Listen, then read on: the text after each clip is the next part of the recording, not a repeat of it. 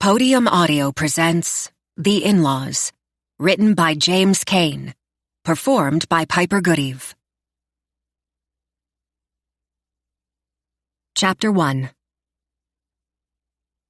Martha Jameson looked one last time in Henry's room, satisfied that everything was perfect for her son to return to. He was finally coming home after such a long time. Everything had to be perfect when he visited. Martha smiled. She missed him. He barely came to visit now that he was older. He had visited even less since she came into the picture. Beside the bed on the nightstand was a picture of her, Chelsea, his wife. She had long blonde hair and large blue eyes. The picture was of her in a long-sleeved white shirt. She was only 21 and beaming with beauty. She's gorgeous. And from what Henry says, her soul is even more beautiful. This only angered Martha more. She turned the frame face down. Martha looked across the room at a different picture frame on the dresser. She picked it up and stared at it. Martha was in her 30s when the photo was taken, and Henry was much younger. Her hand was wrapped around his shoulder. They were both smiling. Those were different times, though. Things are different now. She moved the picture frame and placed it on his nightstand, replacing his wife's photo. She picked up the other frame of Chelsea and moved it to the dresser. "Martha!" She heard his raspy voice calling for her, but did not answer. She was caught up thinking about how things used to be. "Martha, where are you?" "Henry's room," she called out to her husband. Arthur limped into the room. He grimaced in pain when he stood beside her. "Leg hurting again?" she asked. "It's the moisture in this old home," Arthur said, sitting on Henry's bed. He made a sound of relief when he did. "Mornings are getting harder." Martha scoffed. "I just made his bed. Get off!" He nodded and stood up, grimacing again. Arthur coughed into his flannel sleeve. "What time are they coming?" "Should be around supper." Arthur cleared his throat. "Good. I need more time to get ready." "Finish in the garden first," Martha said sternly. When she didn't hear Arthur respond, she turned to him with a cold glare. Her husband was staring off into the room. She snapped her fingers at him. "Are you going to be ready for Henry? For his wife? Don't mess this up." Arthur cleared his throat and pushed his disheveled gray hair to the side. "I won't. We need to keep our stories straight, right?" "Right, Martha. Of course." He wrinkled his nose and stared off into the room again, to Martha's dismay. Martha sighed. "What's her name? Do you even remember?" Arthur cleared his throat. "Chelsea." Martha wasn't impressed. "You're going to mess this up for us, I know it." Before her husband could respond, she barked another order. "Go. Finish your work in the yard. I'll clean the house some more and get a salad ready from the garden for them." Arthur didn't react as he left the room. She watched her husband limp on his left leg as he went down the hall. Time had not been kind to him. He was only 65, but his body was that of a 75-year-old. Martha went down the hallway and stared out the front window. How much longer could Arthur stay out here? She had lived off the grid forever. They had their own garden, septic system, and solar panels. There were repairs to complete, maintenance tasks to stay ahead of. Could Arthur handle this lifestyle much longer? When Henry came, she would talk to him more about it. Martha noticed a pile of white fluff surrounded by green grass outside. It was hard for her to make the white blur out, but it appeared to be moving. She took out her glasses from her dress pocket to take a closer look. "Damn it," she said. "Not again." She tightened her lower lip as she looked at the dying chicken on the grass. She made her way outside the cabin. The grass surrounding the bird was stained with blood and feathers. The chicken moved its wings slowly. Martha picked it up by its neck and put it out of its misery with a twist. She followed the path towards the barn, where Arthur was already shoveling topsoil into a patch of small plants. He looked at Martha and wiped the sweat from his forehead. "Chicken tonight?" He laughed to himself. Martha was not amused. She raised its body to his face, dangling it rigorously. "That wolf is back. Set up some traps when you're done here." He nodded. "Sure." He dug his shovel into the wheelbarrow full of soil and sprinkled it over the small plants. "Tomatoes are going to come in nicely, I think." "That wolf is going to ruin everything," Martha said, ignoring his comment. "I'm almost done here," he said. "I'll put out a few traps. It's been weeks since we saw it. It will move on again." Martha looked down at the tomato plants. They were sprouting nicely, as he said. Then she noticed a dirty finger sticking out from the ground beside a leafy plant.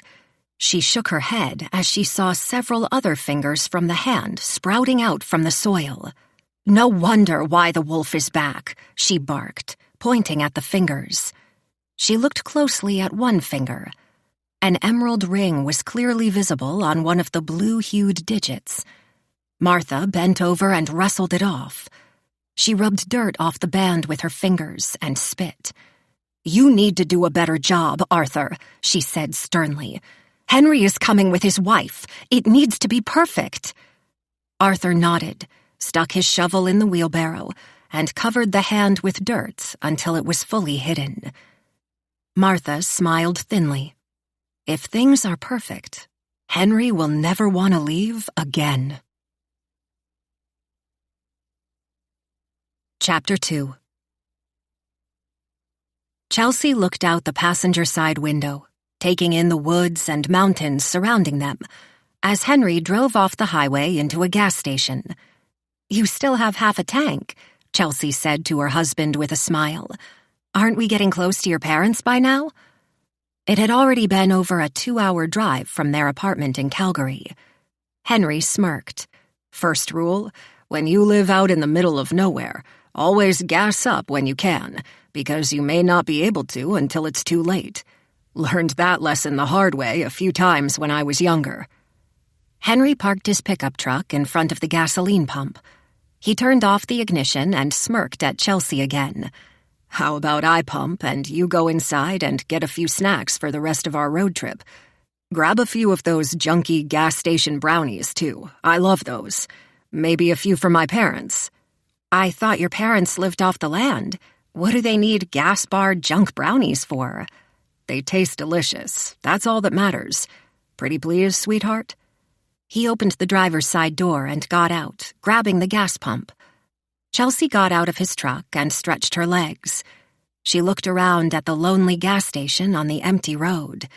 They truly were in the middle of nowhere.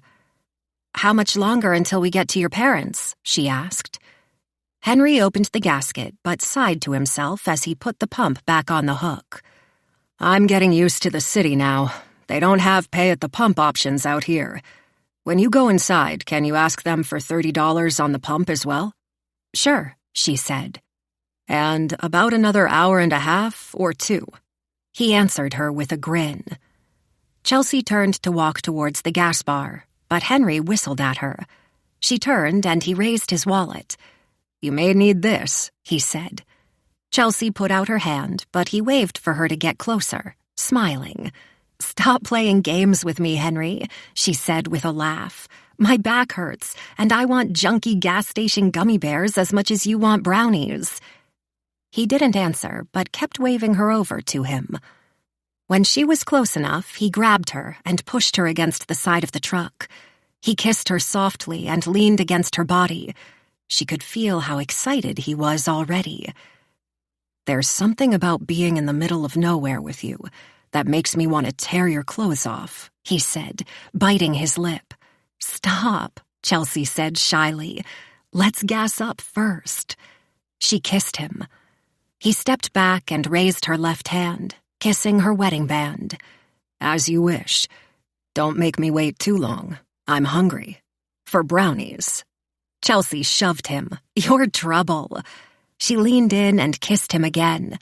Butterflies fluttered in her stomach every time she kissed her handsome husband. The honeymoon stage, some call it. They had only been married for a few months and could barely keep their hands off each other. Even though Henry was 34, he took good care of his body and was successful, charming, and funny. Sometimes Chelsea didn't understand what he saw in her. She was almost the complete opposite. "Need gas?" An older, stockier man called out to them from the gas bar entrance. He stared at them awkwardly. "You have to pay inside." "Sorry," Chelsea yelled back. "Be right there." "Why are you apologizing?" Henry whispered, raising his wallet higher.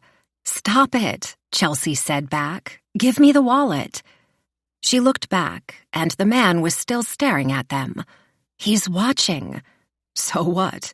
Henry said with a laugh. "Please, give me the wallet." Henry lowered his hand. "Fine. I'm done playing around." Chelsea snatched it from his hand, and when she turned to walk to the store, Henry smacked her butt. Chelsea looked back at him with an irritated face. She hated public affection like that.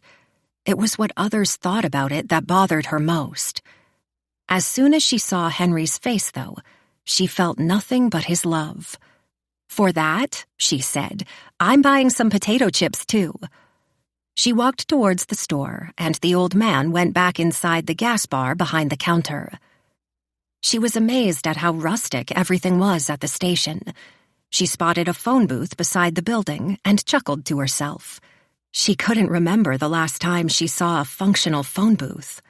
She thought about going inside the booth and calling Henry from it to mess with him, but decided the old man at the gas station had been waiting long enough for his only customers of the day. When she went inside, she greeted the man behind the till, but he didn't respond. She went into the chip aisle and grabbed a few bags. She took her time going through the rest of the junk food aisle and spotted some gummy bears. Above them were the infamous brownies Henry had been craving. She grabbed a few bags and brought everything to the counter. "Can I have 30 worth of gas, please, as well?" she asked. The old man punched keys on his register and looked at her. 45, he said with a nasty tone. It was as if her shopping in his store, with no other customers, was bothersome to him. His curtness bothered her more. How many customers had he had today, being in the middle of nowhere? He can't smile or greet his customers, thank them for saving his business? Instead of that happening, she paid the bill and thanked him. She thought about what Henry said about the trip being another 2 hours potentially. She glanced around the small gas bar, looking for a washroom. "Anything else?" the man asked. "Is there a washroom here?" Instead of answering, he pointed at a sign. "The outhouse is for paying customers only." Below the sign was a hook with a key on it. "When you're done using it, lock the door," he said. "Never mind," Chelsea said with a smile. "Thanks." She turned to leave and saw a billboard beside the exit door. Although the board was small, it was stacked with missing persons posters. Some were piled on top of each other. Chelsea glanced at a few posters. It amazed her to think all the pictures of the people on this board were missing. Someone out there was looking for them and they couldn't be found. How many of them were alive? How many were only runaways who wanted to stay missing for their own reasons? She hoped for most of these people it was the latter. She noticed a weathered poster tacked underneath 2 others. Caroline Sanders. She had been missing for over 2 years. Last seen hiking the Grassy Lakes Trail in Kananaskis country. At the bottom of the page was a case number and phone number to call with any information. Chelsea took her time looking at the rest of the board, at all the missing faces staring back at her. Most of them were older men and women, with a few exceptions. "Did you want to buy some lottery tickets?" the old man asked. "What?" Chelsea said. The old man nodded at the lottery station below the missing persons board. "Just fill out your lucky numbers and maybe you could be the next one who wins. You saw that winning ticket on the board?" Chelsea looked up at the board again. Below the posters of a few women was a picture of a lottery ticket. Handwritten, with poor lettering, were the words, $25,000 winner. "That could be you," the old man said with an ugly leer. Chelsea was annoyed. The board of these missing people was desecrated with this man's greed. No wonder the missing stave vanished. "I'm not that lucky," Chelsea said. She left the store without saying goodbye to the cashier. To her, that was the worst thing she could do to someone, leave without acknowledging them. To the old man, he could care less if he ever saw her again, or if her face was on the bulletin board someday. "Excuse me, miss." Chelsea turned to see a young boy with pudgy cheeks on a red bicycle. Chelsea assumed he was around 10 years old. His face was flushed red. Another boy who looked younger was sitting on a blue bike nearby. "Yes?" Chelsea said with a smile. "Well, I think we are a little lost," he said, lowering his head. "My mom told me not to go too far, but we didn't listen. Do you have a phone? Could I call her to come by and pick us up?" "Of course." She took out her cell from her jean pocket and looked at the screen, noticing a new text from her friend Neil. She quickly read it. "In-laws making you go crazy yet?" it read. Chelsea rolled her eyes. She gave the phone to the boy on the bicycle. "Here you go." The boy looked up at her. "The screen's locked, though." Chelsea waved her hand at him. "There isn't a password. Just swipe to open it. Do you want me to show you how to call someone?" The boy put the phone in his pocket. He turned his bike toward the road and jumped on the pedals. His friend on the blue bike was already starting to head off fast. "Hey!" Chelsea yelled at the boy. "Stop!" The boy on the red bicycle was laughing as he pedaled, until Henry ran in front of him and knocked him off his bike. Henry quickly grabbed the boy and picked him up from the ground, gently but forcefully. Henry wiped dirt off the boy's clothes from the fall. He reached into the kid's pocket, grabbed the cell phone, and let go of the boy. "Scram, kid," he said with a stern look. He watched as the boy picked up his bike and slowly started pedaling toward his friend on the road. "Mike!" the boy yelled. "Wait for me!" Henry looked back at Chelsea and slowly walked up to her. His hand stretched out with her phone. "I believe this is yours." "I can't believe that happened," she said with a look of concern. "Those were, well, bad boys. Who does that?"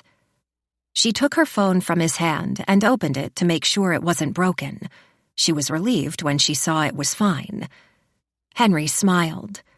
"When you move to Toronto, you better not be this gullible. That city will break you." "Maybe we should call the cops?" Chelsea said, ignoring his comment. "No, I lived in small towns my whole life. These boys are just bored. Thought you were an easy target." "I'm not gullible," she said. "The boy said he was lost. He needed my phone. I didn't want him to end up on a missing persons poster." Henry smirked. "Gullible," he repeated. He looked down at the junk food on the ground. He bent over and picked up a smooshed brownie. "Now, this is a tragedy." Chelsea waved her hand.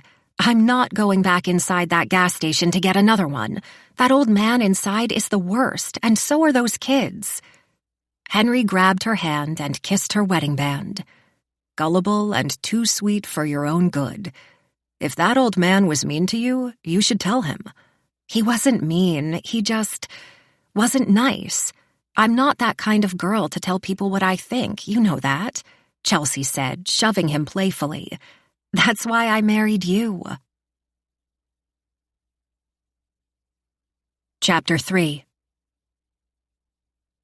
Chelsea finished the last of her snacks as Henry pulled onto a dirt road off the highway. "About another 20 minutes, he said, taking a sip of his warm cola. He turned his head to look at Chelsea, and with one hand sternly on the wheel, he brushed his hand against the side of her face. Chelsea welcomed his touch, even though she hated the gritty feel of his sandpaper fingers. For someone who was very successful, he had the hands of a man who worked physical labor every day of his life. Before being a successful business owner, Henry did have a hard life. From what he was willing to tell her about him growing up, she knew it was difficult. His father built the cabin in Kananaskis country, in the middle of nowhere, moving his whole life into the woods, dragging Henry with him. Henry was forced to drop out of high school and was taught at home by his mother. He had no prom, no best friends, only his parents. It wasn't until he was old enough to demand more from his life that his parents let him leave. Henry said when he was 17 and set out to live his own life, it was almost as if he went into a different world when he left the woods. It was also difficult to find work without your high school diploma. He found stable work as a security guard and worked his way up to manager of the company within 5 years. Soon an opportunity came to buy the company itself, and he took it.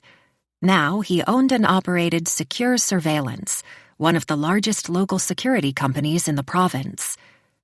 Chelsea always admired that about him, his drive. He'd gone from being a jungle boy out in the woods to being head of the company and business owner, all of it within a handful of years. Chelsea was 21 and still figuring out her life. She was a struggling painter, trying to have her paintbrush make a mark. When her friend Neil said he was going to go to a prestigious art program at the University of Toronto and asked her to join, she knew this was her opportunity, and like Henry, she planned on taking it.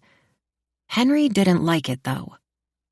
The car started to slow as Henry rolled past a chain-link fence. A large wood pole was cut in half, the other part face down in the grass below it. Soon they entered a wide, empty dirt parking lot. Henry parked his truck. "We're here." Chelsea smirked, waiting for him to say something that made sense. Instead, he turned off the ignition and stepped out of the driver's seat. He stretched out his arms and moaned. "What are you talking about, Henry?" Chelsea shouted. "We're in the middle of nowhere." Henry walked to the back of the truck, lowering the bed and taking out Chelsea's backpack. "I told you, that's where they live, in the middle of nowhere." He pointed towards a grouping of trees. "We have to go about 4 hours that way." He looked back at Chelsea with a smile, but she didn't return it. "What?" he said. "I'm not messing with you. It is." Chelsea sighed. "What did I sign up for?" "A whole weekend of fun," Henry answered with enthusiasm. "It feels like it took a whole weekend to get here." "And just 4 more hours to go." Henry handed her backpack, and Chelsea wrapped it around her shoulders. Henry put his on and shut his truck bed, locking the vehicle with his fob key. They walked for an hour into the woods. Chelsea tried to keep things lighthearted, but she was annoyed at Henry. Usually, when frustrated with someone, that person would never know that Chelsea felt hurt. But Henry was the only person to whom she was ever able to say what was on her mind. It was the reason she fell for him quickly. She felt safe with him. She could open up to him, about her life, everything she had gone through. She lost her mother at a young age, and during the past year, her father as well, from a heart attack. Henry was with her the whole time. He saw and understood her emotions, sometimes better than she did. "Are you going to tell me?" he asked. Henry ducked under a low-lying tree branch and looked back at her. As Chelsea reached the branch, he lifted it for her until she went through. "You're upset. Is it because I dragged you out in the middle of nowhere to meet my parents?" "No," Chelsea said, lowering her head. "You don't really think poorly of me, do you?" "What do you mean?" "Gullible? I mean, you don't think I'm stupid, right?" Henry stopped walking and grabbed her hand softly. "No, I don't. I think the world of you. Gullible was the wrong word to use. You're just a good person. Some people try to take advantage of that." Chelsea nodded. "Those boys could have needed help. I take it when you left the store you didn't see the one on the red bicycle slip his cell phone in his other pocket?" Chelsea furrowed her eyebrows. She didn't. How many people have those boys tricked, she thought to herself. She remembered the missing people on the board in the gas bar. "Well, that doesn't matter," she said. "Maybe their cell died and they needed help. Sometimes people need help and need good people like me." "You're right. Maybe I think too negatively of people. I'm sorry, okay?" He wrapped his hand around her waist and pulled Chelsea towards him, kissing her gently. "I mean it." Chelsea smiled. "That's why I love you, Henry. You can admit to things. Please don't ever change." Chelsea held his hand tight. She remembered something her father told her in his last few months while in the hospital recovering from another heart attack. "That man is special, C," he told her. C was a nickname he'd had for her for as long as she could remember. Her father had told Chelsea that her eyes were like her mother's and were as blue as the Atlantic. Her father didn't say it, but she knew he wanted to see her get married. She was his only child. She had dreamed of him walking her down the aisle, but with his deteriorating health, knew it wouldn't happen. One night on a random date, Henry surprised her with a party at her favorite restaurant with friends and her father waiting. That night, he proposed. She covered her mouth in shock when Henry got down on one knee. Although they had only been together for 6 months, she was already head over heels for him. After he asked for her hand in marriage, Chelsea quickly looked at her father, who nodded in agreement. Soon after, her father's health began deteriorating further. Chelsea and Henry initially planned to have their wedding at a church, with a large party after. But none of that mattered to her anymore. Like every girl, Chelsea had dreamed about what her wedding day would be like, and she had big plans for it. But if her father wasn't there, it wouldn't have mattered. Henry agreed to have the wedding within 2 months, and they were able to quickly get everything in order. Chelsea's father did walk her down the aisle.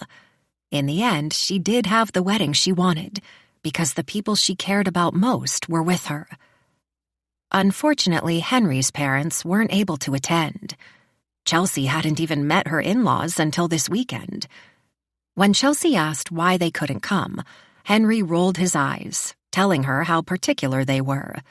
They hadn't left their cabin in the woods in years. Henry would bring anything they requested to them, if they needed anything, which was rare. A month after the wedding, Chelsea's father passed. Now it had been almost 4 months since he died. She grieved for her father, but was starting to see the other side of her heartbreak. Henry was with her the whole time, and she loved him even more for it. She felt bad for not being the newlywed wife he had dreamed of. Instead, she was a tearful mess. Now she was getting her life back on track, though. Now she wanted to go to art school in Toronto, and after, focus on her life with her husband, and maybe even a few kids along the way. Chelsea got her foot stuck in some mud for a moment and twisted it out. She looked around at the dense woods surrounding them. How did Henry even know where to go? There was no discernible path. When she asked him, he said he knew these woods like the back of his hand. All she saw were trees and bushes, but they were all like road signs to Henry. "I thought you were used to camping as a kid," he said. "My father always took me," she said, "but nothing like this. We went to popular camps, and when he was older, we would rent RVs. Nothing off the grid, like you or your parents." "Make sure to tell my parents that," he said. "The last girl I brought to them didn't know a lick about being out in the woods." Chelsea laughed. Here I was, thinking I was the only girl you brought out to the middle of nowhere. "Only a few I brought home to the parents," Henry said. He looked back at Chelsea and smiled. "They are going to love you." Henry had said that a few times already on their trip. The more he said it, the more pressure she felt. What if they hated her? She had assumed his parents were the type to not want to be around people, given their chosen lifestyle. She had asked to meet them several times, but only now was Henry able to make it happen. "I'm happy I finally get to meet them," she answered. "It's the perfect weekend for it, too," Henry said.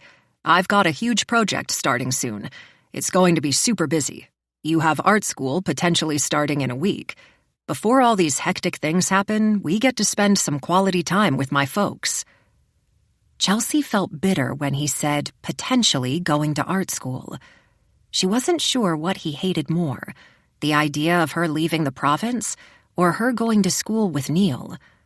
They had talked/argued about it many times over the past month. Henry felt she was rushing into something, but Chelsea knew she was ready to start her life again. Neil wasn't a sexual threat to Henry. Since the first time they kissed, Chelsea only had eyes for her husband. With his looks and charm, it wasn't too hard to maintain. Neil, on the other hand, was just Neil, nothing more than a good friend. Chelsea thought about saying something, but didn't want to argue about it. "Are we almost there?" she asked. Henry nodded.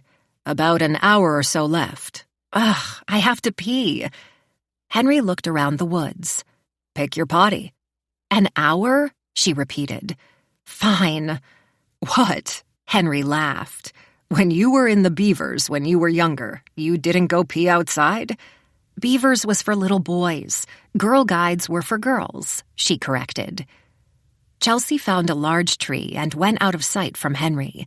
She pulled down her jeans and panties and cautiously looked around before releasing. She hovered over a pile of leaves and felt a flick of urine on the side of her legs, making her wince. A sound of crunching leaves getting closer almost made her jump. "Henry!" she yelled. "Can a girl get some privacy around here?" The crunching sound stopped. From a distance, Henry began shouting, "Hey, Bear! Go!" Chelsea froze. She heard movement from a bush near her and the sound of something whizzing off into the woods. Henry ran up to her. "Are you okay?" "Was that a bear?" Chelsea managed to say between deep breaths. "I'm not sure," Henry said. "It was something big. It's gone now." "Oh, boy," Chelsea said, taking a deep breath. "Didn't they teach you in Girl Guides that most of the animals out in the woods are more scared of you than you are of them?" He reached out his hand and Chelsea grabbed it. "Let's hurry up. We can get there soon." It took Chelsea some time to shrug off what happened, but when she found her pace again, they got to their destination. They soon made it to an area free of bushes and trees. She spotted the roof of a wood barn. "Oh, thank God!" Chelsea exclaimed. Henry laughed. A fence made with wood and nails surrounded a large clearing. They followed a dirt path that went to the gate.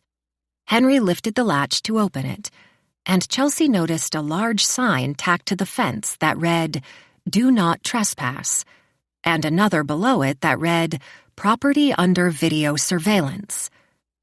They walked down the path that led to a large one-story cabin. Chelsea's father would have loved a place like this. He would have enjoyed booking a vacation at a cabin in the woods. She couldn't imagine living here year-round, though. "You should see the large garden in the back," Henry said. "I'm sure my parents will show you. They're so proud of it." Chelsea did enjoy gardening. She had a small tomato plant at their apartment in Calgary, but somehow killed it within a few days. Henry walked up the wood stairs to the front door, with Chelsea taking her time behind him. He knocked and waited. Chelsea noticed a camera on the porch facing them. Henry answered her before she could ask. "Runs on a generator," he said. "I installed their whole system. It's amazing what you can do now." Chelsea nodded and waited anxiously for the door to open. She heard no movement from inside the home. She peeked inside a window and saw 3 fabric chairs sitting beside a metal fireplace. There were no lights on inside, or movement. Henry knocked on the door again, harder. "Mom? Dad?" he yelled. After another minute of waiting, he looked at Chelsea. "I guess they're not home. Maybe we should go back to the truck and come back a different time?" When Chelsea didn't react to his joke, he laughed to himself. They could be in the garden. Henry waved at Chelsea to follow him down the porch steps, but then she heard a creak at the front door. It slowly opened, and a woman dressed in a black dress to her knees stepped out. Henry had told her she was in her early 50s, but could easily have passed for a woman in her 40s. Her thick, dark eyebrows raised when she saw Henry. "Henry!" She wrapped her arms around him tight. "Please come inside. Your father and I have been waiting all day." She forcefully grabbed him and guided him inside. Henry shouted, "Dad!" Chelsea smiled to herself, taking in the moment of seeing Henry reunite with his family. His mother noticed her. Immediately, her face, once bright with happiness, slumped to a more neutral demeanor. "You must be Chelsea," she said to her daughter-in-law. Before Chelsea could answer, Henry's mother turned from her and gestured for her to follow. "Come inside," she yelled to Chelsea. Chapter 4. Martha shut the door behind Chelsea and looked past her towards her son. Henry bear-hugged his father. He beamed in a way Chelsea hadn't seen before. For a moment, Henry almost seemed like a young boy when hugging him. "I missed you," he said to his father, letting go. His father nodded. He turned to his mother. "Mom!" He gave her an even tighter squeeze, wrapping his hands around her waist. "I can't believe how long it's been." His mother cupped her hand around his face and smiled. Chelsea could feel the warmth of love Henry had for his parents, and for a moment was struck with envy. She couldn't help but think of her father. "You just need to visit us more, Henry," his mother said. Henry pointed at Chelsea. "Mom, Dad, meet my wife, Chelsea." His father gave her a thin smile. Martha's warm expression for her son quickly disappeared when she looked at Chelsea. "You must be tired from traveling," Arthur said to them. Chelsea nodded. "It took some time." Arthur smiled wider. "I bet Henry didn't tell you about the 4-hour hike to get to the cabin, did he?" Chelsea smiled back. "No, he sure didn't, but I'm glad I finally get to meet you both." "Us as well," Martha said. "Henry has told us so much about you when he visits." She looked at her son. "Which?" Yes, I know, Mom," Henry said with a sigh. "We need to do more." His mother raised an eyebrow. "Well, even without your pretty wife, Henry, you can visit us any time." Chelsea could feel tension from his mother's words. Was she suggesting Henry wasn't visiting so often because of her? Did they not know that even Chelsea at times had to fight for Henry's time and affection? He was a businessman, with parents that he tried to visit when he could, that lived out in the middle of nowhere. Was this somehow Chelsea's fault?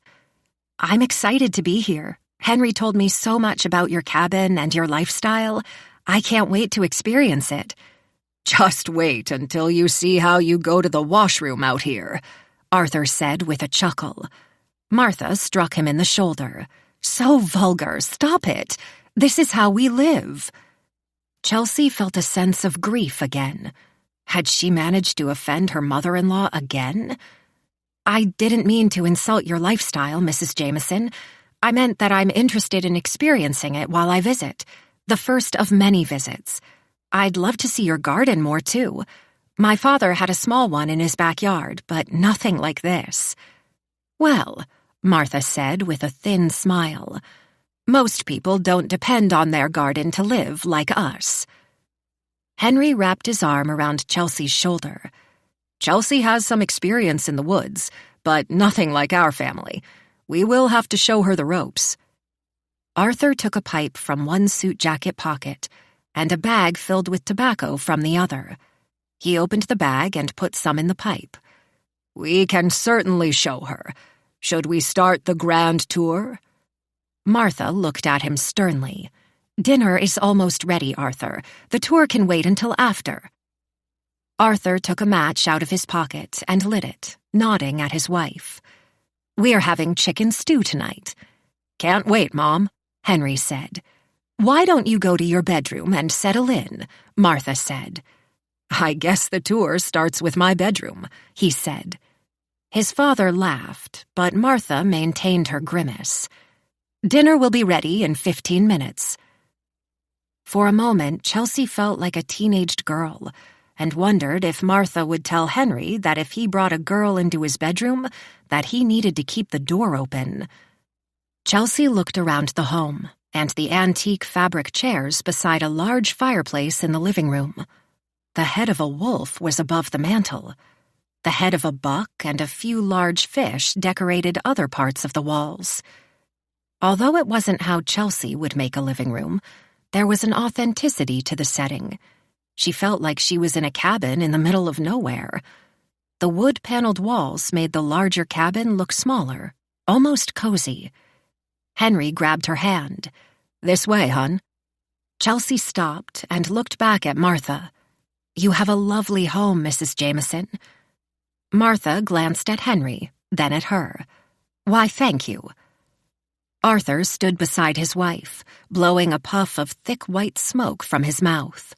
"And please, stop calling us by our last names. We're family now. Arthur and Martha would do from here on." When they stood beside each other, it was much easier to see the contrast between the husband and wife. Arthur, visibly much older, looked frailer, weathered. His hands were wrinkled, but appeared strong for his age, gripping his pipe between his fingers. His disheveled gray hair was a shade above salt and pepper. Martha was younger and had a slender physique. While she appeared smaller and weaker than Arthur, Chelsea could feel the power that radiated from her aura. Henry grabbed Chelsea's hand and guided her down the hall. As they got farther away from his parents, she could hear them talk to each other. It almost sounded like they were bickering. Arthur shushed his wife loudly. Henry opened a door in the hallway and waved his hand into the room. "I present to you my bedroom." He smiled as Chelsea sauntered in. Chelsea took her time looking inside. It was tidy and neat, just as Henry was. That was something that had always surprised her about him. Most men she knew hated cleaning and could barely take care of themselves, but not Henry. His room was immaculate, as if it had been cleaned today. Meeting his mother, Chelsea knew Henry must have gotten this trait from her, and wouldn't have been surprised if Martha did clean his room for him. She noticed books on survivalism and horticulture on the bookshelf. The only thing out of place was a poster of a half-naked Pamela Anderson. Henry noticed Chelsea staring at it. "I used to be a big fan of Baywatch. I should have taken it down years ago. Don't be jealous." There was a photo of her on his dresser. It was a picture that Henry took on their first date. She remembered the exact moment he took it.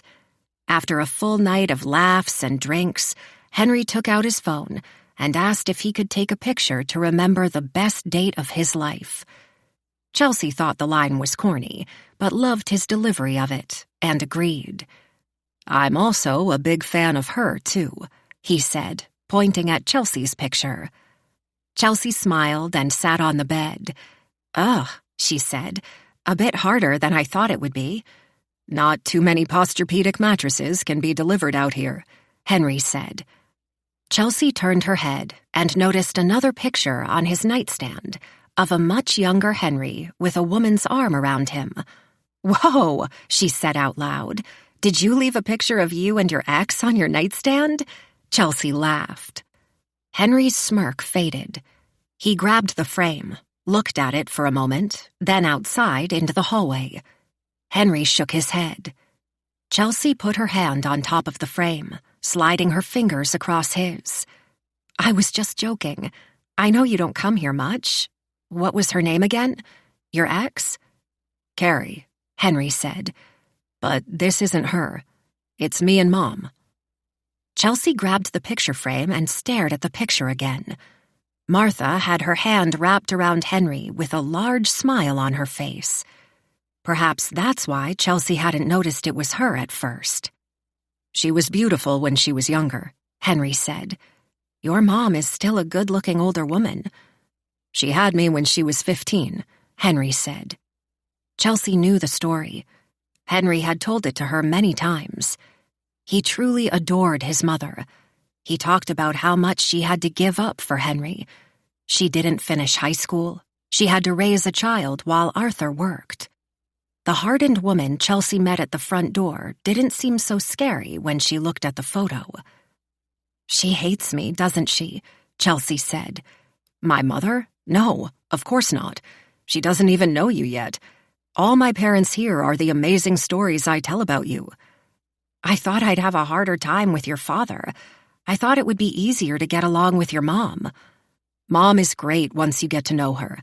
She's like a female lion protecting her cub, even if that cub is in his 30s. You're a part of this family now. She will feel the same way about you soon enough, too. From how you talked about your father, I thought he would be the stern one." Henry lowered his head a moment and looked back at Chelsea. "My mom is hard around the edges, but it's all mush in the middle once you know her." From the moment Martha opened the front door, Chelsea had felt tension. It was as if her mother-in-law was able to communicate to her without saying it. "This is who my son married. She isn't good enough." Chelsea looked at Henry. "You said you brought other girls to meet your parents here, right?" "Yes, not many." "Did your mom get along with them?" Chelsea asked, looking down at the picture frame again. "Did they, Carrie?" "They did." Henry grabbed the picture frame from Chelsea. He went across the room and placed the frame on the dresser, putting Chelsea's picture on his nightstand. He sat on the bed beside Chelsea and patted her leg. "Do you know how much I love you?" he asked. Chelsea nodded. Henry smirked. "No, I need you to say it." "A lot." Henry leaned in and kissed her forehead. "You don't need to worry about anything. My parents, my mom, they are going to see how great you are. Do you know why?" Chelsea looked at Henry's brown eyes and could feel the warmth of his love. "Why?" she asked. "Because you're great. Amazing, even. Anybody can see that, and they will too." From down the hall, Martha shouted, "Dinner's ready!" Henry smiled at Chelsea. "Don't forget, it's only a weekend." Chapter 5. Martha. As Henry guided his wife down the hallway, Arthur smirked at Martha. "What?" she asked. "She's nice," he said. Martha didn't respond. "Very pretty, too," Arthur continued. Martha bit her lip. She knew Arthur was trying to rile her up, and she wouldn't take the bait. Instead, she went to the oven and stirred the stew. "She is a beautiful young girl," Martha managed. "I said she's nice, Martha. You want Henry to stay here, you will have to be too." "What do you know, old man?" she sneered back. "I know what I'm doing. Do you?" She knew that would bother him. Arthur shushed her. "Not so loud." Martha looked down at the pot, taking in the scent of potatoes and other vegetables. The smell of the cooking meat made her mouth water. "Like I said, old man, I know what I'm doing. I've done it before. You, on the other hand, stop." Arthur threw a hand in the air. "No more. They need to stay, and you are already making that hard." Martha turned to look at her stew, stirring it slowly. She watched the bubbles in the pot pop, exploding sauce around it. Henry needed to stay, but maybe there was a way for his beautiful wife not to. She looked outside at her garden and smiled. Arthur stood behind her. She could feel his presence, his anger at her. It made her smile wider. "When are you going to tell him?" Arthur asked in a whisper. "When the time is right," Martha answered, stirring the pot. She took out her spoon and banged it on the side of the pot. "Don't worry about that. Just stick to the story, if you can remember it." Martha looked at her husband. "Dinner's ready," she shouted. Chapter 6. Chelsea sat at the table while Martha served bowls of stew in front of each of them. Chelsea had offered to help, but Martha declined. The three of them sat in silence as Henry's mother took her time going to the kitchen and coming back with their meal. Martha put a bowl in front of Arthur first, who sat at the head of the table. He nodded at her in appreciation. When Martha placed a bowl in front of Henry next, he breathed in the fumes from his stew. "Smells great. This makes the long hike all worth it." Martha went back into the kitchen to grab another bowl and put the meal in front of an empty chair. She brought Chelsea's bowl last. "Thanks, Martha," Chelsea said, but Martha didn't respond. Martha sat at the other end of the table and smiled at her family. Chelsea smiled back and grabbed her spoon. "Let us say grace," Martha said. Chelsea quickly lowered her spoon and hoped she hadn't noticed. She looked briefly at Henry, who had a smirk on his face. "Thank you, God, for Henry coming home, and for us being whole again." Martha paused a moment before continuing. "Thank you for bringing Chelsea into our home as well." Arthur raised a glass. "Grace." "Grace," Martha repeated. Henry reached under the table and patted Chelsea's waist. "Grace," he whispered. Chelsea lowered her head. "Thank you, Grace."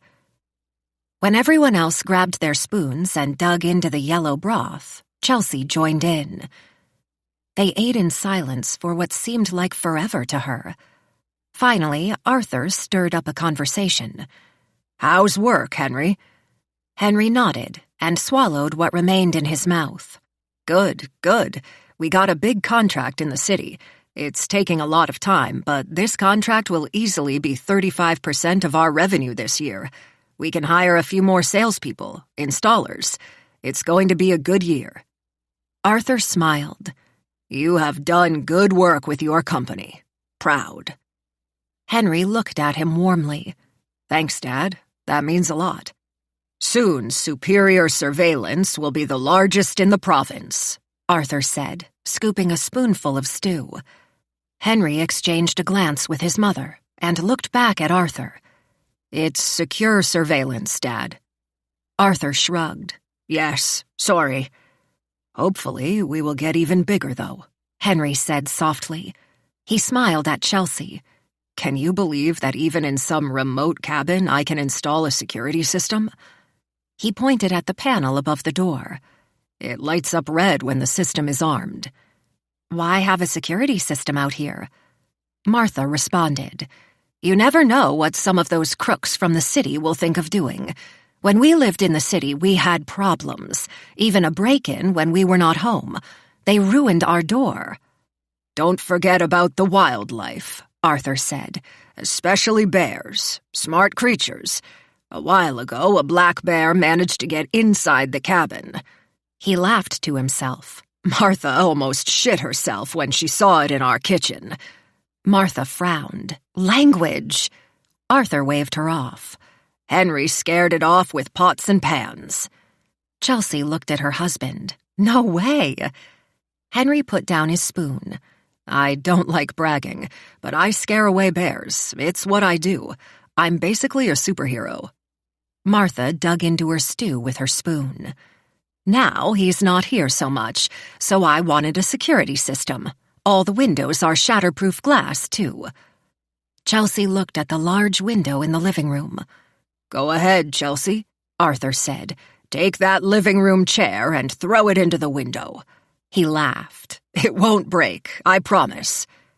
Chelsea looked at Henry. "How can you install a system out here, though?" Henry pointed behind him at the cabin's wall. "Multiple generators outside. They power the home and the system. It's even Wi-Fi compatible. But with the cell tower being so far away, we only get faint bars that aren't stable. Sometimes you can get cell reception inside. Usually you'll have to go deep into the garden, though, to call someone." "Henry," Arthur interrupted, "that reminds me. We're having trouble with that wolf again. Pretty sure it's the same one as last time." Chelsea looked into her jean pocket and pulled out her cell phone. She saw another unread message from Neil. She put the cell back in her pocket, and when she looked up, Martha was staring at her. Chelsea quickly turned away to Arthur. "Can you help me with some traps later?" Arthur continued. "Of course, Dad," he replied. "The wolf got one of our chickens too today," Martha said. Chelsea glanced down at a piece of chicken on her spoon and back up at Martha, who smiled at her. "I'll take care of it," Henry said. "After all, I can handle bears. I'm sure a wolf would be easy." He smirked at Chelsea. Chelsea put her spoon down and cleared her throat. "You okay?" Henry asked. Chelsea nodded as she grabbed her glass of water, taking a sip. "Do you not like my stew?" Martha asked. Chelsea waved her hand. "No, it's lovely. I'm just full, thank you." Martha looked at Henry. "Your wife is a stick. She needs to eat." Arthur laughed. "I'm not sure how you're wearing a long-sleeve shirt like that, too. It's boiling hot here." He picked up his napkin and waved it in his face. "The sun beats down on our roof, and how the home is built, it basically absorbs heat." "I'm okay," Chelsea said, pushing her white sleeve into the palm of her hand. "Well, it cools off at night, sometimes, so maybe you'll be okay," Arthur said. "So," Henry said, changing the subject, "you know that Chelsea is an aspiring painter, right? Did I tell you that she's going to the University of Toronto's art program?" "No," Arthur said. "I hadn't heard that. Congratulations, Chelsea." "Thanks." "Toronto?" Martha repeated. "What about Henry?" Chelsea moved around in her chair. "Well, Mom," Henry interjected, "it's okay. She's going to come back between semesters. I'll visit her too." "I couldn't imagine being away from my husband for so long," Martha said, lowering her head. "And all by myself? In such a terribly large city, riddled with criminals." "She's going with a friend," Henry said. "Well," Martha continued, "even if she brought a friend, 2 girls can't fend off predators." Chelsea breathed in deep. She could immediately imagine Henry telling his mother that it wasn't another woman, but a man who was coming with her to Toronto. His mother would rip into her about how wrong that would be. A woman doesn't travel with a man beside her husband. "Times are different now, Mom," Henry said. Thankfully, he kept Neil's name to himself. He really was a superhero. "When do you leave?" Arthur asked. "School starts the week after next, so I'm probably flying out soon," Chelsea replied. "That's great," Arthur said. "Your parents must be proud, too." Chelsea lowered her head and looked back at Arthur. "They have passed. Both of them are not with us." Henry exchanged another glance with Martha. Arthur lowered his spoon. "Of course, Chelsea, I meant—" He pointed to the ceiling. "From up there, you know?" Martha stood up abruptly. "Well, who's ready for dessert?" Chapter 7. After everyone finished their dinner, Arthur insisted on starting the tour of their cabin. He raised his hands around the living room. "We can start here," he said enthusiastically. "Sorry, we don't have too many guests these days, so it's nice to show off what we've done to this place. It's really something." Chelsea looked around the room. Everywhere in the home had a wood smell to it. You somehow knew instantly that it had been built by Arthur, especially given his enthusiasm. "It really is beautiful," she said to him. She wondered how on earth someone could build a cabin like this in the middle of nowhere, and felt she would save that question for later. It could be something she could ask when the conversation died down, or if she felt stricken by an awkward silence with her in-laws. Arthur pointed at the fireplace. "I tend to feed the fire most of the day, and it keeps the whole home warm. Winter can be tricky, but we insulated the exterior walls and installed heat pumps to keep heat in and coldness out. That's why it's boiling hot here. I do hope you brought some lighter clothes, Chelsea." She smiled politely, but didn't respond. Chelsea looked at the head of a buck on the wall and pointed at it. "You must be a hunter?" Arthur turned and looked at the animal. "Was a hunter, is more like it." He patted his left leg. "An old injury that didn't heal so well. I can't get around like I used to. I stick mostly with fishing these days, or trapping animals." Henry stood beside Chelsea, grabbing her hand. "Dad," he said, "get to the main event. The garden is your pride and joy, besides me." Arthur smiled. "I do take pride in it, but Martha gives it all the love. Without her, everything out there would shrivel and die within weeks of me tending to it. I put in the work, and Martha makes it come to life." Martha shook her head. "Here he goes again. Arthur, I put a lot of labor in there too, just like you." "Yes, dear, you do." He limped towards the main door and waved for everyone to follow. "We're losing light outside. Hurry now."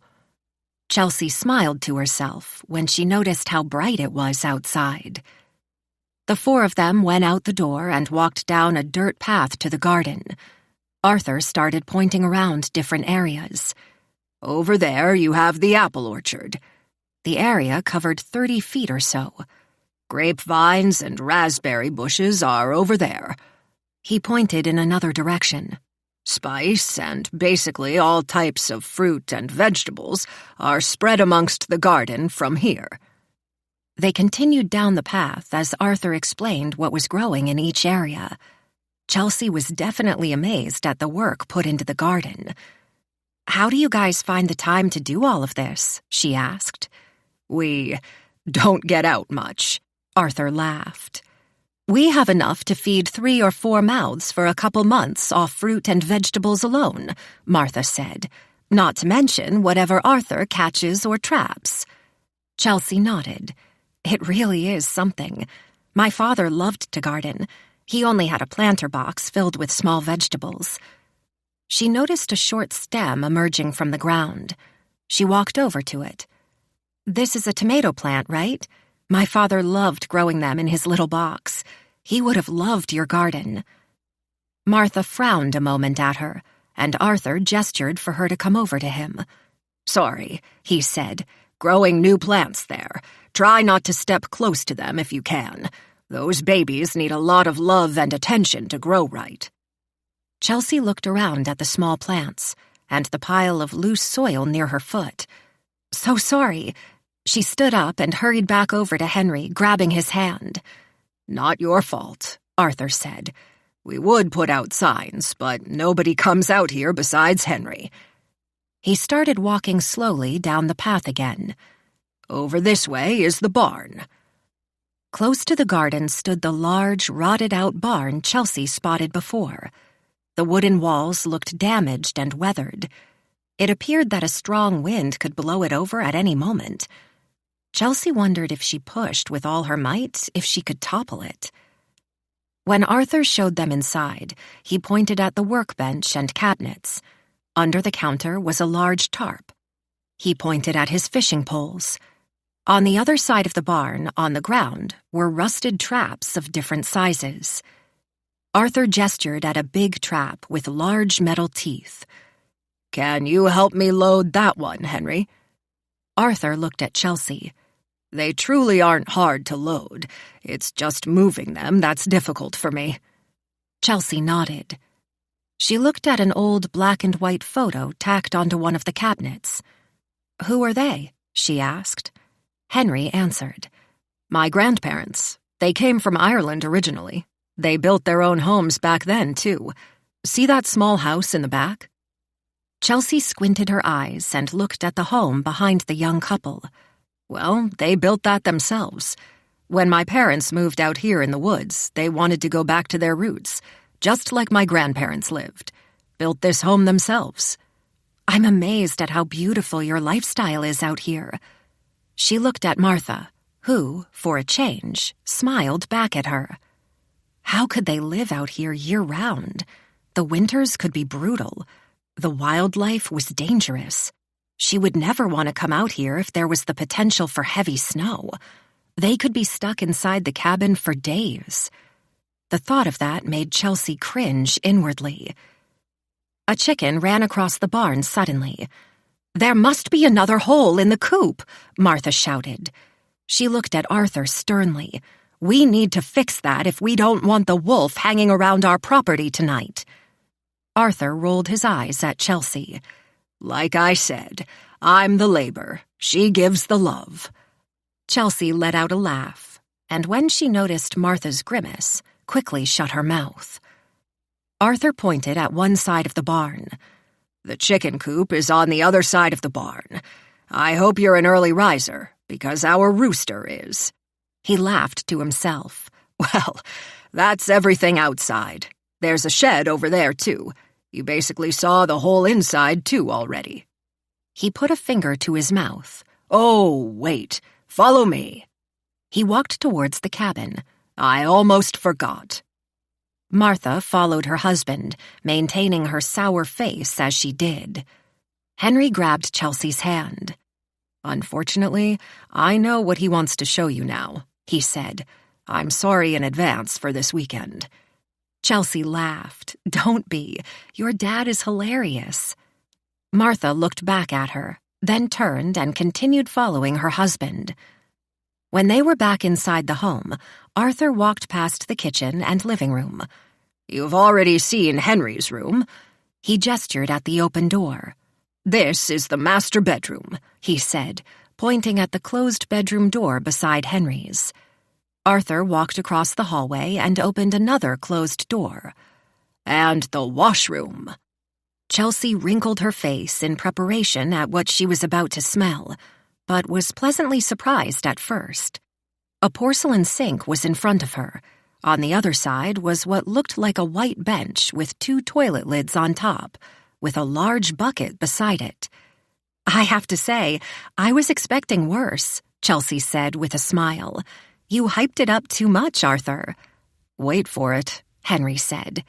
"We use a bucket system," Arthur said. "We take turns emptying the bucket each day. Now that there's 4 of us, I will probably have to do it a few times daily, but we will take turns." Chelsea tried not to react.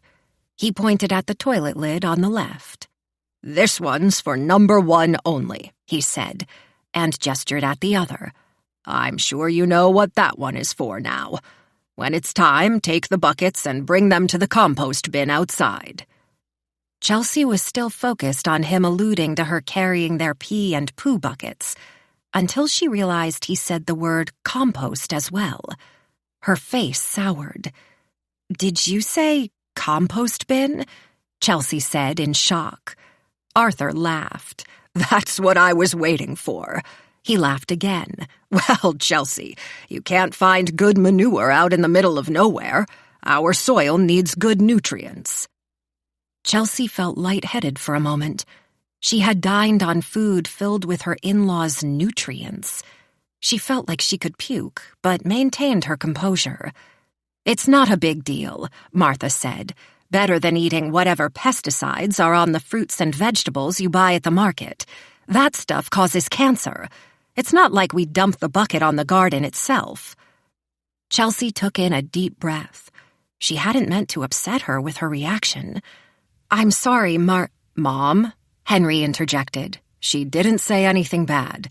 This is all new to her, okay?" Martha nodded. "Well, it's nearly nighttime, and I'm sure you both must be exhausted." "Maybe we can garden together tomorrow," Chelsea said. "I'd love to see how you manage it all." "Plenty of time to show you," Martha said with a smile. "Good night, Henry." She leaned in and kissed her son's cheek. Henry rubbed the saliva off the side of his face. "Miss you too, Mom. Good night." "Good night," Chelsea waved. She thought about giving her in-laws a hug. The expression on Arthur's face was welcoming, and she took a step closer to them. "Good night," Martha responded. She walked across the hallway, took a key out of her dress pocket, and opened her bedroom door. "It was a pleasure meeting you," Arthur said. "Good night." He followed his wife into the bedroom and shut the door behind them. Chelsea went inside Henry's room and looked out the window. and although the sun was beginning to set, there was still plenty of sunlight left. She had never visited someone where the hosts would abruptly leave for their bedrooms the way they had. "And," Henry said with a smile, "those are my parents." He leaned in and kissed her. "Can you see why I like to bring everyone over?" Chelsea put a finger to his lips. "Shh, I'm sure you can hear everything in this cabin." "My parents are early risers," he said. "I'm not surprised they go to bed at this time. Just saddened." Henry closed his bedroom door. "I thought maybe we would play board games or something," Chelsea said. "My parents? Games? I don't think so." Henry patted the bed, and Chelsea sat beside him. "What do they do for fun then out here?" Henry laughed. "Work, cook, build stuff, argue. They are very good at that, as you can see." "I'm sure all parents do that well," Chelsea said. She looked at the closed door. "Is your mom going to get upset that you have a girl inside your room with the door closed?" she mocked. Henry laughed. "She likes to look out for me. Too much, I know. She wouldn't ask me to do that with you. We're married." "So, that other girl you brought here, Carrie something, you were never able to close the door?" "That's right," Henry said. "And that was only 2 years ago." "Henry, you're 30. I can't believe that." Henry shrugged. "Their home, their rules." "Well, now I feel special," she said with a smile. Henry kissed her neck gently and rubbed the inside of her thigh. "So much left of the day," he said. "How could we pass the time?" "Henry," she said in a whisper, I can't. "What? Why not?" "She's your mother, but do you have no clue?" "What?" Henry said, waiting. "I mean, she's scary, intimidating. I can't have sex with you here. I can't. Stop." She grabbed his hand and threw it off her lap. "We can wait." Henry gawked at her. "Stop," Chelsea repeated. "You know I would, but the last thing I want is for her to walk in here." "She won't," Henry said. He began kissing her neck again, the way she liked. She felt electricity run through her whole body. All it took was a few more kisses there for her to give in. Chelsea let out a soft moan and closed her eyes in frustration. "Fine, but make it quick and quiet." She stood up to lock the door, but to her horror found out the door couldn't. She looked back at Henry, her mouth gaped open. "You have no bedroom lock?" Henry smiled again. "Okay, nope, sorry, no way." Okay. He stared up at her from the mattress and patted beside him. "I promise I won't bother you." Chelsea sat beside him. "It's only for a weekend, Henry," she said mockingly. She laughed and Henry smirked. Her smile vanished suddenly. "Okay, I couldn't ask this before, but did the stew your mom made, was it made with the chicken the wolf killed?" Henry laughed. "What?" "The chicken we ate at dinner. Your mom said a wolf killed a chicken today. Was that the one we ate?" Henry thought for a moment and shook his head. "I know my parents are different, with their composting and stuff, but we wouldn't eat a half-eaten chicken. My parents aren't that crazy." "Okay, I'm not sure why I thought—" "Stop," he said. "Tomorrow, you and I will go hiking around the property. Just us. Give us some alone time. I know my parents can be a lot. I do. And I appreciate that you're here." Henry looked outside the window. Chelsea did the same and took in the beauty of the sun beginning to set over the tall trees. "I need to tell you something," Henry said. "I wanted you to meet my parents, of course, but there's another reason we had to come." Chelsea waited a moment for him to say more, but he didn't continue. He stared outside the window. His lips moved, but he couldn't find the words. Chelsea took her hand and slowly guided his head towards hers. She kissed him softly. "What's wrong?" she asked. "You can tell me." Henry kissed her lips again and lowered his head. "It's about my father." Chapter 8. Martha. Martha told Arthur to shut the door behind them as they stepped into their bedroom.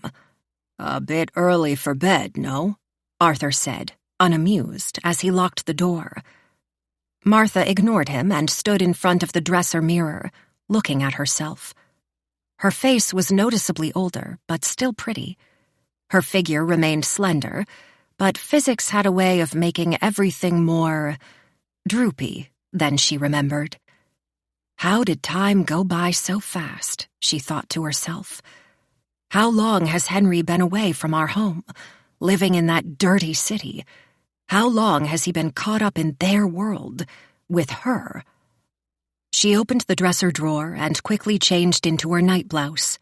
She turned to look if Arthur was looking as she did, but he wasn't. He had already picked up a book from the nightstand and was lying in bed, reading where he left off. This was her life now. She had nothing unless Henry was here, with her. What did the city folk call it? Empty nest syndrome? She smiled to herself. She reached into the dresser drawer and grabbed a yellow envelope. She took her time sliding out the photos inside. She stopped when she heard laughter from Henry's room. Listen to them snickering like little children, she thought to herself. She took out a photo. She stared at the photo of Chelsea before she was married to Henry. It was a candid shot of her walking across the street. She had no clue the picture was taken, but despite that looked like a model, positioning herself just right for the perfect photo. She really was pretty, Martha thought. Wholesome, even. Shy, but with a redeemable character to her. She could see why Henry asked for her hand in marriage. He didn't know everything, though. Martha had seen girls like her before. She pulled out another photo from the envelope. She took her time looking at the pretty face staring back at her. It was another candid shot, but this time, Carrie Sanders. She was pretty too. Once. Martha grabbed another photo. This time it was not a candid shot, but one with Henry with his arm wrapped around Carrie's shoulder. Carrie had her fingers raised with an emerald ring proudly showing. The picture was taken at the cabin the night they were engaged. Martha smiled to herself, seeing how happy Carrie was. Happiness never lasts. Carrie found that out the hard way. Carrie was a nice girl, and so is Chelsea. Carrie was happy once, but not anymore. Happiness never lasts. She wondered when Chelsea would learn this lesson, and didn't mind speeding up her education. Martha looked back at her husband lying in the bed, unaware of her presence. Everyone finds out that lesson in life. Some only find out years later, though. Chelsea would find out much sooner. Martha felt a tear forming. She quickly wiped it away. "Stop being so dramatic," Arthur said from the side of his mouth, turning the page. "And put those away."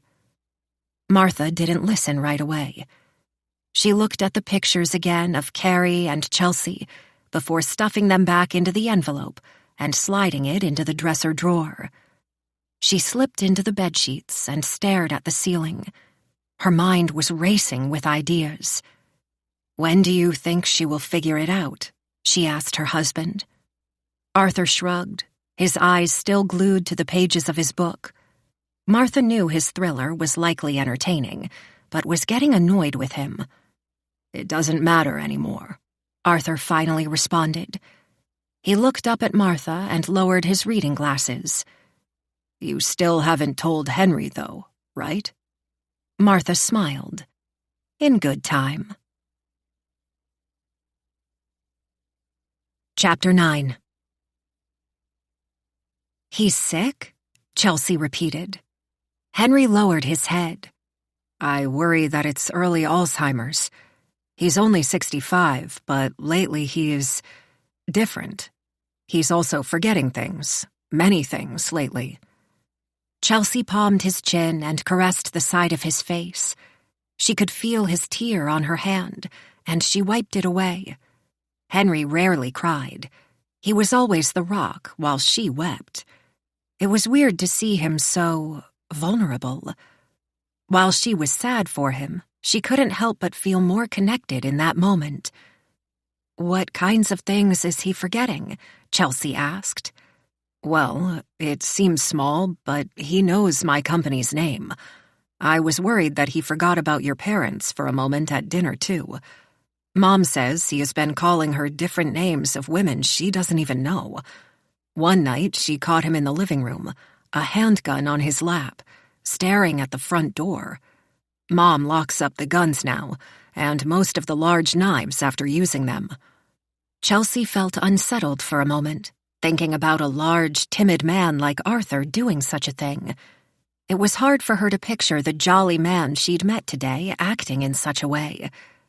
"Has he been to a doctor yet?" she asked. Henry smiled to himself. "Do you really think my parents are the type to see one? They don't even own a car." He gestured around the cabin. "This is their life. This is all they ever wanted. They don't want to leave it. He would never leave it. Do you know how much my parents have tried to stop me from leaving here? Every time I visit, they come up with reasons for me to stay. I have to pry them off me before I leave. Just wait. You'll see it for yourself soon enough." Henry raised his head. "He won't see a doctor. But that's part of why I'm here this weekend. I wanted to see how he was doing for myself.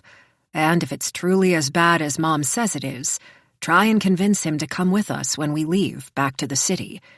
We could try and get him to see a doctor at a hospital or something." Chelsea kissed the side of his face.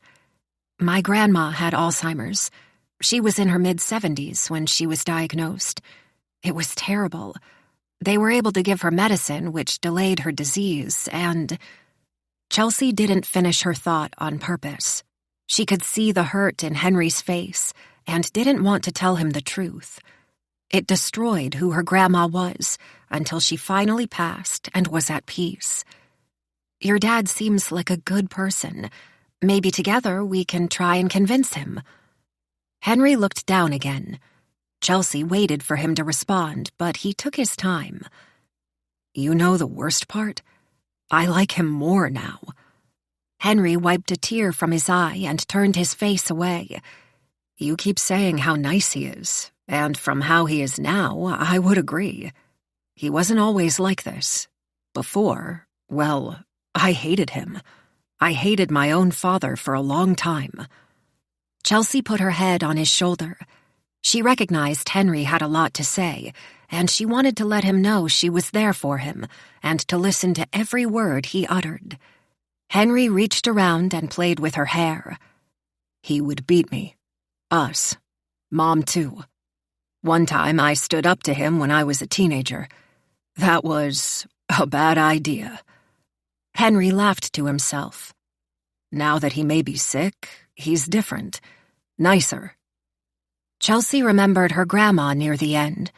When her memory deteriorated, she had become more volatile. She was quick to temper and had even socked her grandpa in the mouth in her confusion. Chelsea kept that comment to herself, though. There would be a time to help Henry understand what Arthur was going through, after doctors confirmed his diagnosis. Henry turned and looked at her. "See? Is it wrong? I like my father more, now that he's sick." Chelsea kissed his cheek again softly. "No, you're not bad for thinking that way. I didn't know anything about this, about your father. I'm sorry." Henry smirked. "How do you do that?" Chelsea gave a thin smile back. "What?" "How do you make me feel like we're the only two people in the world right now? I really love you." "I love you too." She kissed his forehead. He took her arm and kissed her wrist. As he did, her sleeve rolled up, and she could see one of the many marks on her skin. She quickly rolled her sleeve back down. "Are you okay?" Henry asked. Just self-conscious about it, being at your parents' house? Henry nodded. I get it, but that's not you anymore. You're strong now. Better. While she hadn't cut herself in a long time, basically since meeting Henry, his words came off to her as fake. Strong would be the last word she would use to describe herself. Weak, pitiful, shy, these were better words. They kissed each other again before getting into the sheets. Henry spooned her for less than 10 minutes before he passed out. She always hated that about him. How the hell could he sleep so easily? It was as if someone shot him with a tranquilizer every night when he put his head down on the pillow. Chelsea was different. She could take hours going to sleep some nights. She loved the affection Henry gave her, even at night. It did give her a sense of security. But after he fell asleep, she always wanted to shove him off her. She needed her space to roll around and find the right spot. Sometimes in their apartment, she would put a sleeping app on her phone to help her drift away. It sometimes helped, but many times it wouldn't, though. She knew she was going to struggle with sleeping before she came to her in-laws' home, and wished she had thought of more ways to help. Henry started breathing more heavily. It wasn't exactly a snore, but it wasn't a normal breath either. It was somewhere in between. Chelsea tried to shut her eyes and force herself to sleep for what felt like forever. Eventually, she opened them again, feeling annoyed at each breath Henry made on her shoulder. She looked around the near-pitch-dark room. The only light came from the moon through the opening in the curtains. The dim light highlighted her bare arms stretched out on the bed. Even in the dark, she could see one of the marks on her wrist. A sense of shame hit her like a ton of bricks. She imagined what her mother-in-law would say to her if she saw this mark, and the others Chelsea had made on herself. Chelsea wasn't as scared about what Martha would say to her face, but more what she would say to Henry. "This is the woman you chose?" she could hear her mother-in-law say. Chelsea nearly rolled her eyes when she realized she was scratching her wrist again. It was something she knew she did when she was stressed. It was better than cutting herself, but sometimes she would scratch a little too hard. Chelsea slowly untangled herself from Henry and rolled out of bed quietly. She grabbed her phone from the nightstand and attempted to leave the bedroom without making a noise. But the old wood floors made it nearly impossible. Every step she made had a different creak. When she left the bedroom, she closed the door halfway. The hallway was pitch black. She clicked on her phone and pointed it at Henry's parents' door. It remained shut, thankfully. She turned her phone the other way and put on her flashlight. She made her way to the front door. In their apartment, some nights when Chelsea would struggle with sleeping, she would sit outside on the balcony and listen to the city sounds. Living in downtown Calgary, the street always had something going on.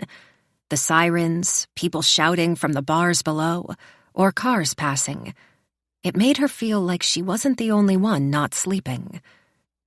When she got closer to the front door, she noticed the red light above was on. She cursed to herself, remembering that Henry said the security system locked them inside at night. She looked outside the window beside the front door. The woods were dark and still. She spotted a red light reflection in the window and was confused. She looked up at the red panel shining brightly above the door and realized it wasn't that. She turned around and in the darkness of the living room spotted a red light from near the fire mantel. Is that a camera? Chelsea thought to herself. The sound of a howl broke her concentration. She quickly looked outside the window again, trying to find the source. Goddamn wolf. Chelsea turned back to the living room and saw a shadowy figure moving back and forth. She shined her light and saw Arthur sitting on a fabric rocking chair. For a moment, she was struck with fear. She quickly moved the light around her father-in-law, focusing on his lap and hands. Then she remembered what Henry said about them locking away his guns. Arthur raised his arms, covering his face. "Could you lower that?" he asked softly. Chelsea quickly turned her phone away. "I must have slept in my chair again," Arthur said with a laugh. "Are you okay?" Chelsea smiled.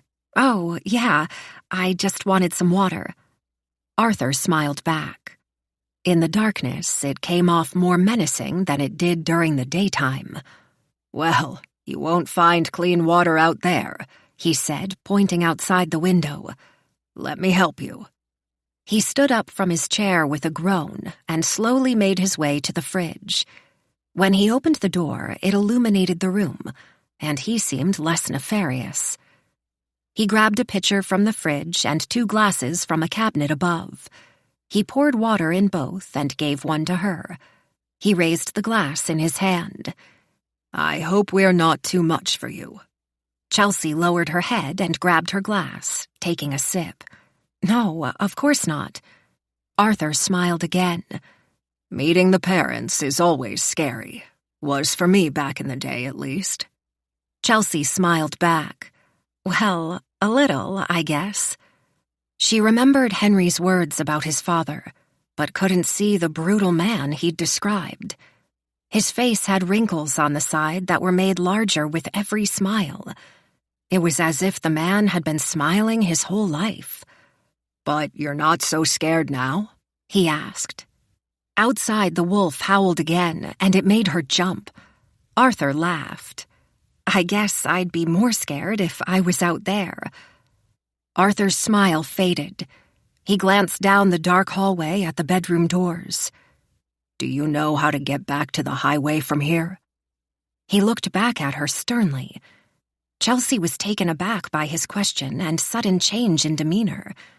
Before she could answer, she heard the creak of a door opening, followed by footsteps coming down the dark hallway. "Arthur?" Martha called out. "Is that you?" "Just helping Chelsea get some water," he answered. "I slept in my chair again."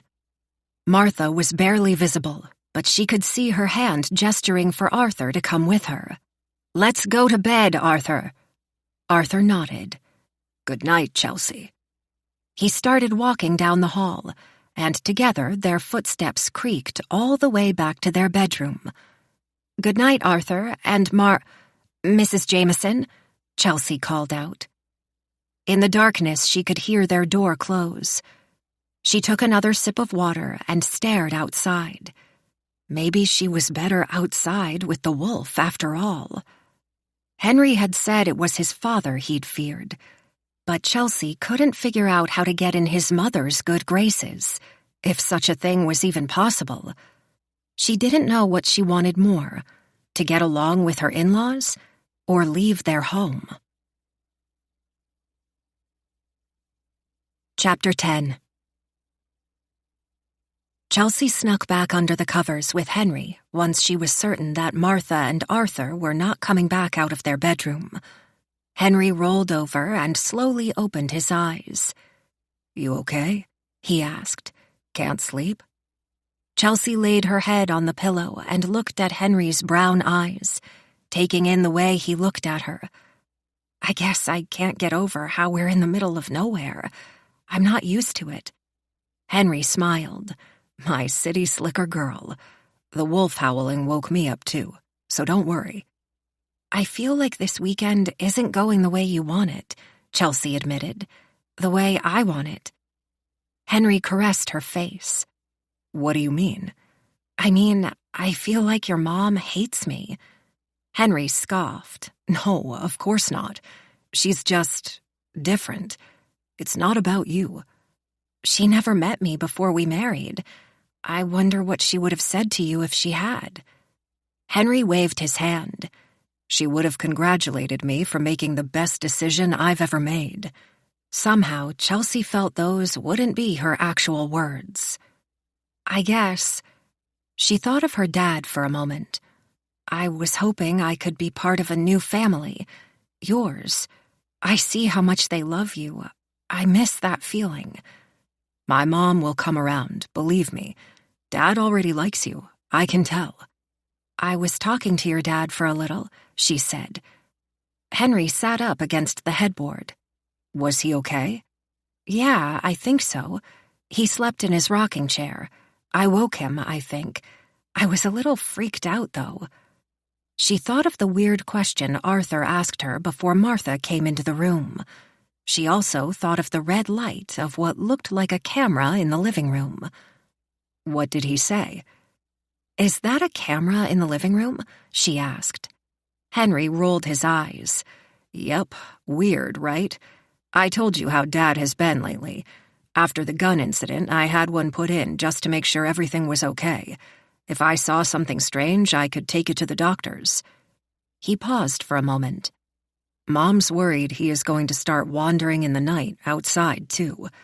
The security system helps with that now, though. Chelsea thought about what it must be like for Martha living with Arthur as his memory got worse. Chelsea would be afraid. She wouldn't be able to live in the middle of nowhere while someone got sicker. How does your mom stay out here like this, while your dad gets worse? She asked. Henry shrugged. I've had those conversations myself with her. She's more stubborn than Dad. She finds ways to deal with it. If Dad says something weird, she'll usually ignore it, or play along until he drops whatever it is he's going on about. He took a deep breath.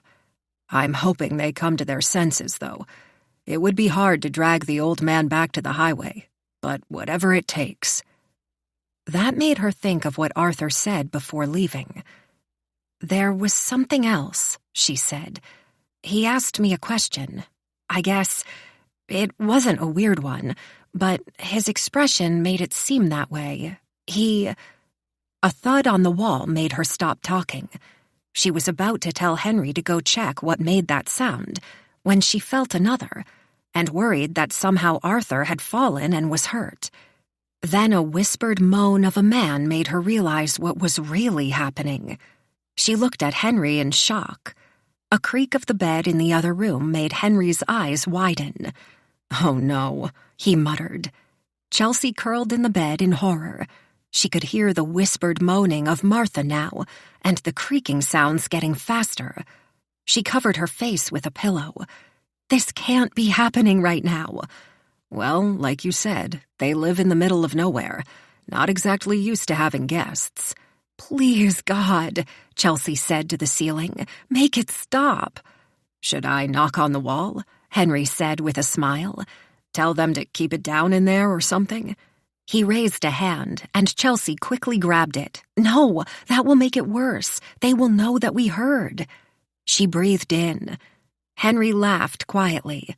I mean, I feel terrible right now, but on the other hand, happy that my parents are still, getting it on. Chelsea hit him in the shoulder. Stop!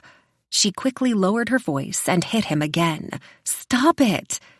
Chelsea put the pillow over her head and tried to cover her ears.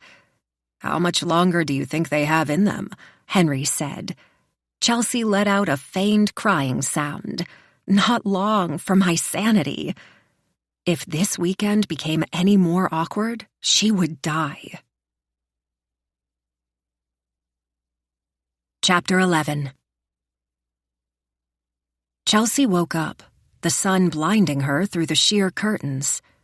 She wasn't sure what time it was, but she had been woken up by a rooster several times already this morning. Henry somehow slept through all the farm noises. She guessed he was the opposite of her. The city life comforted her to sleep, while the farm helped him. She supposed it didn't matter where they were. Henry would always have better sleep than her. When she opened her eyes, Henry wasn't beside her this time. She could hear people talking in the hall and took a deep breath. It's only a weekend, she reminded herself. She made a mental note that today was Saturday and felt glee that tomorrow they would be leaving. While feeling overcome with joy thinking about it, she also felt shame. Wasn't there an expectation to be able to get along with the in-laws? She didn't exactly not get along with them, but felt uneasy. She felt like she didn't belong. Henry, on the other hand, seemed happy to be back. But of course he would. They were his parents. Chelsea stretched her arms out, yawning. She grabbed her phone from the nightstand and noticed it was only 7:30 in the morning. When she stood up from the bed, she could feel the stickiness of her shirt that clung to her back. She must have sweated off 5 pounds, which didn't leave much Chelsea left. Even in their condo in Calgary, she wore long sleeves, though, and couldn't bear the idea of not doing so. Arthur was right, though. The home heated up and kept the heat through the night. On a bookshelf close by, she noticed pictures between books sticking out. She couldn't help herself and slipped one of them out. The first one was of Henry, with his arm wrapped around a woman Chelsea didn't recognize. She noticed a large emerald ring on her finger. Chelsea knew instantly that the mystery woman was likely the infamous Carrie Sanders. She quickly put the picture back between the books, not wanting to look at her. It wasn't that she was upset that Henry had dated before her. Of course he had. She worried that she would examine Carrie and wonder why Henry chose her over his ex. The next picture was a little baby boy in blue overalls next to a large pumpkin. The child was obviously Henry. Even at such a young age, he'd mastered the smirk. She smiled. If Henry and her did have children, they would be beautiful.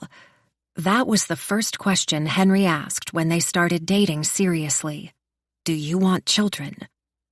It was important for him to be a father. Chelsea appreciated how he didn't beat around the bush with what he wanted in a relationship. Chelsea wanted a child or two herself at times. She worried that she wasn't mother material. She thought of Martha. No matter how harsh she came off, you knew she had Henry's side. It didn't matter if Henry was wrong or right. Martha would always have her son's back, like a lioness. Chelsea admired her for that.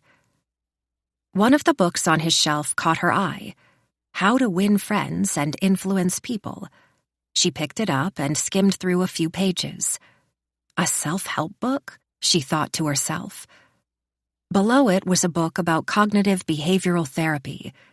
Henry did not come off like the type to need these types of books to help him. He had always seemed so confident and caring.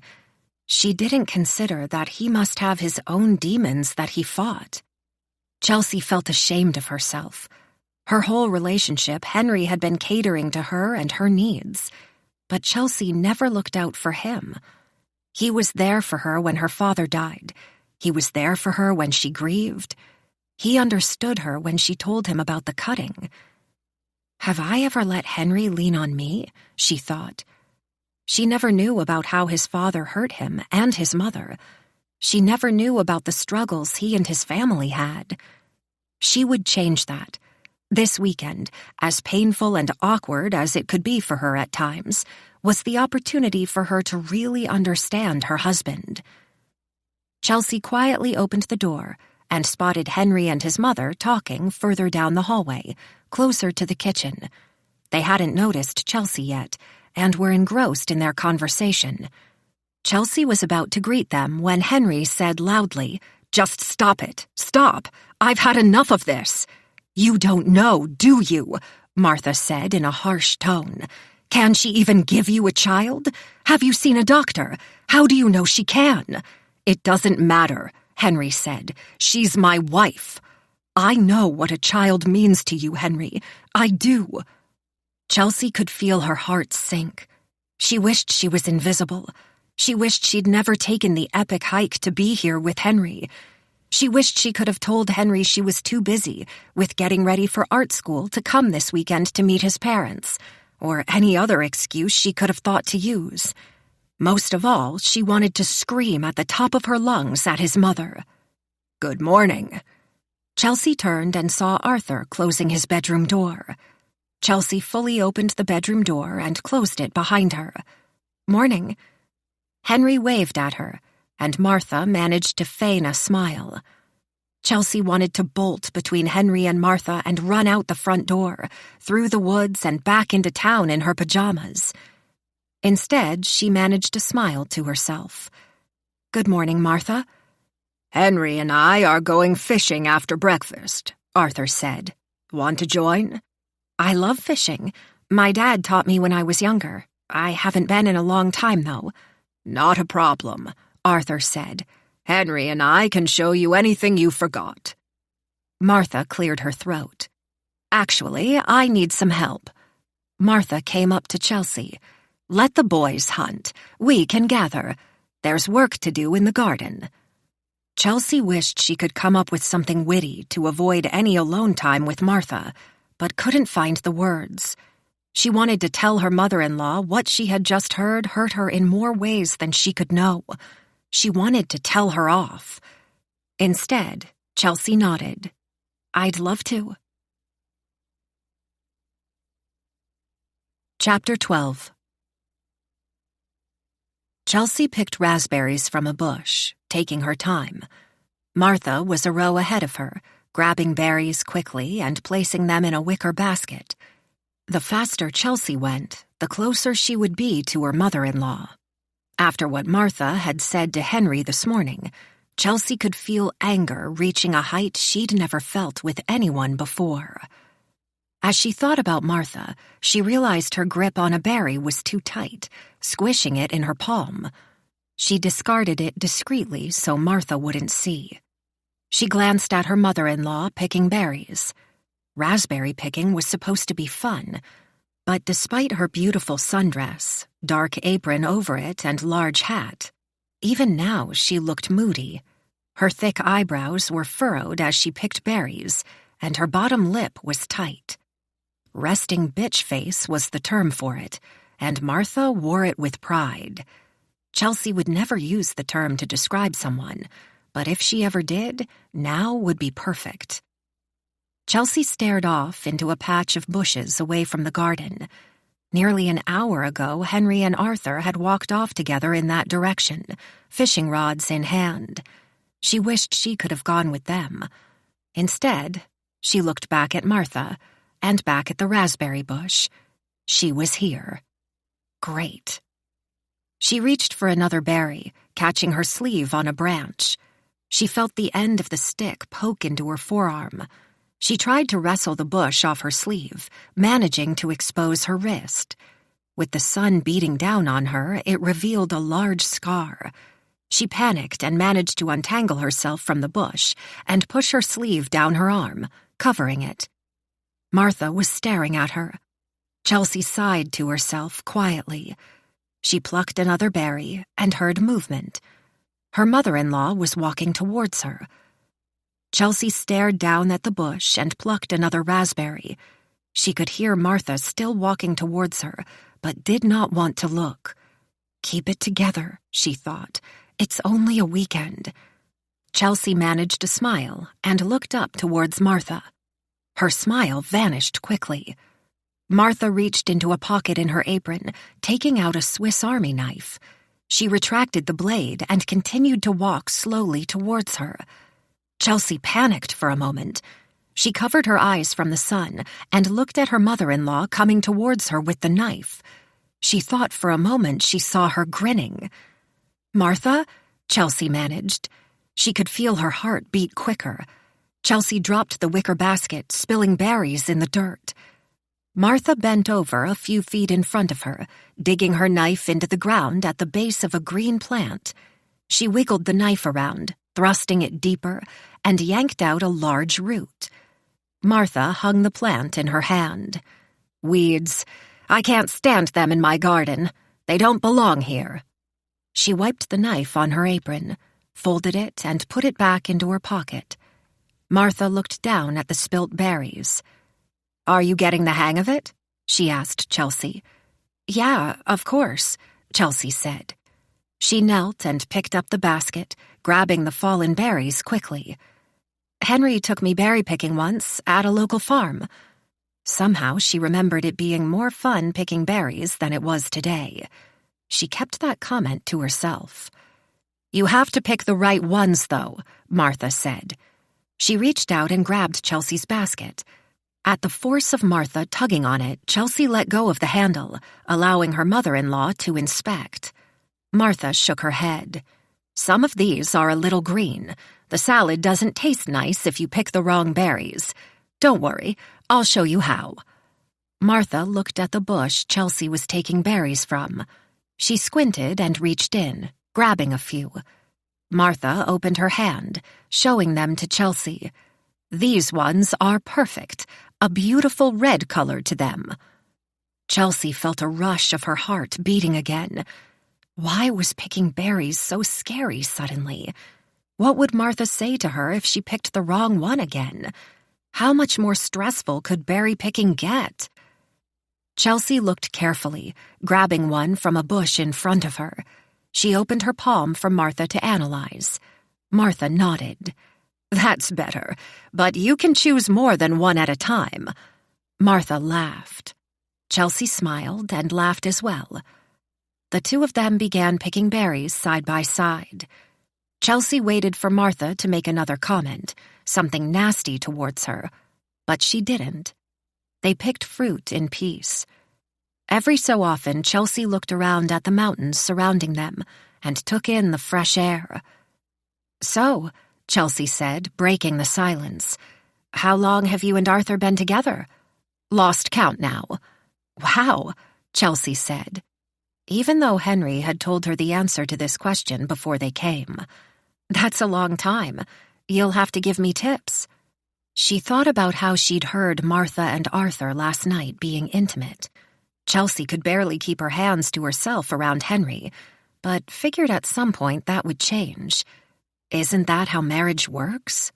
She was genuinely interested in how Martha and Arthur stayed interested in each other romantically all these years. Maybe she could learn a few things from her mother-in-law after all, besides picking the right berry. Martha smiled. "You just have to remember why you love them to begin with. That's not always easy to do." Martha plucked a few more berries and tossed them into Chelsea's basket. "How will you be without Henry when you go to art school?" Chelsea took a deep breath. "It's going to be hard. I'm going to miss him a lot. I'll visit him on breaks, or maybe, if business ever slows down for him, he will come see me for a week or two." "Is it really worth it, though?" Chelsea lowered her head. "It is to me. I've always wanted to paint professionally. Why do you need to go to school for it? I could pick up a paintbrush and start now. Why leave your husband to another province for something you can do anywhere?" Chelsea could feel her blood boiling. "I'd rather not talk about it.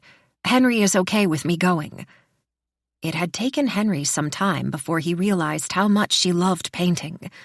The first time she visited her father's home, and she took Henry into her childhood bedroom, he was taken back with how there wasn't a bare spot on her bedroom walls.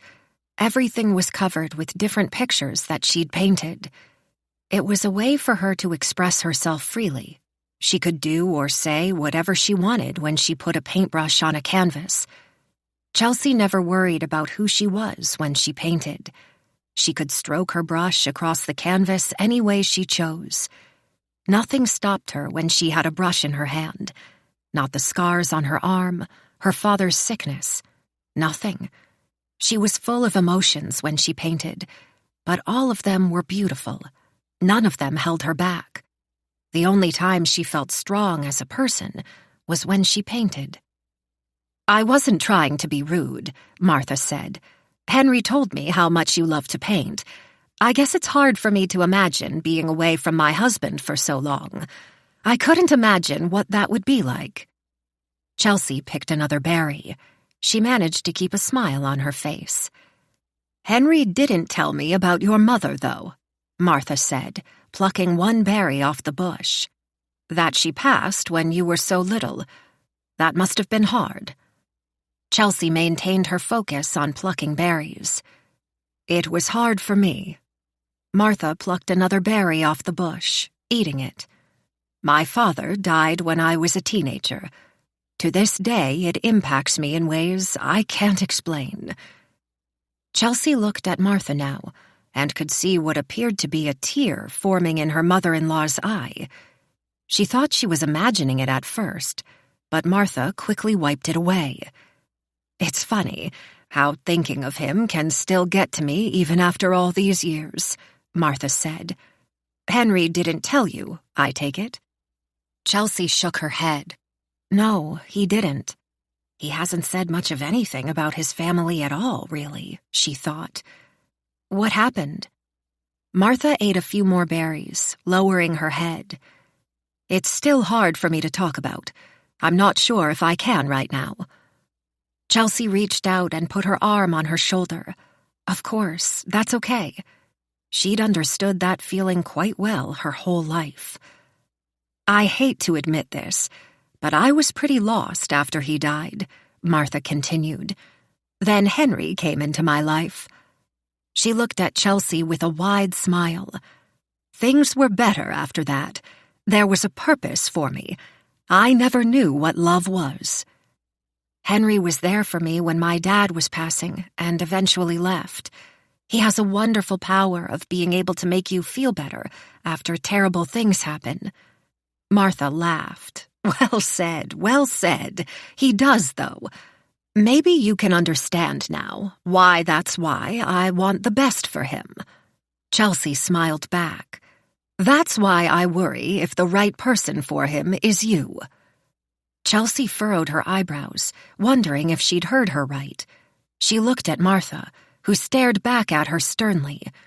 Chelsea bit her lip and tried to manage to keep her smile, but her body resisted. "Well, you're a little too late for that, Martha," Chelsea said. "We're already married." Martha furrowed her eyebrows. "What did you say?" Chelsea could feel the emotion stirring inside her. It was almost as if she was painting right now. She could feel the anger inside about to explode. It was as if she had dipped her paintbrush in red paint and was about to go crazy on a canvas with it. "Hey!" Henry yelled to them. He walked into the garden, waving. Chelsea spotted Arthur limping behind him. "Mom, can you come over here?" Martha looked at Chelsea for a moment. "Of course, dear." She stood up and walked towards them, grabbing the wicker basket of berries. "I just want to talk to my parents quickly," Henry called out to Chelsea. "Take your time," Chelsea thought to herself. She plucked a berry and tossed it in her mouth. She had plucked the wrong one. It was green, too sour, but she didn't care.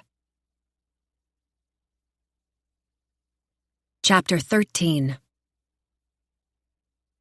Henry saves the day again, Chelsea thought to herself. She watched as her husband gathered his mother and father into what looked like a football huddle. She wondered what they were talking about, but after the conversation she'd had with Martha, she couldn't care less. She felt a buzz in her jean pocket. She slipped out her phone and smiled when she saw Neil was calling her. "Hey," she said, answering the call. "Hey yourself," Neil said with a laugh. "You haven't been texting me back. I was getting worried." "Nothing to worry about," Chelsea said, "except my sanity." "Is it that bad?" "Worse. I can't believe it's only been a day and a half." "I mean, this is coming from you of all people," Neil said with a chuckle. "The room could literally be on fire, and you'd be stuck in the middle of it saying, 'It's fine.' So it must be hell." "It's only for the weekend," Chelsea said, as if it was Henry saying it to her. "Sure," Neil said, "plus an eternity. Nobody tells you when you get married that you will marry the family also." "Well, I never met the family until now. I don't think I can take them back." Chelsea started walking across the garden, giving herself more distance from Henry and his family. "Where are you? I thought these people live in the middle of nowhere." "They do. We had to hike 4 hours to get here. Somehow I get cell phone bars in certain areas." "Say that again," Neil said. "You're breaking up." "I said, I can't hear you." Flustered, Chelsea raised her voice. "Can you hear me?" Neil started laughing. Chelsea laughed too. "Stop messing with me." She peeked over her shoulder and saw Martha staring at her. "Please stop messing with me," she repeated. Okay, Neil said. "But, I mean, you sound pretty fed up. I can't imagine Henry's parents would be that bad." Chelsea quickly thought about some of the highlights of the weekend. It was much worse, she thought to herself. Well, the father isn't so bad, but his mom, she's from a different planet. "Can you say that again?" Neil said. "Ugh, can you stop, Neil? I'm not in the mood for this." "No, that time you did cut out." Neil's voice was disjointed this time. Chelsea moved further into the garden, getting further away from her in-laws. "Can you hear me now?" "That's better," Neil said. "We leave tomorrow, hopefully right away. I'll be seeing you soon. I'll tell you all about it." "You bring a bottle of wine," Neil said. "I'll bring a case of beers." "Did you want to get together Tuesday?" "That works. We need to book a flight. I emailed the landlord of that apartment we were looking at, and he wants to Zoom chat with us when we can, to get to know us." Chelsea looked out into the garden at Henry, who was still talking to his parents. "Maybe we should do this at your place." Neil let out an audible sigh. "You didn't tell him, did you?" Chelsea didn't answer.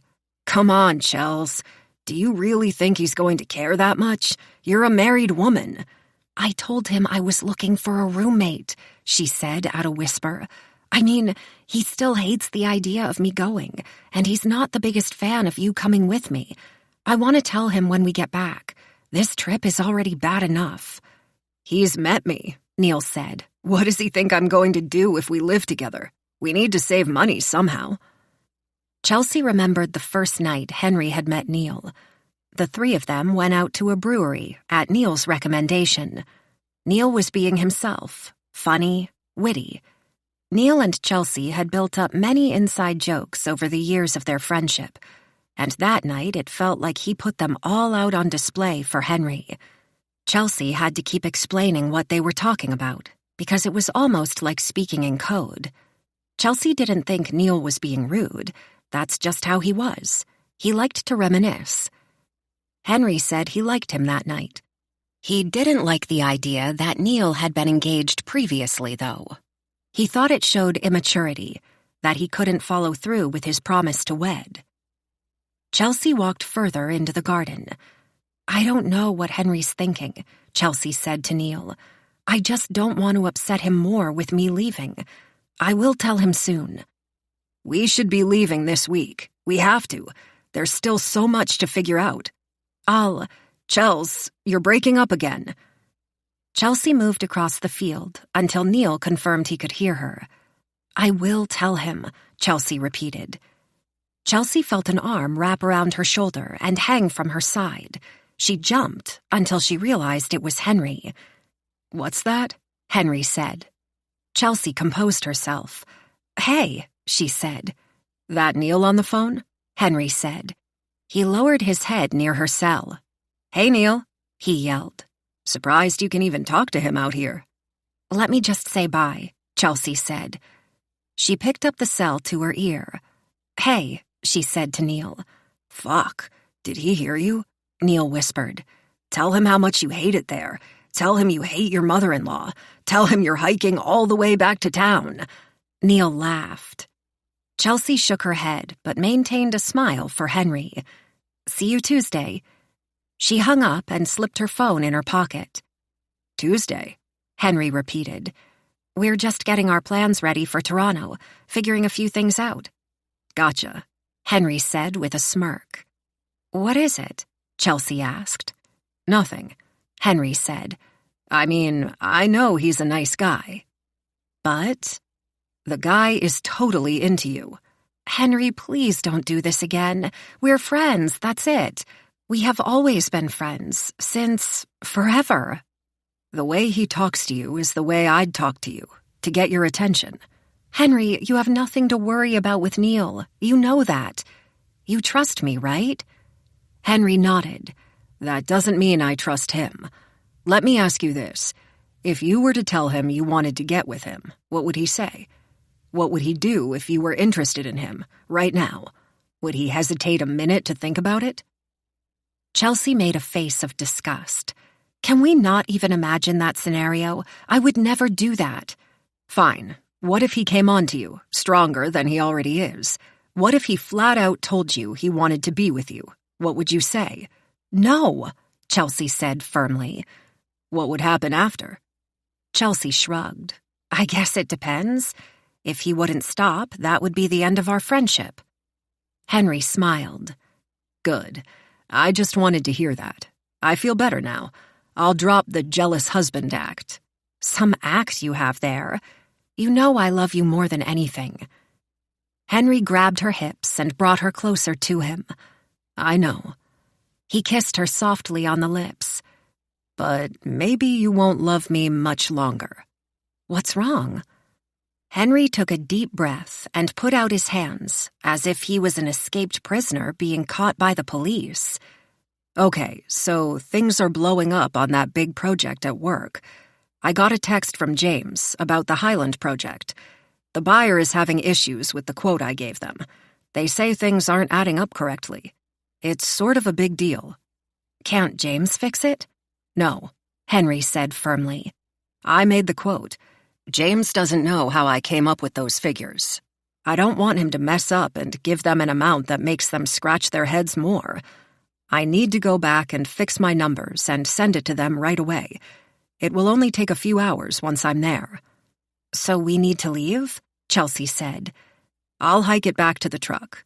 With any luck, I'll be able to make it back before it gets too dark. Worst case, I'll be back in the morning. Chelsea furrowed her eyebrows.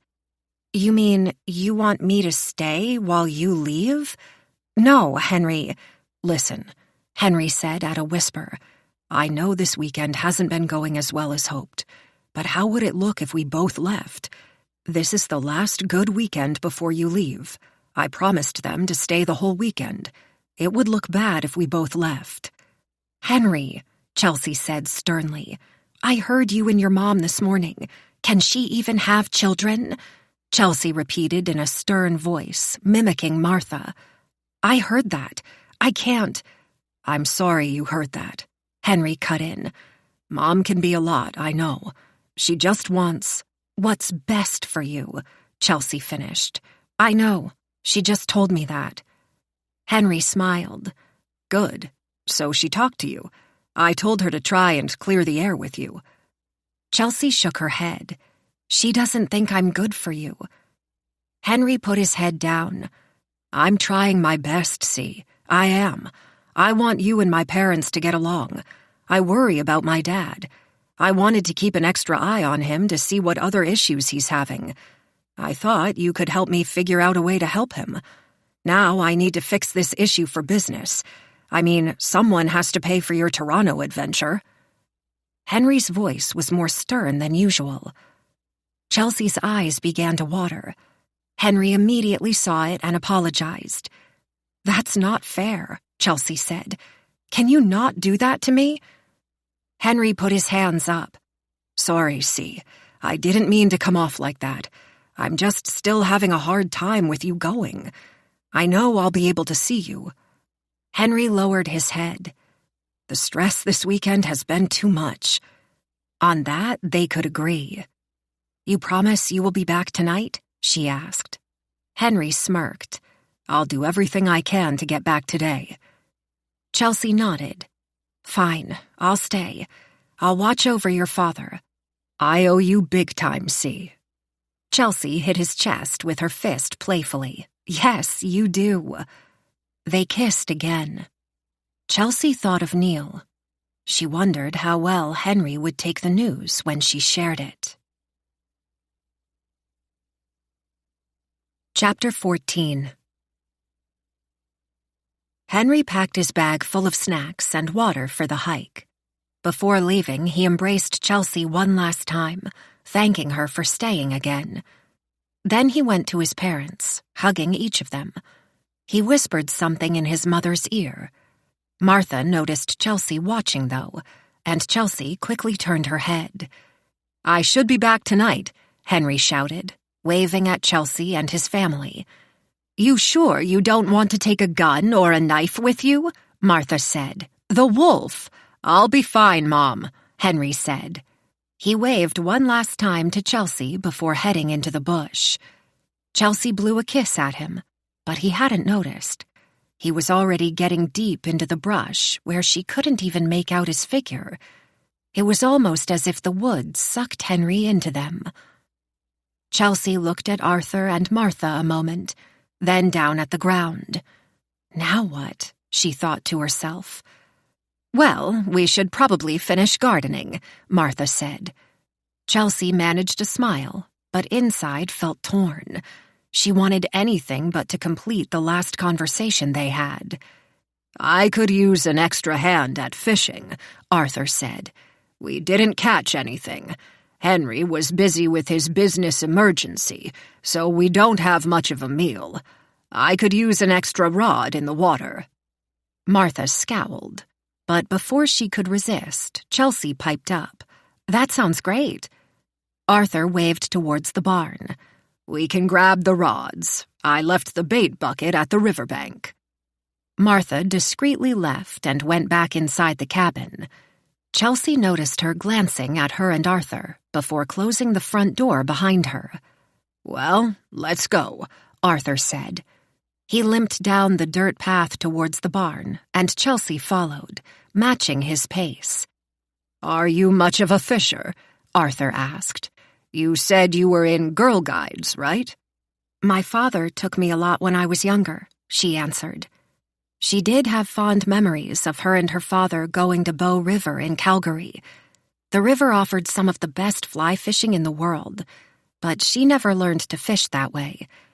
My dad, he never depended on it like you do. He would mostly catch and release his fish. Most rivers in Calgary don't allow you to eat what you catch anyways, Arthur said. I would go all the time to Bow River to fish when I was younger. That's where my father went, Chelsea said. Could you imagine if we fished the same river at the same time but never knew? The world is funny like that. Arthur looked back at the house and at Chelsea. When Arthur was close enough, he reached out for the barn door. That would be something, Chelsea agreed. So how did you and Martha meet? Arthur seemed not to hear her as he opened the door with a loud creak. He stepped inside and hit his head playfully. I forgot to have Henry help me with the traps. Damn. He'll be back soon. Arthur smiled. Well, how about you earn another badge for your Girl Guide uniform? Trapping isn't too hard.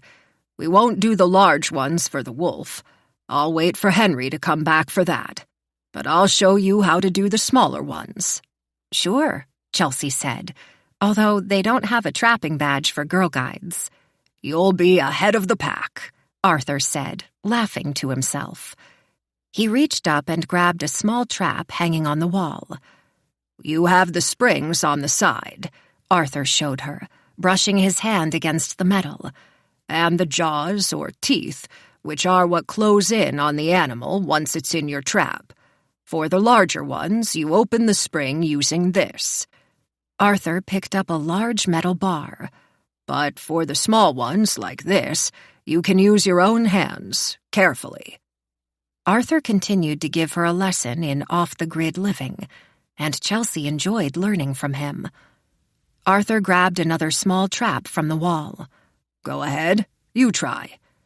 Chelsea followed the steps Arthur showed her and set the trap quickly. Well, there you go, Arthur said. We will make an outdoor woman out of you yet.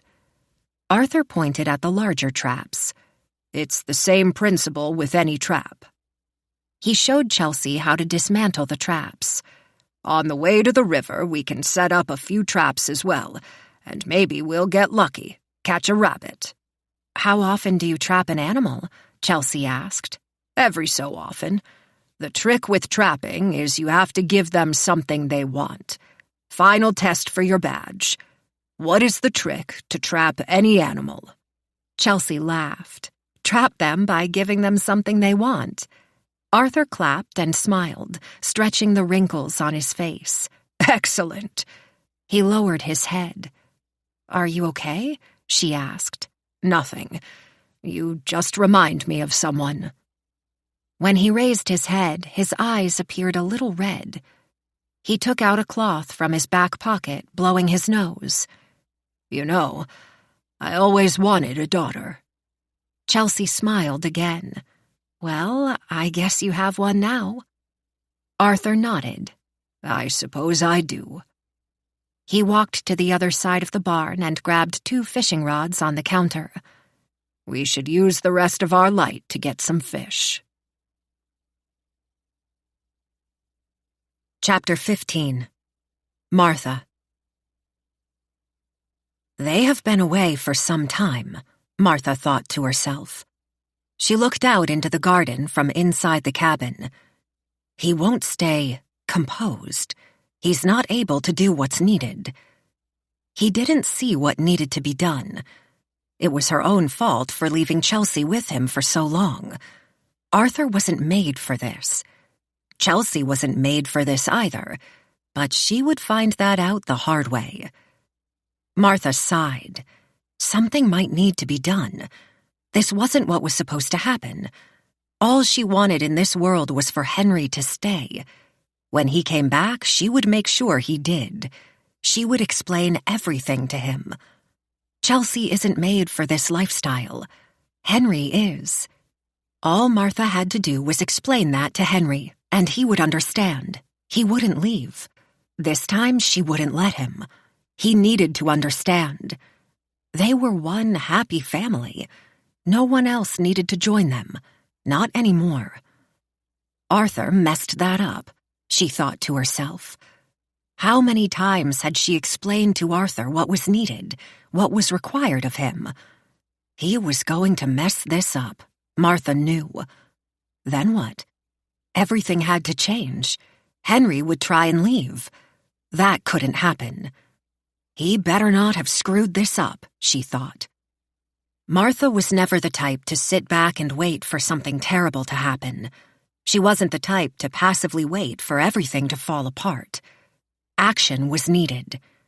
Martha was always one to do what was needed. When she was a little girl, and her parents would beat her senseless after school, finding whatever reasons they used to justify it, she made a plan. She wasn't going to let them have power over her forever. She saved every cent she made from a paper route she had for almost 6 months. She hid cans from the pantry. She kept all her money and food in a bag below a shed in the backyard. She figured out the cost of a bus ticket and the times they left and to where. She planned out every step she needed to get away from them, and then put her plan into action. One summer day, when her father was at work at the mill and her mother was at a church function, she would escape. What she didn't plan for was her father to come home drunk, well before quitting time. When he saw her with a bag and an envelope full of cash in her pocket, he tried to stop her. She didn't plan to hurt him. She just wanted to get away. One moment he was chasing her, the next he tripped and fell in his drunkenness. It was as if something took over her that day. She didn't remember taking a can from her bag, sitting on top of her father, and mashing his face with the cold tin until he stopped moving. Martha was sure that he'd lived. At least that's what her mind told her to this day. She didn't stay to find out what happened to him. She executed the rest of her plan after cleaning up and changing into new clothes. She got far away from her parents, to a place where they would never hurt her again. She didn't need anybody to help her survive. All she needed was herself, her wits, her planning. Martha had a plan now. Arthur sure as hell didn't know. When the time came to execute her plan, she would. Until then, she would take her time, doing what was required for her plan to be successful. Martha furrowed her eyebrows. She'd never considered herself a monster. Was that what she was becoming? No. She was a survivor and would do whatever it took to live, no matter what the cost. Henry would forgive her and understand. Someday. All of her planning would be useless, though, if Arthur messed it up. Martha quickly ran to her bedroom, grabbed her key from her dresser, and made her way to the shed beside the barn. She opened the lock and the deadbolt with one key on her ring. When she was inside, she switched on a light, turning to a large shelf. Where is it? She thought.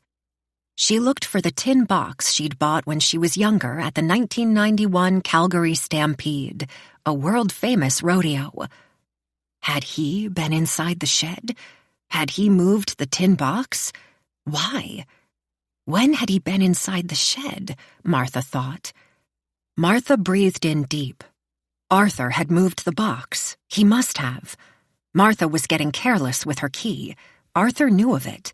She would keep it around her neck now. If Chelsea found the box, everything would change. Worse, though, if Arthur had the gun that she kept inside the box, nobody was safe. Chapter 16. To her surprise, Chelsea was the first to catch a fish. Arthur helped her reel it in, almost out of desperation that they would have no dinner, but had fun with it. She had caught a medium-sized trout. Chelsea laughed, thinking how she caught a fish she would usually buy at a grocery store. It was thrilling. Arthur was a good teacher, though. He took his time explaining how to reel in a fish once one nibbled on the bait. Arthur was the first to get a bite, but the fish fought hard, nearly pulling him off his feet. After Chelsea napped the first fish in the net, Arthur helped her take it off the hook and put it in a bucket filled with water. "It will make for a fine dinner for the three of us. You did good, see?" Arthur said. Chelsea's smile faded a moment. "See? I thought I heard Henry calling you that. I liked the nickname." Arthur grabbed his rod and tossed his line back into the river. He started reeling it in slowly, flipping his rod into the air every so often.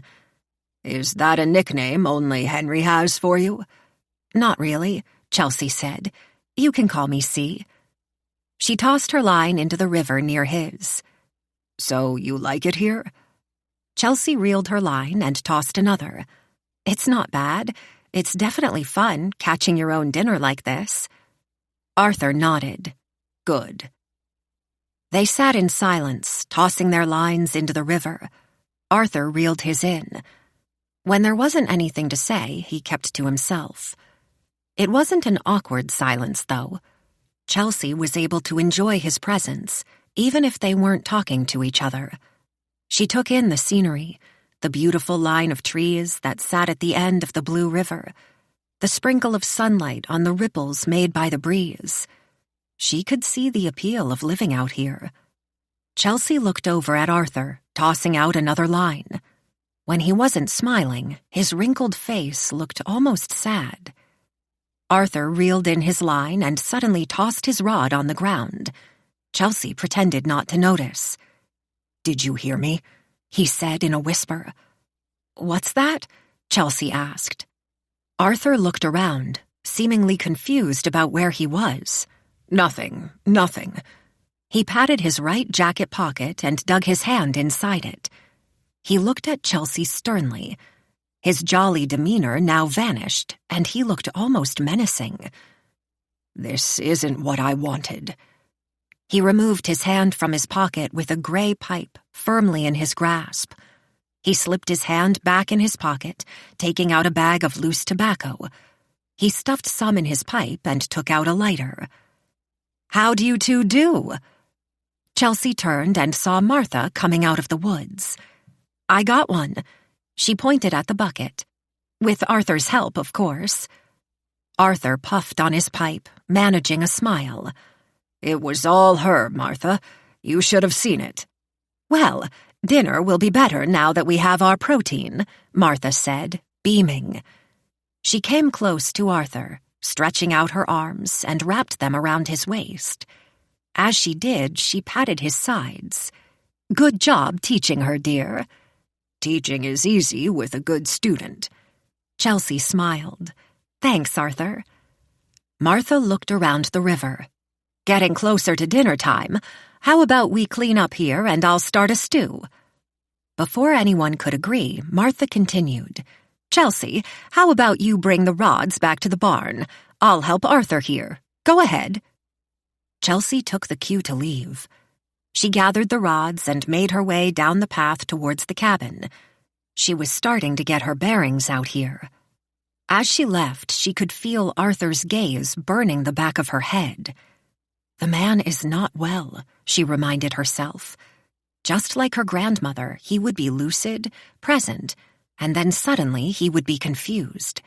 She would tell Henry about it when he got back. She stopped on the path to look at her cell phone. It had already been over 6 hours since he left, but he hadn't texted or called her to let her know he was okay. She sighed. Why can't men understand that we want a text to let us know they're safe? Chelsea thought to herself. At some point during the hike back to the truck and the several-hour drive to the city, he couldn't have messaged her? Something? Anything? He couldn't have left her a message letting her know somewhere along the way that he was okay? A crack of what sounded like a tree branch made her stop in her tracks. The woods could be relentless, too, Chelsea knew. There was the wolf that Arthur kept talking about. Henry shouldn't have hiked by himself to his truck. He could have at least brought a weapon with him like Martha recommended. Chelsea spotted a large rabbit jumping through the wooded area where she heard the cracking sound. She smiled to herself. Arthur would love to catch you, Chelsea thought. She continued walking towards the cabin. After several minutes, she found herself in front of a large stump with the broken trunk on the ground. The massive tree had toppled a few other smaller ones around it when it fell. Chelsea didn't remember this. This was a landmark that she would have recognized. She could feel her heart racing. How did she manage to get lost so close to the cabin? She started wandering in different directions, trying to get her bearings again. She thought about yelling out for Martha or Arthur, but didn't want to seem this incompetent. She finally spotted the edge of a roof and breathed a sigh of relief. Somehow she'd managed to hike around the cabin. Chelsea smiled as she walked the dirt path beside the garden towards the barn. She noticed the shed was wide open. She also noticed, for the first time, that it had a deadbolt lock on the outside, finding that odd. She went inside the barn and hung up the rods on the wall where Arthur kept them. She looked around the rotted-out building. She enjoyed the rustic feel of it. She almost felt the sense to paint a picture of this one, although scenery art wasn't what she enjoyed. She enjoyed portraits more. In art school, she knew she would be challenged, though, with taking on different types of paintings. Maybe she could use her in-laws' barn as inspiration for one someday. She took in everything around her, the large traps on the wall, the shovels, racks, and other long metal instruments leaning against one side. On a long counter beside her, she saw several red stains leading towards a small tarp. Chelsea knew she shouldn't look, but couldn't help herself. She lifted the tarp, expecting to see the remains of a cut-up chicken or some other animal. Instead, there was a tin box. A dark silhouette of a cowboy on a horse was on the front. Underneath the tin was a larger pool of dried blood staining the wood counter. Curiosity got the better of her. She couldn't help herself now. She opened the tin and noticed a picture of Arthur, holding the hand of a small child on top of a stack of other photos. Chelsea smiled at the happy look on Arthur's face. She felt her phone buzz in her jean pocket. She took it out and saw it was a message from Neil. "Hey, so you're still good for Tuesday at my place, right?" Chelsea wrote back, "Definitely. Henry knows I'm seeing you that day." She lowered her phone and moved the picture of Arthur to the side. She could feel what felt like a credit card in the box. Before she could grab it, her phone buzzed again. "He's not coming over with you, though, right?" Neil asked. Chelsea sighed. That would probably not be a good idea, she thought. "No, just us." He wrote back quickly this time. "Good. We have to spend all night together on this until we figure it out. Could be a long time. Make sure he knows you're coming back late. You're mine that night. We need to figure out life in Toronto." Chelsea rolled her eyes. "Yeah, we have a lot to think about," she wrote. "Did you tell him about us living together?" Chelsea rolled her eyes again. "Don't worry, I will." "Maybe we don't have to. It could be our little Toronto secret. What happens in Toronto stays in Toronto." Chelsea shook her head. What the hell was he talking about? Instead of texting him back, she tried to call him, but the call dropped. She was about to leave the barn when she realized she'd left the tin box open on the counter. If Martha or Arthur saw that, they would know she was snooping around. She ran back and closed the tin, putting the tarp over it again. She quickly made her way into the garden and continued to try and call Neil. After a few dropped calls, one connected, but he didn't answer. She left a message. "Call me," she wrote sternly. She took a deep breath, trying to maintain herself. What the hell was Neil doing? Her phone buzzed again. "We talked about this," Neil wrote.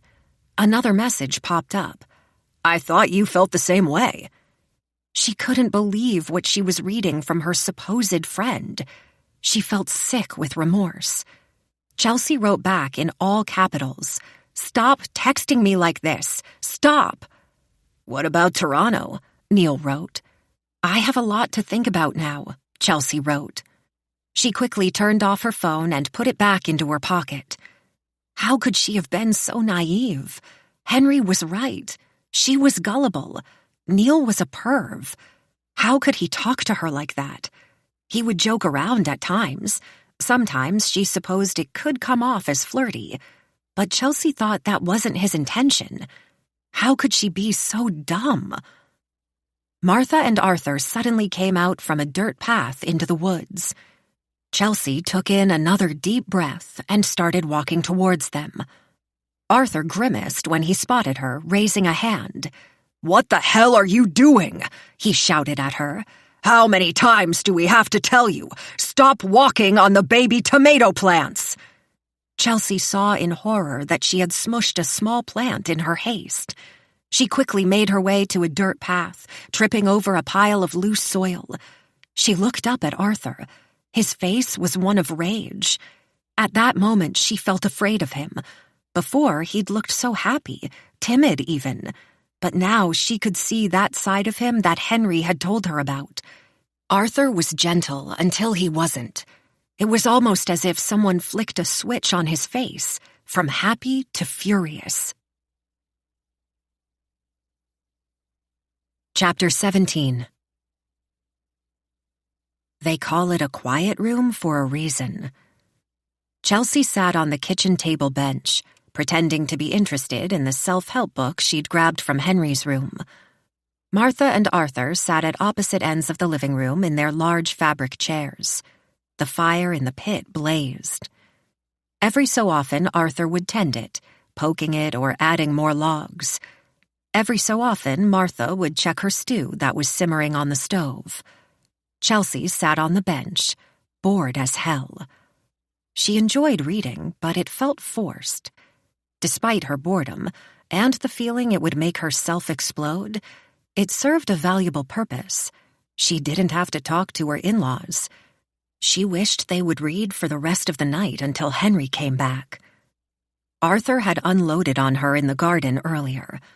How could someone get so upset over a plant? Now he sat in his chair as if nothing had happened between them. After Chelsea felt she was finally bonding with one of her in-laws, Arthur showed his true colors. She thought how good she would feel to see Henry again soon. Then it sunk in. Tomorrow was Sunday, her last day here. Now she could feel the boredom inside her turn to excitement. Every so often, Chelsea would peek over her book to the front window, hoping to see Henry coming up the steps. She had turned her phone back on, hoping he would call or text her, but still nothing. Chelsea messaged him several times. Instead of Henry, Neil had texted several times, begging for her to answer him.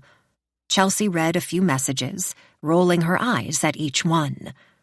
She made up her mind that she would still go to Toronto, but Neil would be a less integral part of that adventure. They were not going to be living together, that much was certain. Thankfully, they hadn't given the landlord a deposit, like Neil recommended they do before arriving in Toronto. Chelsea wanted to see the apartment, the neighborhood, before committing. Toronto was an even larger city than Calgary. She wanted to make sure it worked for her. Chelsea looked out the window again, hoping to see Henry emerge from the woods. She only saw trees blowing and the large garden. Henry was right about Neil. He would be happy to know that when Chelsea told him. She would wait until they were well on their way from her in-laws. They had a long hike tomorrow and a few hours car ride. Plenty of time for her to tell him everything. "Something wrong?" Martha asked. Chelsea looked up. "Sorry? I'm not sure why you chose that self-help book. It must be completely boring. I have a bunch of books in my bedroom." Martha pointed down the hall. "Help yourself. It would be more exciting than one of Henry's books." Arthur laughed. "Not sure she wants to read one of your dreadful romance novels, Martha." Martha scoffed. "Well, spy action thrillers aren't likely her genre either." She looked at Chelsea. "I can't stand looking at you pretending to read any longer. Grab something you would actually enjoy." Chelsea smiled and stood up. "Thanks, Martha." She went down the hall to the parents' room. "I don't think it's locked," Arthur called out. "But if it is, Martha will come." Please don't be locked, Chelsea thought. Thankfully, it wasn't. She was taken back by how the bedroom was decorated. The bedsheets were neatly tucked in. Chelsea was prepared to see a tidy room, though, given how Martha was. The small, cozy room was painted in an off-white pink. Large plants surrounded it. Gold-colored picture frames hung on the wall. Many were pictures of Martha and Henry. One had Henry with his arm around Arthur. The shelf had an enormous selection of novels to choose from. Arthur was right. Martha seemed to enjoy romance novels, all with different barrel-chested, half-naked models on the covers. It made Chelsea smile. For a woman like Martha, who was so Martha, she was also a romantic, apparently. Arthur was right on another front. Chelsea didn't enjoy romance too much. She sifted through the shelves, looking at the titles. A few times she found one on the spine that interested her, but when she plucked it from the rest and saw the corny model on the cover, she changed her mind. Out of those that weren't romance, a few caught her attention. She was surprised to find The Martian. She read a few pages and decided to give it a try. She supposed it didn't really matter. Chelsea wasn't a fast reader. She wasn't the type to finish a book in a day, and she was leaving tomorrow. But she needed something to entertain her in the quiet room. "I read that book." Chelsea was startled and turned to see Martha smiling at her. "I only read it one time, which is weird for me. Most of my stories I've read a few times over. I find when you take a look back at a story after you've read it, you can enjoy it more, especially when you know what's coming. All the foreshadowing an author puts in. Sometimes it goes right over your head when you read it the first time. I suppose that's why I like romance books so much." Martha plucked a book from the shelf and looked at the back cover. "They always have a good ending. The woman gets what she wants, her man. Things may look bad for the heroine, but in the end, they live happily ever after. I couldn't read a story if I didn't know it would have a happy ending." Chelsea smiled back. "I guess I'm the same." That was the difference between real life and fiction. Sometimes the heroine doesn't get what they want. Sometimes terrible things happen. Martha wanted to be caught up in a world of make-believe with her fiction. Martha put a hand on her shoulder. "I want to apologize for Arthur. The way he raised his voice at you. It wasn't right." Chelsea nodded. It's easy to forget how irritable someone can get when they're sick. "I know he's not himself. He's actually better." Chelsea lowered her head. She remembered what Henry said to her the other night. Despite how Arthur could appear, He was abusive to him and to Martha. She wouldn't dare bring it up, though. That's what Henry told me. Henry told you? Martha said, surprised. Well, I also want to let you know that I'm also sorry myself. In the garden, I didn't want to come off that way. Of course, you are already married. Thanks for saying that, Martha, Chelsea said. I love Henry, and I want us to get along, just like a mother and daughter would. Martha's appearance changed. She almost seemed to sour instantly. Her face tightened, but she maintained her smile, making her expression more menacing. That's what I want, too, she said. Do you think you and Henry have that type of love? She pointed at her books. The type where you complete each other, complement each other's weaknesses. I do. It's been a hard year for me, despite meeting Henry. He has been there for me. He really is my rock. And how do you compliment him? Chelsea was taken back by the question. Suddenly, the room felt smaller. She wished she could just leave, but Martha stood in her only path to the door. What I mean, Martha continued, is how are you fulfilling what Henry needs? I think you should put back your choice of book and read one of mine. You will see. Thanks, Martha. Chelsea's face was blank.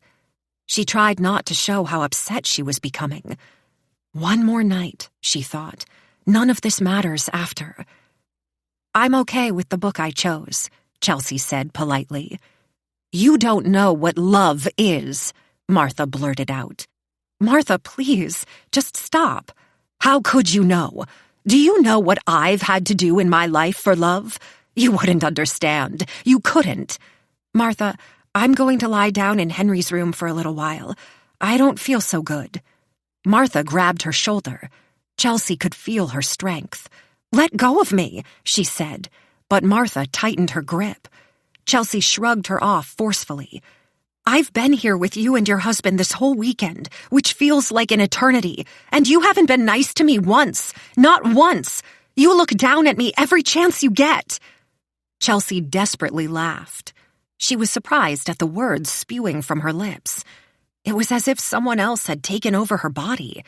She had never been so upfront with someone before. Saying the words to Martha felt powerful. I'm a good person. I'm an easygoing person. Henry loves me. He chose me to be his wife. Stop babying him. He doesn't need you anymore. Martha took a step back from her. She raised her hand, and for a moment Chelsea froze in fear of being struck. Arthur's deep voice bellowed in the hall. Martha, come over here, now! Martha straightened and left the bedroom. Chelsea quickly left the room as well, going straight into Henry's and shutting the door behind her, wishing she could lock it. Chapter 18. Chelsea lay on Henry's bed, staring off at the ceiling. She'd brought Martha's book into the room with her, but had a hard time focusing on anything. How could Martha act like Martha? Chelsea tried to think of someone, anyone who frustrated her as much as her mother-in-law, but couldn't. Martha was queen in that regard. Chelsea took out her phone. She called, but of course Henry didn't answer. She wrote out a quick message. Please, if you get this, come soon. This is too much for me. She looked at her phone, waiting to see any indication that Henry was going to respond. But nothing. She tossed it across the mattress with a sigh. She thought of what she'd said to Martha. Chelsea had never spoken to someone in anger in that way before. Typically, when someone upset her, in her mind she would play out how she wished situations would go. But this time she'd done it in real time. What would Martha have said, though, if Arthur hadn't saved the day? Martha had looked flustered to the point of rage. Chelsea imagined dodging a slap from Martha and closed fists striking her back. She smiled to herself. Was she wrong to talk to her own mother-in-law in that way, though? Chelsea certainly felt good in the moment. How would Henry feel, though, when she told him about everything that happened? Her cell phone buzzed on the mattress. "I parked the truck, and I'm on my way to the cabin. Thank God. What a day," Henry wrote. Chelsea smirked. What a day indeed, she said to herself. She could almost jump up and cheer. Soon this nightmare would be over. Martha would back off a little once Henry came home. Chelsea would tell him everything that happened.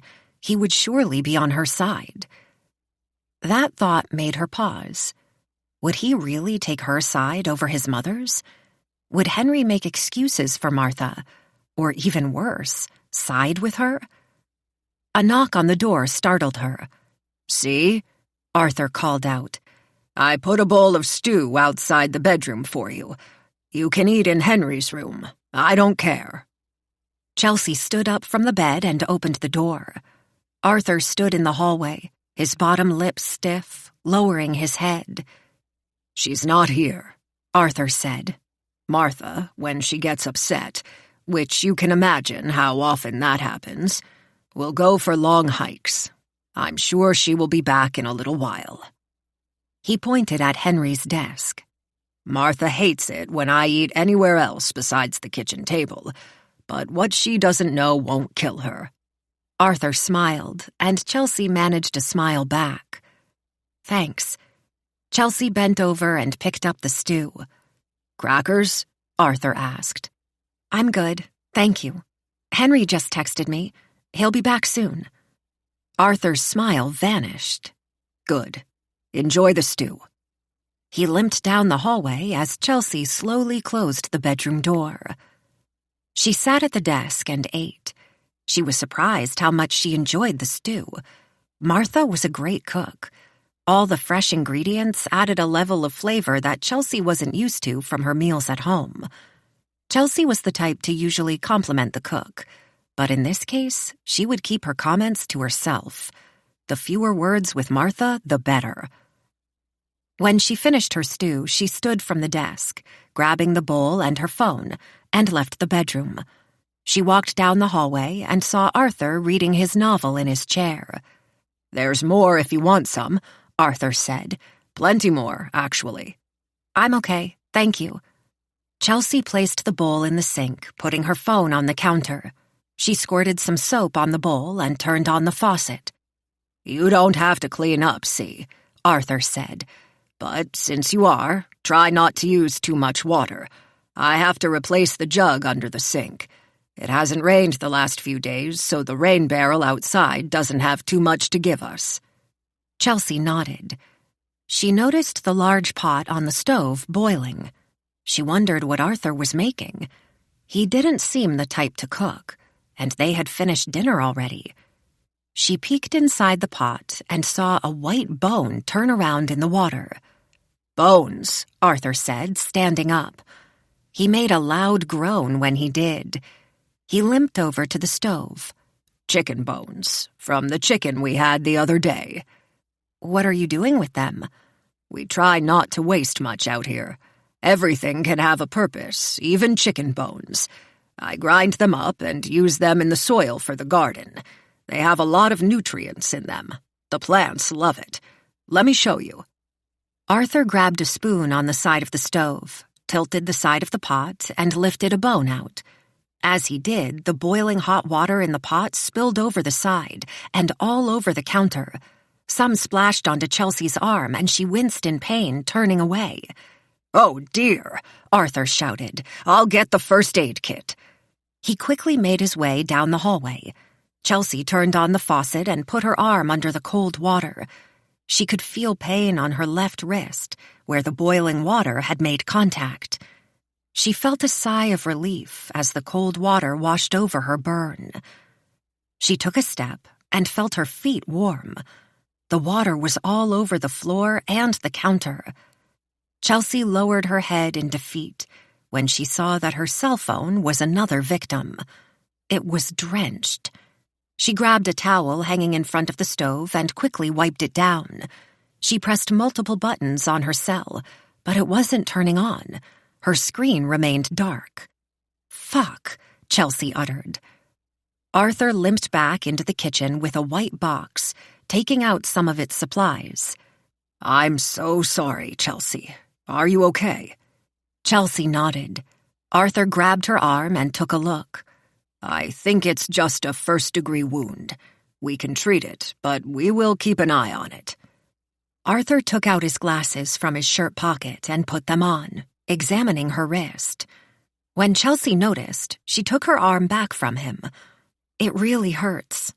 "You must really hate us, eh?" Arthur said. "Burnt, broken now. I'm sorry for everything. Everything." Arthur looked at the phone on the counter. "I don't think I can do too much about the phone, though." "Do you have rice? We can put it in a bowl of rice, and sometimes it will soak up the water. And if I'm lucky, it will work." "Bowl of rice. Who would have thought? Let me just bandage your arm first." He did so quickly. The pain still hurt, but lessened as Arthur cared for it. "Did you do that to yourself?" "What do you mean?" Arthur lowered his head and went to an upper cabinet, grabbing a bag of rice. He went into another cabinet for a bowl. "Your arm. Did you hurt yourself?" Chelsea put her arm to her chest, soothing it by rubbing gently. "I don't want to talk about it." "I didn't mean to hurt you." "I'll be okay. I don't think my phone will be." "Well, who needs them anyway? I'll clean up here." Chelsea went back down the hallway towards Henry's room. As she did, she heard a buzz. She looked back at her cell phone laying in the bowl of rice. Arthur had tossed a few rags on the floor and was using his feet to mop up the water. She heard the buzz again and realized it was coming from Martha's bedroom. She quietly went inside and looked for the source of the sound.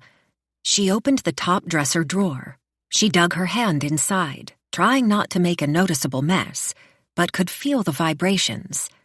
She felt an envelope and found what she was looking for underneath. She took out a cell phone from her mother-in-law's underwear drawer and stared at it. She clicked the side of the phone and saw a new unread message from Henry. "Not far away now. We'll be back soon," it read. Chelsea shook her head in disbelief. Martha had a cell phone and was texting Henry this whole time? She quickly read a few messages. "Martha, where are you? Are you okay?" Henry, "I'm fine. I'm coming back now." Martha, "We need to talk about Chelsea." Henry, "Please try and get along." Martha, "We need to talk when you get back." Chelsea heard Arthur groan in pain from the kitchen. She quickly put the phone back into the dresser, but felt something else inside. She cupped the object and took it out. When she opened her hand, she saw an emerald ring with a gold band, looped into a steel necklace. Several keys were also attached. "Ah, fuck's sake," she heard Arthur shout. Chelsea put the ring and keys back into the dresser. She closed the door quietly and opened Henry's door. She pretended as if she'd walked out of his room. "Are you okay?" she shouted. "I'm fine, fine," Arthur said. "Don't worry." Chelsea smiled and closed the door, trying to catch her breath. Chapter 19. Chelsea sat in Henry's room, not wanting to leave again. She couldn't get her mind off the text messages she had read on Martha's phone. She was surprised she even had a cell, let alone knew how to text. She didn't come off like the type to have a phone to begin with. She thought of the necklace with the keys and the ring. She remembered the ring specifically. She went to Henry's shelf and took out the pictures between the two books. She put back the one of Henry as a child and looked at the one of Carrie Sanders. She hadn't really studied the photo of them together before. Now she had more than enough time to let it sink in. The woman she assumed to be Carrie Sanders. The gold-banded emerald sat heavy on her left ring finger. The girl had a large smile on her face, with Henry matching her. Henry was engaged. He had never told Chelsea he was ever engaged. She knew Carrie meant a lot to him, but he didn't say he had proposed to her. Chelsea looked at the picture again, hoping in her daze that she'd mistaken which hand the ring was on. She breathed in deep, realizing she was right. The emerald ring was on Carrie Sanders' left ring finger. Why didn't he say anything to her about Carrie? Henry was older, 35. She expected him to have some type of baggage from his past when she met him, an ex-wife, kids even. But Henry told her he was a lifelong bachelor. Now she couldn't wait for Henry to get back to the cabin for multiple reasons. She wanted some damn answers. She wasn't sure if she would kiss him and thank him for saving her from his parents, or interview him like a detective. Who was this woman with the ring on her finger? Was it Carrie? Why did they break it off? The question burning inside her most, though, why hadn't he told her? Chelsea paced in the bedroom, the floorboards creaking as if they were part of an orchestra. She couldn't calm her mind. The only thing that stopped her in her tracks was the pain from her wrist. It was as if she could still feel her skin burning. From inside the bedroom, she heard the front door open. She quietly peeked outside the bedroom door. She heard Arthur get off his chair. "Henry," he said loudly. He hugged his son. Chelsea saw Arthur speak in a low voice, pointing to his wrist. "Is she okay?" Henry said loudly. He walked past his father and yelled, "See?" When he spotted Chelsea, he stopped and smiled. "Are you okay? Dad said your wrist was burnt." "I'm okay," she said. "He patched me up." Arthur walked up to them, Chelsea's phone in his hand. "Doesn't look like the rice worked," he said. "She's dead. May she rest in peace." Henry turned to Chelsea with a smirk, and it quickly vanished. "Wait, sorry. The pictures with your father were on there. Did you save them somewhere else besides your phone?" Chelsea lowered her head. "I didn't even think about that. No, I hadn't saved them." Henry sighed. "Maybe we can bring it to a repair shop. With any luck, there'll be something we can do." "Let's go to bed," Chelsea said, defeated. "I'm beat, so I can only imagine how you're feeling." Plus, she wanted to play police officer with him in private. "We got it sorted out. Crisis averted at work. It was worth the trip. Thanks, Chelsea." He turned to Arthur. "Night, Pops." As they walked into his bedroom, Henry threw his backpack on the bed. "What a day." Chelsea nodded, not truly caring about how her husband's day had gone. She sauntered to the bookshelf and took out the photograph of him and the woman. "Who is she?" Chelsea asked sternly. "I told you about Carrie," Henry answered. "What's this?" Chelsea pointed a finger at the ring on Carrie's hand. When Henry didn't answer immediately, she brought the picture closer to his face. "You were engaged?" "Chelsea," Henry said, breathing out deep. "It really has been a day. I can tell you everything tomorrow." Chelsea shook her head. "I need to know now, Henry.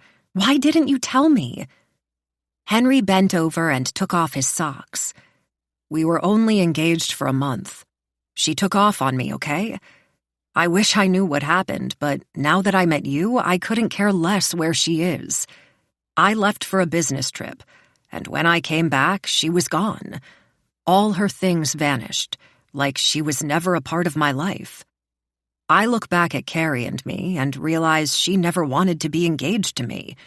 Why should I count that as being formally engaged? I was willing to fulfill my promise to her. I wish I never asked her." Chelsea sat on the bed beside him. "I didn't know any of that. You should still have told me. You should have told me more about your parents, too, though. Why does your mom have the engagement ring?" "What?" Henry asked. "It was a family heirloom, but she took off with it. How does Mom have it? Did she show you the ring? Was she trying to instigate something between you and me?" No, Chelsea said, taking her time to answer. I found it in her dresser. You snuck into my mom's room? What are you doing? Not exactly. I heard buzzing in her room. Your mom has a phone? Henry laughed. Of course. She lives out in the middle of nowhere. What happens if she needs help? I bought her the phone. I showed her how to use it. What's the big deal with that? Chelsea sighed. Well, nothing, I guess. It's all weird. Henry shook his head.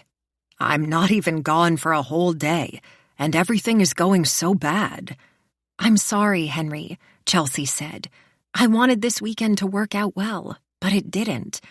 I need to tell you what's been happening here. She took her time explaining the multiple run-ins with his mother, his father raising his voice at her. She finished her story with her reading her mother-in-law's text messages and how his mom had confronted her in her bedroom. She said that to you? Henry said, amazed. She said you aren't good enough for me. Who does she think she is? God, I hate this. Why can't she let me make my own fucking decisions without being on my back the whole time? Chelsea lowered her head. I sort of told her to stop babying you. Henry raised his head. What? No, you didn't. How could this all happen in one day? How did everything deteriorate so quickly? They heard the front door of the cabin creak open, and Arthur greet Martha. Henry took a deep breath. I need to talk to her. He stood up. Chelsea quickly stood beside him and grabbed his hand. Can we not do that tonight? Maybe tomorrow. Just later. I've had enough, Henry. I can't handle much more. Henry nodded. Okay, fine. I'm just taking it all in. We can't keep talking about this. The walls are paper thin, as you know. We'll talk more on the way back to my truck tomorrow. We leave first thing in the morning. Chelsea smiled. I love you. She kissed him softly. Oh, thank God you're back. Several stern knocks on the door made them turn their heads away from each other. Henry, are you back? Martha called out. Henry sighed. Don't worry, he whispered to Chelsea. He stood up and opened the door. Hey, Mom, he said in a low voice. I'm happy you're back, Martha said. She peered into the room at Chelsea and looked back at her son. Can we talk? Henry sighed but shook his head. Tomorrow, Mom. It's been a long night. Let's talk tomorrow. But I need to tell you things, she said sternly. There's nothing that can't wait until tomorrow. Good night, Mom. Henry waved to her and closed his bedroom door slowly. Henry slipped into the bedsheets and wrapped his hand under Chelsea's head. He kissed her softly. First thing tomorrow, we'll leave. Right after I talk to Mom. Chapter 20. Martha. Did you see what he did? Martha said, stumbling up to Arthur. Arthur seemed indifferent to her, going back to reading an old magazine on fishing. Martha didn't repeat herself. Arthur had heard her. He was just being his typical difficult self, dragging his feet along with everything they planned for. Henry shut the door on her. Martha said she needed to talk to him, but he slowly closed the door on her. He may as well have slammed it in her face. Did he forget who she was? Arthur was the one who was supposed to have dementia, wasn't he? At least that's how they planned it. Arthur was difficult, but nowhere near as demented as they claimed he was. Martha was worried that the gun was missing, scared even. What would Arthur do if he had it on him? Did he have other plans that Martha didn't know about? He didn't have the gun when he was fishing with Chelsea. That much Martha was certain of. She'd almost patted him down like airport security when she met up with him at the river. She'd searched the home, looked anywhere she could imagine him hiding it, but she couldn't find the gun, or the tin box. She thought about telling Henry about the gun, The gun was meant to be locked up for a reason, even if the reason was made up. Martha changed her mind, though, when Henry shut the door on her. Who could she even trust anymore? Henry needed to know about the tension between her and Chelsea. He needed to hear her side of the story before his wife tainted his ears with poison. Instead, he'd closed her out. It was almost as if he'd stabbed her in the heart. Martha scowled at the thought. She walked over to the kitchen, grabbing an apple she'd picked today in front of the pantry. She took out her Swiss Army knife with the pink heart on it from a pocket on her dress. She took her time peeling the apple, thinking about Henry's face when he shut the door on her. Henry chose Chelsea over me, she thought. Her over me. I took care of her phone, Arthur whispered to her, lowering the magazine. It's completely broken. Martha smiled. At least she could still depend on him for some things. Good. What about the shed? Is it ready? Arthur breathed in deep. Not yet. I'll work on it tonight. It has to be ready soon. I know. Arthur lowered his eyes to the magazine. If Martha didn't know him, she would think what a cold-hearted bastard he was for not paying attention to her. But he had his poker tells. He was having a hard time with what was going to happen next. Martha heard what sounded like laughter from Henry's room. It infuriated her more. Now they laugh at me, she thought. Who cares how old Martha feels? Only my dear wife matters to me now. She took a bite of her apple, staring at Arthur intensely. Old man, she said to him playfully, how about you take me to the bedroom? We can fool around a little. She lifted her yellow dress, showing her upper thigh to him. Arthur took in the view for a moment. Just leave me alone. Martha laughed. What? You don't want what you had last night? Arthur folded the magazine and tossed it across the room aggressively. He slammed his fist into the armrest of his chair. Leave me alone, woman. No more games. Martha laughed again, turned and looked out the window. She smirked as she gazed into the garden. Arthur was right. No more games. Tomorrow was the day they're supposed to leave. Martha smiled. The garden was full of people who thought they were going to be leaving as well. Perfect, pretty Carrie Sanders thought she was going to leave. Now she was here forever, with the rest of them. Chapter 21. Chelsea tossed and turned for what felt like an eternity that night. As usual, Henry passed out, breathing heavily. She watched him lovingly.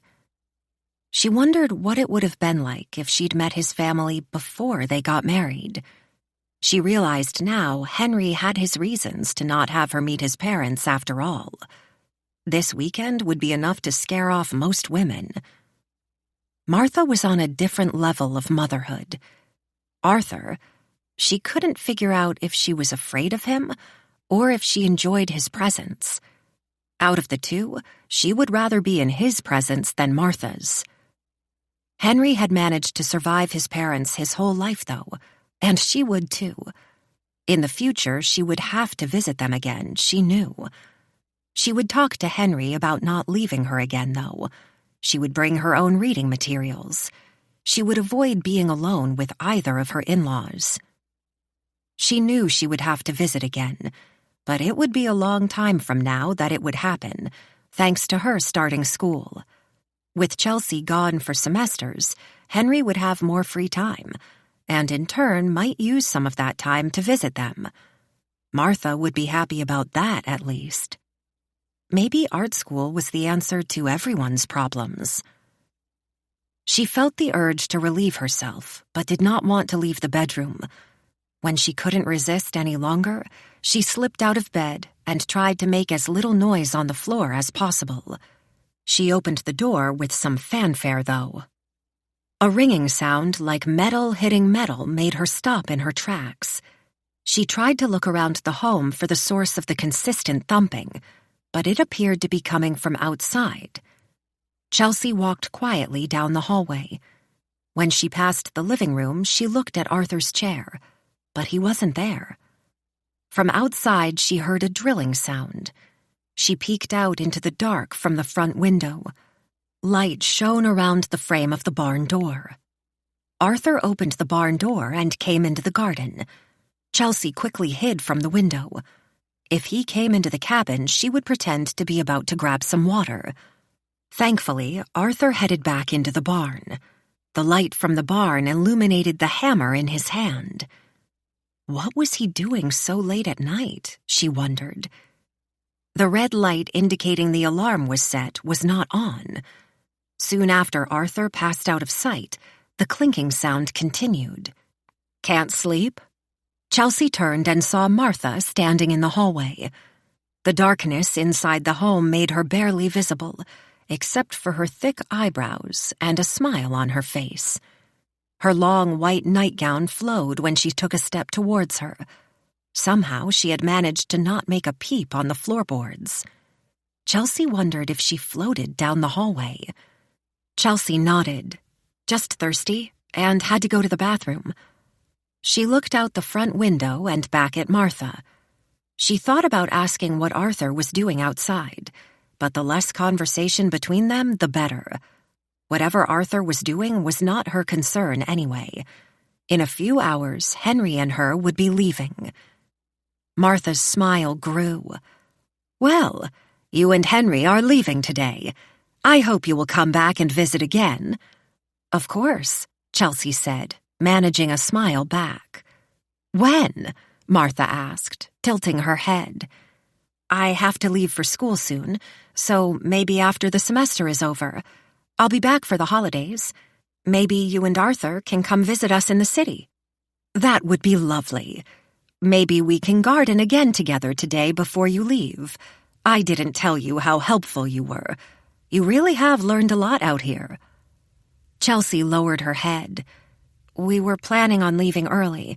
Henry said he had to get back to the city to finish some more work." "Henry, such a busy boy these days. He didn't tell me he was planning on leaving in the morning." Chelsea smiled thinly, unsure what to say. "Well," Martha continued after a brief moment of silence, "I'll fix you both a large breakfast before you leave. You will need some food in you before you hike back to his truck." "Thank you, Martha," Chelsea said. "Well, good night." "Good night," Martha repeated. Chelsea waited for her to leave, but she stood in the hallway, between her and Henry's room. Chelsea walked around her slowly. "See you in the morning," Chelsea said. Martha turned to her. "Chelsea?" She waited for Chelsea to turn and acknowledge her before continuing. "Please remember to use extra sawdust after you use the bathroom. You forgot last time. I hope you come back soon. You are always welcome in my home." "Thank you, Martha. I will." She went into the bathroom, and after using it, was generous with the sawdust as requested. She listened carefully until she heard Martha go back into her bedroom. The sound of whatever Arthur was doing outside continued. When she was certain Martha was not going to come out of her bedroom, Chelsea made her way back to Henry's room. She slipped back into the covers and faced her husband. To her surprise, he was staring back at her, wide awake. "You okay?" he asked. "I thought I heard you and Mom talking to each other in the hallway. Did she upset you?" "No, she didn't. She welcomed me to come and visit any time." Henry nodded. "Good," he whispered. "I wish things had gone better this weekend." Chelsea grabbed his hand under the covers. "Me too." Henry looked at the ceiling. Chelsea could tell he was upset. "I do have to say, now that I've met your parents, I feel more connected to you. I know more about you, and love you even more." Henry smiled. "I love you for putting up with me after this. I was worried about how this would go, and it went far worse than I imagined. You sure you still want to be my wife? How can I show you how badly I want to be your wife? She wrapped her legs around his waist and pulled herself on top of him. The bed creaked when she did. "What are you doing?" Henry said with a smirk. "I'm going to make love to my husband. Quietly." Chapter 22. The morning came and went by fast, to Chelsea's joy. They finished breakfast at the table, and Martha stayed true to her word. It was a feast. Chelsea was so stuffed she thought she would feel sick when hiking back to the truck. Even though it was their last meal together on the trip, surprisingly, it was a quiet one. Chelsea felt the tension but kept her comments to herself. When they did converse, they mostly talked about how beautiful the weather had been during their stay at the cabin. A highlight of the conversation was when Arthur told Henry how well Chelsea did at fishing. "If it wasn't for her, we would have been vegetarians last night," he quipped. Henry laughed and Chelsea smiled. Martha seemed indifferent. When everyone finished their meal, Martha reached out and grabbed Henry's arm. "Can we talk, son?" Henry nodded. "Of course." He remained seated and waited for his mother to say something. "I meant just us." Henry looked at Chelsea and back at his mom. "Sure." The two of them left the table and went outside. Chelsea stood up and started to gather some of the plates, bringing them to the kitchen sink. Arthur waved at her to stop. "You don't have to," he said. "What else are we going to be doing all day without you two around? Leave the mess. It gives Martha something to do." Chelsea continued to clean up after breakfast. "It's no problem," she said. "It was a great meal. I feel like I need to help in some way." Henry came back into the room and gave Chelsea a thumbs up. "Ready to go?" he asked. Chelsea nodded. "I'll grab our backpacks from the bedroom." She left and got their things quickly. When she returned to the main room, Henry was hugging his father and mother goodbye. "I'll be back soon," he promised. "Well," Chelsea said, "it was great meeting you both." It was a lie, and she knew it, but didn't know what else to say. "Thanks, dear," Martha said. She stood beside Arthur. Chelsea wasn't sure if she should shake their hands or give them a hug. She should make some form of contact with them before leaving, she knew. Instead of thinking about it more, she stretched out her arms and hugged Martha. "Thanks for the wonderful meals," Chelsea said. "Hope to see you soon," Martha whispered in her ear. Chelsea smiled at Arthur, but before she could reach out to embrace him, he put out his hand. Chelsea shook it. "It was good to meet you, see," he said. His wrinkled face seemed indifferent in the moment. She thought it weird that Arthur and Martha were almost opposite in their typical demeanor when they were leaving. She thought Martha would break down in tears, grasping her arms tightly around Henry's legs, begging him not to leave. Instead, she was seeing them out the door with a smile. Arthur appeared to be in more dismay than his wife. It could be that he was feeling unwell. Henry and Chelsea walked down the dirt path through the garden. They both waved at Arthur and Martha one last time before leaving the property. Her in-laws waved back. They hiked for several hours, and when they were getting closer to his truck, Chelsea couldn't help but ask. "So," she said, "the one-on-one conversation with your mom? What did she say?" Henry walked around a large tree, ducking under a branch. "It was relatively painless," he said. "She actually complimented you." Chelsea laughed. "What? Really? What did she say?" Henry looked back at her. "She said she thought you were a good person. She respects you. She said she can hopefully get along better with you next time you visit." Chelsea couldn't believe what she was hearing. "Are you lying to me? I'm not as gullible as you think I am." "Hey, I was just as taken aback by what she said, especially after what you told me the other night. I was expecting the worst. I told her I'd be back soon to check up on Dad after you leave. I need something to do when my heart is broken, thinking about you being in Toronto." He said the city's name mockingly. Chelsea changed the subject. "So, Carrie Sanders, you never heard from her again after she left you?" Henry took a deep breath. "Yeah, nothing. It was like I never existed in her life. Dropped me like a bad penny." While Chelsea was obviously happy he wasn't with her, she couldn't understand what happened to their relationship to end that way. "When did this happen?" she asked. "I don't like talking about it," Henry said. He looked back at Chelsea and stopped walking. He took a bottle of water from his backpack and took a sip. "Fine. I wanted her to meet my parents. We got engaged right at the cabin that night. I took her to this nice spot in the woods. There's this waterfall. Anyways, I proposed to her there. My mom and dad were in the woods hiding, and when she said yes, they came out clapping.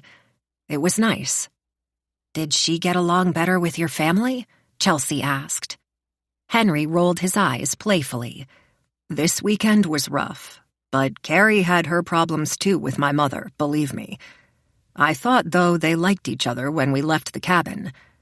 Well, after a month of being engaged, like I told you last night, I had a business trip to Vancouver. She had moved into my apartment a few months before we got engaged. I was only gone a few days. When I came back to my apartment, all her stuff was gone. My place looked almost like it had before she moved in. She even took pictures of us together off our walls and around the house. It was like she never existed." "I don't understand. You guys didn't fight or anything before she left? You can tell me, Henry." He shook his head. "I wish I knew what it was. Cold feet, maybe? I guess I'd rather have her do that to me instead of running away at the altar." Henry looked at Chelsea and grabbed her hand. "It doesn't bother me anymore, though.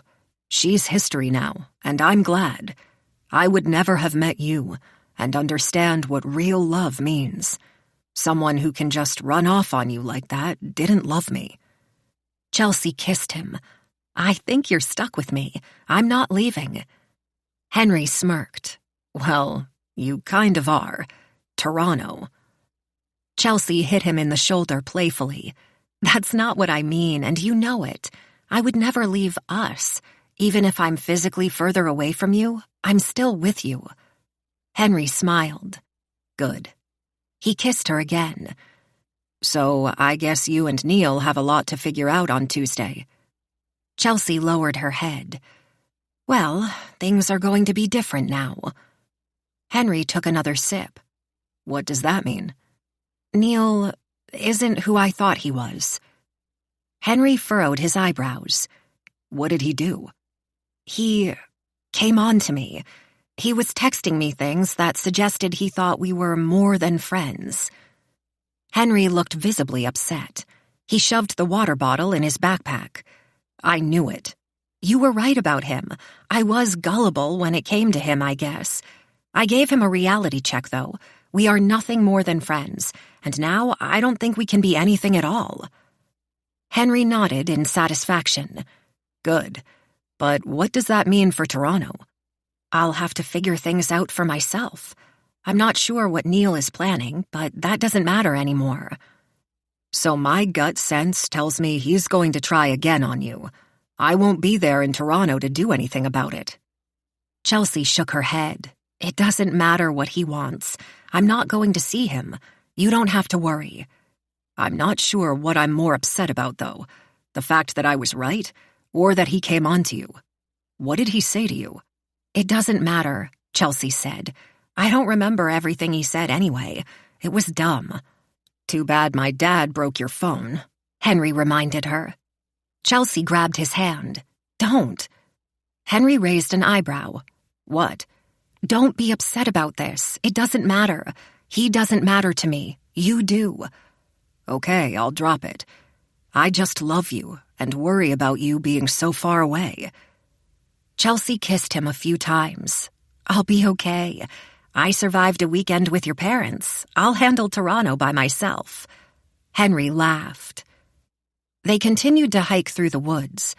At one point, Henry joked that he was lost, but Chelsea could see through his lame attempt at humor.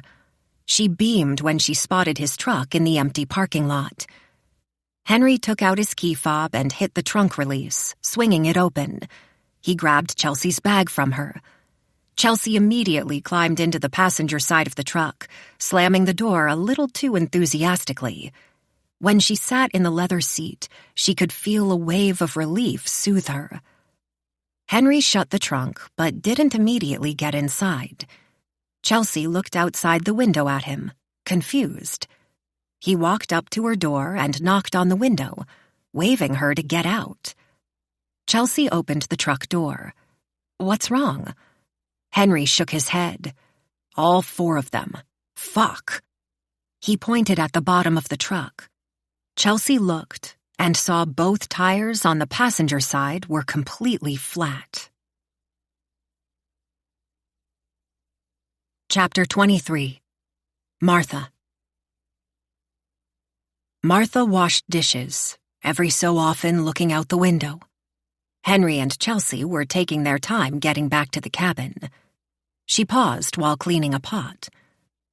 What if Chelsea demanded they walk all the way to town, she thought. That would be impossible. They would be walking straight through the night. Arthur limped over to her. "I'm sure they'll be back soon enough." Martha ignored his comment. "I looked in the shed, and it's not finished." She glared at Arthur, waiting for him to explain himself, but he didn't. "That's not acceptable." Arthur lowered his head. "I don't think I can do this again." Martha scowled. "Weak." She dried the pot with a towel and put it in an undercabinet. "Weak. I'll finish it myself." She looked outside again. Out from behind the barn came Henry. Walking behind him, she saw Chelsea, with her long-sleeved white shirt on. Martha looked at Arthur intensely. "Now is not the time to be stupid," she reminded him. Arthur nodded. They both went outside to greet them. Arthur waved, managing a smile. "Missed us already?" he called out. Henry smiled, shaking his head. Chelsea folded her arms. 4 flat tires, Henry said. "Must be a record. It must have been when I visited the construction site when I was dropping off my paperwork." Arthur shook his head. "Only the 1 spare you have?" Henry nodded. "Yep." "That's too bad, dear," Martha said. "What will you do?" Henry shrugged. "I called the mechanic, but they won't be able to come out to us for another day or 2. I told them the tire size, and they have to grab a few before they come." "Well, you're welcome to stay as long as you need." She looked at Chelsea. Her daughter-in-law seemed defeated. She didn't smile. She lowered her head when Martha looked at her. Her weakness made Martha's smile grow.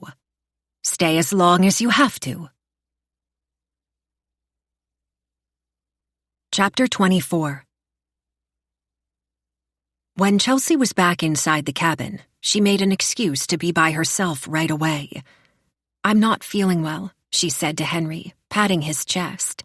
"Over 8 hours of hiking drained me. My stomach hurts." Henry looked at her sincerely. "Go lay down in our room. I'll bring you some water." Martha put the back of her hand against Chelsea's forehead. "Well, you feel fine, but if you're going to regurgitate, try and make it outside." Arthur stared at her with a look of concern. Chelsea nodded and made her way down the hallway. She shut Henry's door behind her and lay in bed. It was barely past 3. She would have to eventually leave the bedroom and be with them for dinner. She dreaded the idea. No phone, no modern entertainment, only more time with the Jameson family. It's what every girl dreamed of, more time with the in-laws. She could picture Neil laughing at her when she told him. For a moment, she forgot everything he had said to her. Maybe she could forgive him. Was there some way for them to be purely platonic friends? He had never shown that much interest in her until the other day. The mechanic was coming tomorrow, at some point. She could suck it up another day, couldn't she? There were people on this earth having to deal with a lot more than Martha and Arthur Jameson. Being around her in-laws wasn't murder, after all. Henry knocked on the door and opened it slowly. He had a large cup of water in one hand and a small bowl of stew in the other. Mom had leftovers from last night. I'll eat with them, but since you're not feeling well, just take your time and rest. Have some food if you want. Thanks, Chelsea said, sitting up in bed. She grabbed the bowl and cup and put it on the nightstand. My stomach is in knots. I may just rest. That's okay, Henry said. Yell out for me if you need anything. I'll check in on you soon. Henry leaned over and kissed her forehead. Thanks, Chelsea said, smiling. When Henry left the bedroom, her smile vanished quickly. One more night, she told herself. For the love of God, one more night. Chelsea finished the stew and lay in Henry's bed restlessly. She didn't want to leave the bed for fear that the floorboards would creak and give away that she was feeling better. Truth was, she was feeling fine, physically at least. The only thing that would make her regurgitate was spending more time with Henry's family. Chelsea thought about Toronto. Her life was about to take a huge turn. It was almost as if she was about to embark on an adventure. She wondered if she would feel different when she was in school. It was not like her to go to another province and attend school. Painting was her dream. She worried about what would happen after school. How many successful artists did she know? The list was small, and full of artists who were famous and whose name everybody knew. She could imagine Henry being happy that she'd completed her education to be a better painter, but disappointed that she had gone away from him and was not more successful for it in the end. He wasn't the type to throw something like that in her face, but he would definitely think about it. Chelsea would think about it. If that happened, Martha would likely not hold back her thoughts on Chelsea's adventure to Toronto. From how Martha talked, she could only imagine the things she held back telling people. A stern knock on the door made Chelsea bring the covers up to her head, turning to her side. She instinctively knew it wasn't Henry. She heard the bedroom door creak open, and she closed her eyes. "Chelsea?" Martha said. Chelsea didn't move, but she could feel her presence at the end of the bed, staring at her. Martha walked across the bedroom. She felt a wind blow by her face and knew Martha was standing over her. She heard the ring of china when Martha picked up the bowl and glass from the nightstand. Then she heard nothing at all. She knew Martha was still in the room somehow and was tempted to open her eyes. Instead, she pretended to be Sleeping Beauty. After a few moments, she finally heard Martha make her way out. The bedroom door creaked as she closed it. For some reason, Chelsea worried that Martha was still in the room with her. It was as if she could still feel her presence. She waited for several minutes before opening her eyes, confirming she was the only one there. She looked at the ceiling, taking in a deep breath. She closed her eyes and tried to force herself to sleep, at some point managing to do so. When she woke up, it was dark, and Henry was beside her. She quietly got out of bed. She spotted Henry's phone on the nightstand beside him and snuck around to look at it. She clicked on the side of the phone and was happy to see that it was already 10 at night. Somehow she'd managed to stay in Henry's room the rest of the day, but was fully awake and had to urinate badly. Chelsea opened the bedroom door, noticing his parents' was shut and no light came from down the hallway. She quietly used the washroom and was about to go back to bed when she started to hear the tinking of metal and a drill. The red light above the door was not on, meaning the security system was not armed. She spotted light through the front window, coming from the barn again. What was Arthur doing there? Chelsea knew she should go back to bed. but tonight the sounds coming from the barn felt more ominous. What was he doing? She quietly made her way into the main room to look out the door, but then a creak in the living room made her jump in panic. Arthur stood up from his chair. "Are you feeling better?" he asked. Chelsea smiled thinly. "I got some good rest, thanks." She looked outside and heard the sound of a drill. "What is Martha doing out there?" Arthur raised his hand, his eyebrows arched. "Don't go outside," he said sternly. Chelsea took a step back. "I wasn't. I didn't mean to upset you." Arthur pursed his lips and looked out the window and down the hallway.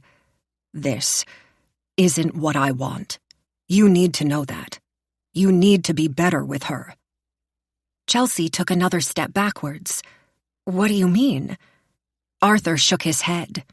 "No, that's not going to work." He looked back up at Chelsea. "If I were you, I'd run from here." The bedroom door creaked open and Henry stumbled down the hall, wiping the sleep from his eyes. "Everything okay?" Chelsea hugged him tightly, not letting go. "See," he said. "What's wrong?" "I just want to go home," she said quietly. Henry looked up at his father. "What did you say, Dad?" "Nothing," Arthur said. "I'm just helping Martha. We caught a rabbit in a trap. She's cleaning it out in the barn." "At this time?" Henry said, raising his eyebrows. Chelsea maintained her grip. "You know how your mother is," Arthur said. Henry looked at his father intensely. "I sure do. We're going back to bed." Henry guided Chelsea back to the bedroom, closing the door. "What did he say to you?" he asked.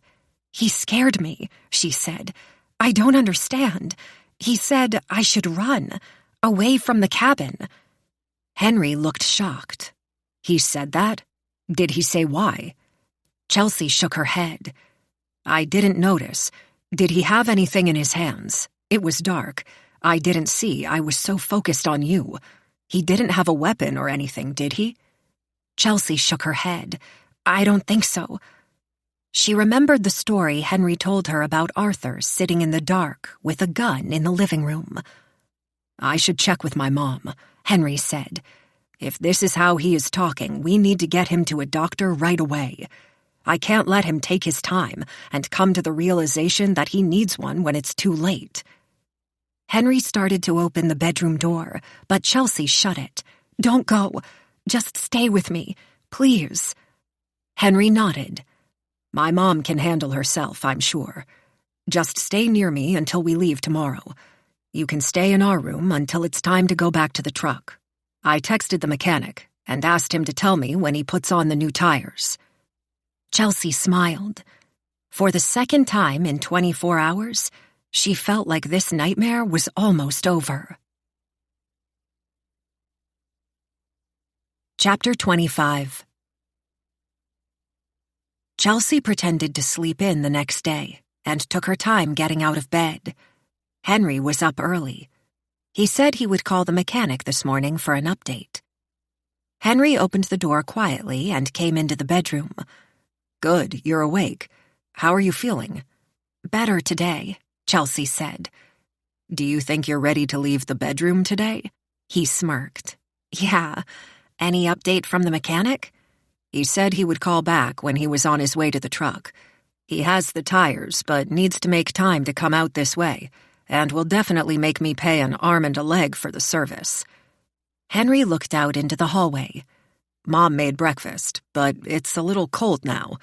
Both my parents are out now. Mom went for a hike, Dad's fishing." "Okay, thanks," Chelsea said. Henry smiled. "I was helping Dad set up traps for the wolf early this morning. I'm beyond stinky from dragging them around. I'm taking a shower. Want to join?" Chelsea shook her head. "I'm actually really hungry." Henry laughed. "Well, that's better than yesterday. Mom made a lot, as usual." Henry put his cell phone on the nightstand, grabbed some clothes from his dresser, and headed to the shower. Chelsea took her time getting out of bed. She peeked outside the bedroom. and when she felt comfortable that it was only her and Henry inside the cabin, she went into the kitchen.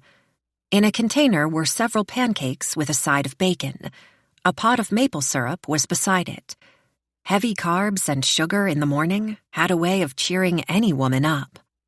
She took out a plate from an upper cabinet and opened the container. She looked outside the front window at the barn and its surroundings. She couldn't spot Martha or Arthur anywhere. What was Martha doing last night? What was Arthur doing the night before?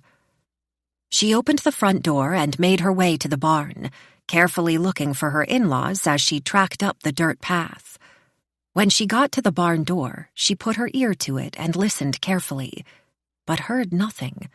She opened it slowly. When she went inside, part of the wall was covered in red paint splatters. When she got closer, she saw that it wasn't paint at all, but dried blood. The dark red spots stained the counter, walls behind it, and the floor. Chelsea put a hand to her mouth.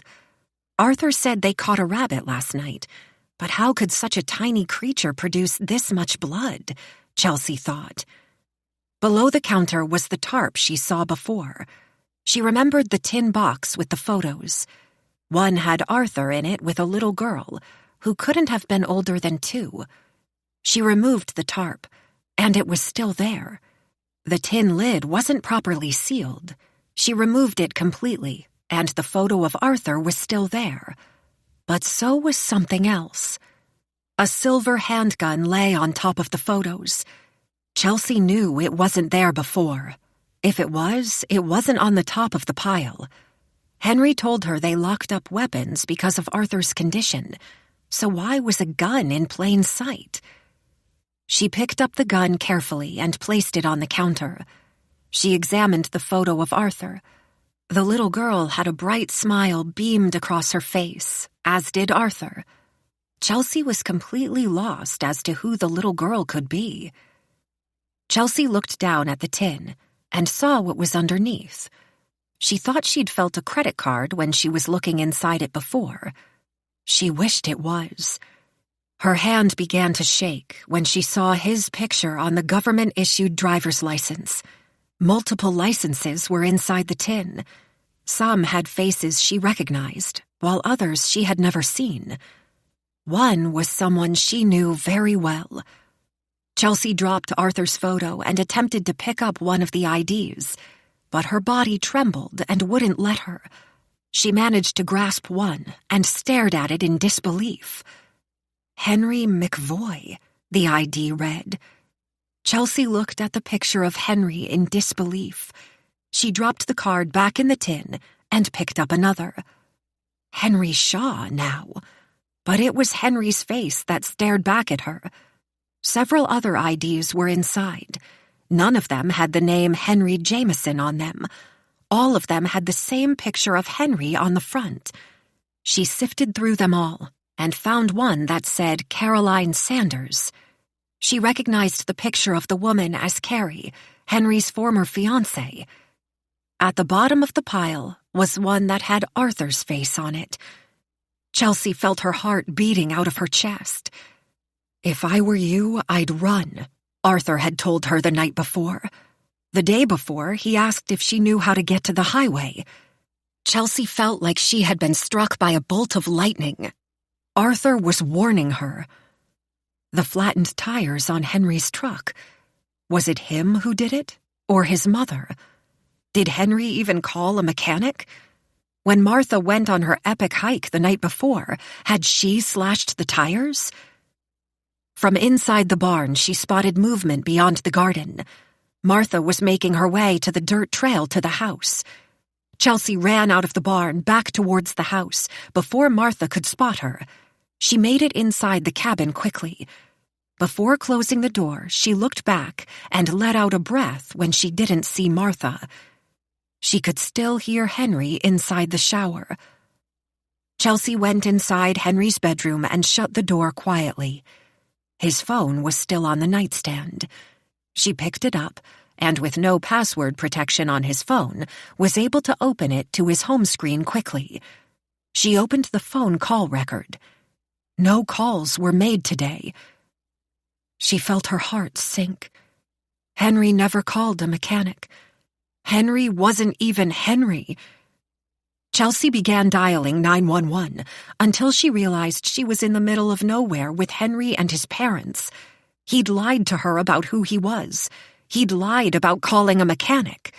One of them cut the tires on the truck.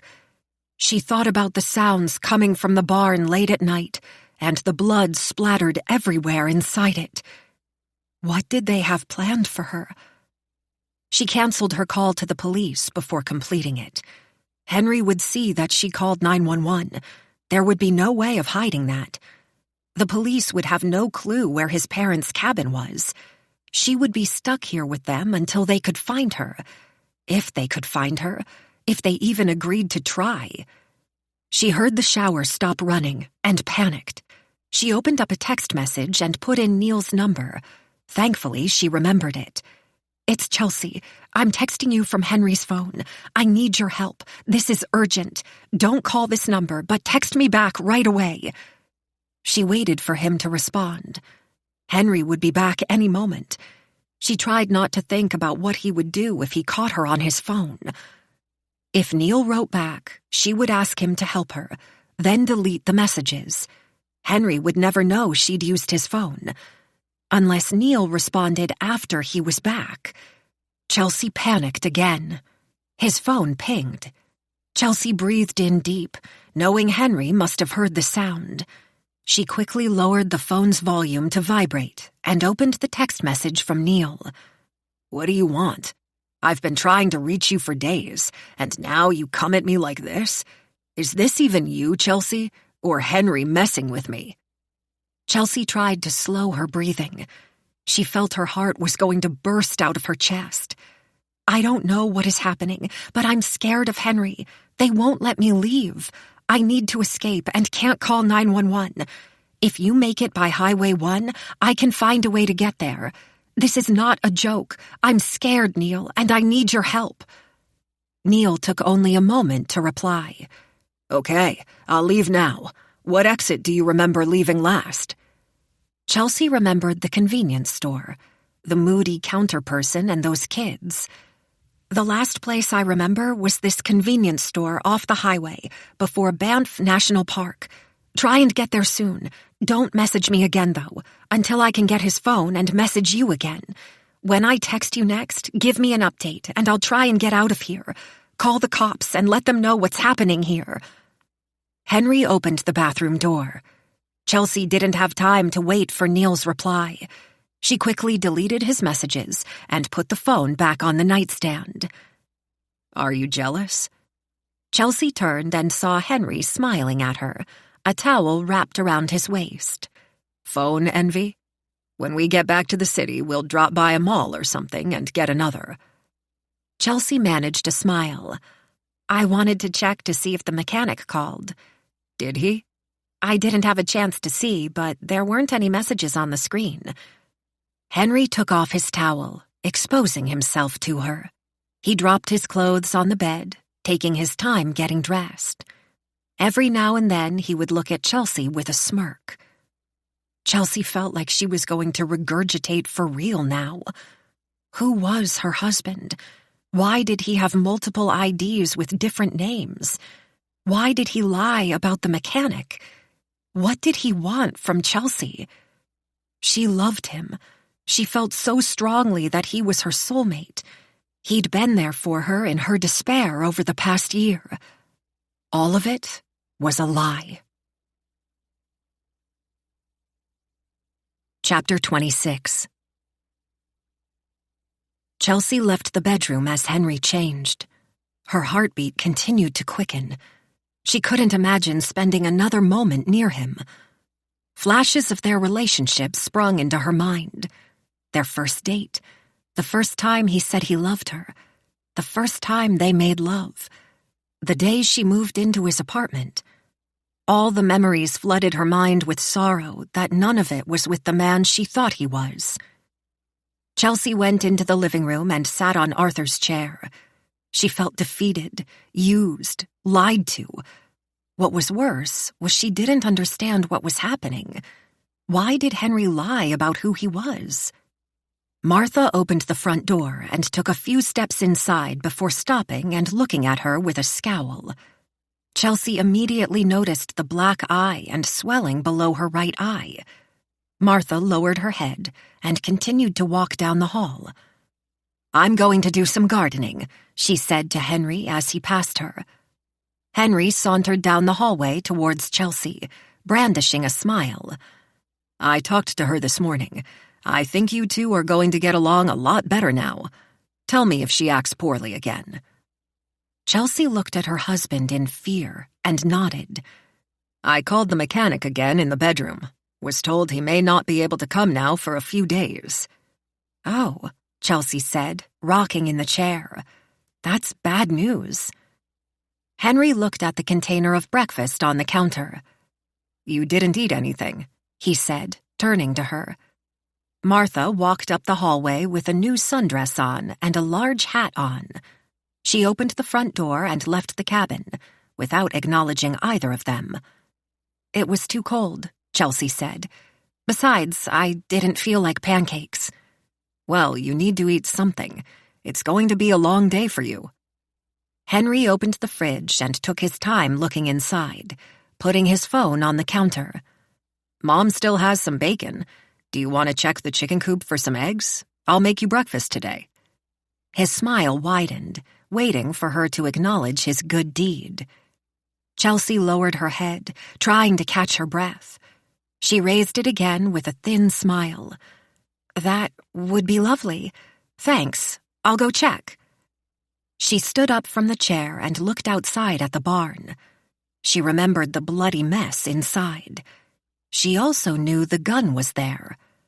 Martha was walking through the garden towards the apple orchard on the opposite side of the barn. Henry bent over and grabbed a pan inside a cabinet. Chelsea saw his cell phone on the counter and took a deep breath. She walked up beside Henry, wrapping her arm around him. "Thank you for breakfast," she lied. "I love it when you cook for me." She reached around her back, grabbing his cell phone and slipping it inside her pocket. "Well, I love you." He kissed her forehead. His kiss felt like acid burning her skin, but she feigned a smile. "I'll check the coop," she said. She walked out the front door, not looking back at him, and walked towards the barn. Martha was nearly out of sight on the other side of the garden. Chelsea quickened her pace. She looked back at the cabin but couldn't see inside. All she saw was the reflection of the sun on the window. Chelsea quickly entered the barn. She could hear the chickens in the coop on the other side clucking. Chelsea immediately removed the tarp under the counter to grab the tin box. But it wasn't there now. She quickly scanned the room but couldn't find it anywhere. She had seen the gun and the box only a few minutes ago. She took out Henry's phone. "Have you called the police?" she wrote Neil. "Are you on your way?" Immediately, Neil wrote back. "Thank God you texted me. I thought about calling Henry's phone. The police didn't believe me. It's just me coming. I'm already on my way. Run until you hit the highway. I will find you. I'll be out all night until I do." "Thank you. You were really there for me when I needed you. I need to go and find a way to leave here." Chelsea took a deep breath. How could she do this by herself? Martha was always watching. Arthur always seemed to surprise her when she least expected it. Henry was... She didn't know anything about him now. The cell buzzed in her hand, and she opened his message. "I will do anything for the people I love." Chelsea sighed. Neil was her only hope, but why did he have to write that? She didn't have time to think about how to handle Neil when she saw him. She needed to get to him and worry about the rest later. "Thanks," she wrote. "Now I'm going to delete the messages so Henry doesn't see. Don't write or call. I will find a way to leave and get to the highway." She deleted the messages and took one more look inside the barn for the tin box. She hated herself for not taking the gun with her when she could have. She quickly went around the barn to the chicken coop.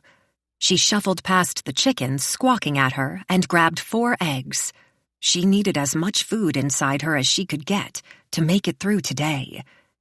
She left the coop and looked out into the woods, wondering which direction she needed to run. She remembered the way to the lot where his truck was parked. To get to the highway from there, she only had to follow the road. The problem was, if she ran, Henry would look for her in that direction. Chelsea looked toward the mountains furthest away from her. She remembered the formation was on the other side of the highway. That would be her best bet. If she continued toward the mountains, she would eventually find the highway and Neil. Chelsea took a few steps down the dirt path, then slipped and nearly fell. An egg dropped and broke on the ground. Chelsea regained her balance and looked down at the shattered eggshell. She opened her mouth in horror when she realized what she'd tripped on. An amputated finger lay on the dirt beside the broken egg. Chelsea bent to look at it. Ants climbed over the appendage. Maggots were at the bloody end of the finger. On the dirt path were clumps of damp mud that led into the garden. Chelsea peeked around the barn at the cabin, but still couldn't see anything inside. She followed the wet mud on the path to the garden until she spotted a shovel near the baby tomato plants, beside a mound of soil. Beyond the pile of dirt was a large hole, with a mass covered in plastic wrap in the middle. One edge of the plastic wrap hung open, flapping in the breeze. She lowered her body into the hole, slowly tearing away the plastic wrap, immediately covering her mouth to stop herself from screaming. She couldn't help the tears coming from her eyes and the squeals of terror escaping her lips. Neil's lifeless eyes stared back at her. Dried blood ran down his head and down the side of his face. Chelsea took out Henry's phone and stared back at the cabin. Chapter 27. Henry opened the front door and called out to Chelsea. "Hey, what are you doing?" Chelsea slipped the phone back into her pocket. "Picking some tomatoes for breakfast." "Good idea. I was worried you got lost. I was about to send a search party for you." Chelsea managed to smile back at him. Henry stood on the porch watching her. Chelsea looked into the woods and wondered if she could somehow outrun him. Even if she could, for how long? She picked 2 tomatoes close to her and slowly went back into the cabin. Henry held the door open for her as she stepped inside. Chelsea sat at the kitchen table and lowered her head. She placed the 3 eggs and 2 tomatoes on the table. Henry picked up the eggs. "Only 3? I could eat that by myself." "My stomach is starting to bother me again," Chelsea said. She wasn't exactly lying. Her stomach had been in knots since finding Henry's, or whoever he was, multiple driver's licenses. "Well, try and get some food in you. At some point the mechanic will be at my truck, and we'll have to hike all the way there together." Chelsea took a deep breath, trying not to show how terrible that idea sounded to her. "Great." Henry patted his jean pockets. "I can't figure out what I did with my phone." He looked at the kitchen counter and at Chelsea with a smirk. Chelsea could feel a tear forming in her eye. She quickly lowered her head and felt the phone in her pocket with her fingers. Henry sat at the opposite side of the table. "You know, I've been wanting to tell you this. My parents don't care about—" He looked at her wrists. "They aren't the type to say anything to you. Maybe it's time you wear short sleeves, so you're not burning away out here. When wintertime comes, having long-sleeved shirts will definitely come in handy, though." Chelsea looked at him, taking in a deep breath. "What do you mean?" "Well, I was thinking, maybe Toronto isn't the best idea for you right now. We could stay. Who knows how long the mechanic will take to get to us. You could even miss your first semester." He waved his arms around. "Here, there's so little to worry about. You're going to love it here. Wait till you see. I'm about to ruin my surprise for you. I just can't contain myself. Staying here would be better, though, for you." Chelsea smiled, a fresh tear forming in her eye. Surprise? Henry nodded. "You'll love it." He raised a finger. "I must have left the phone in our bedroom. Be right back." Henry got up and walked down the hallway. Immediately, he was inside. She felt Henry's phone buzz in her pants. Chelsea took it out discreetly. "I'm on the highway now," the text from Neil read. "Find a way to go, now." Chelsea looked down the hallway. She couldn't stop the tears from falling down her face. Henry exited his bedroom and walked towards the kitchen.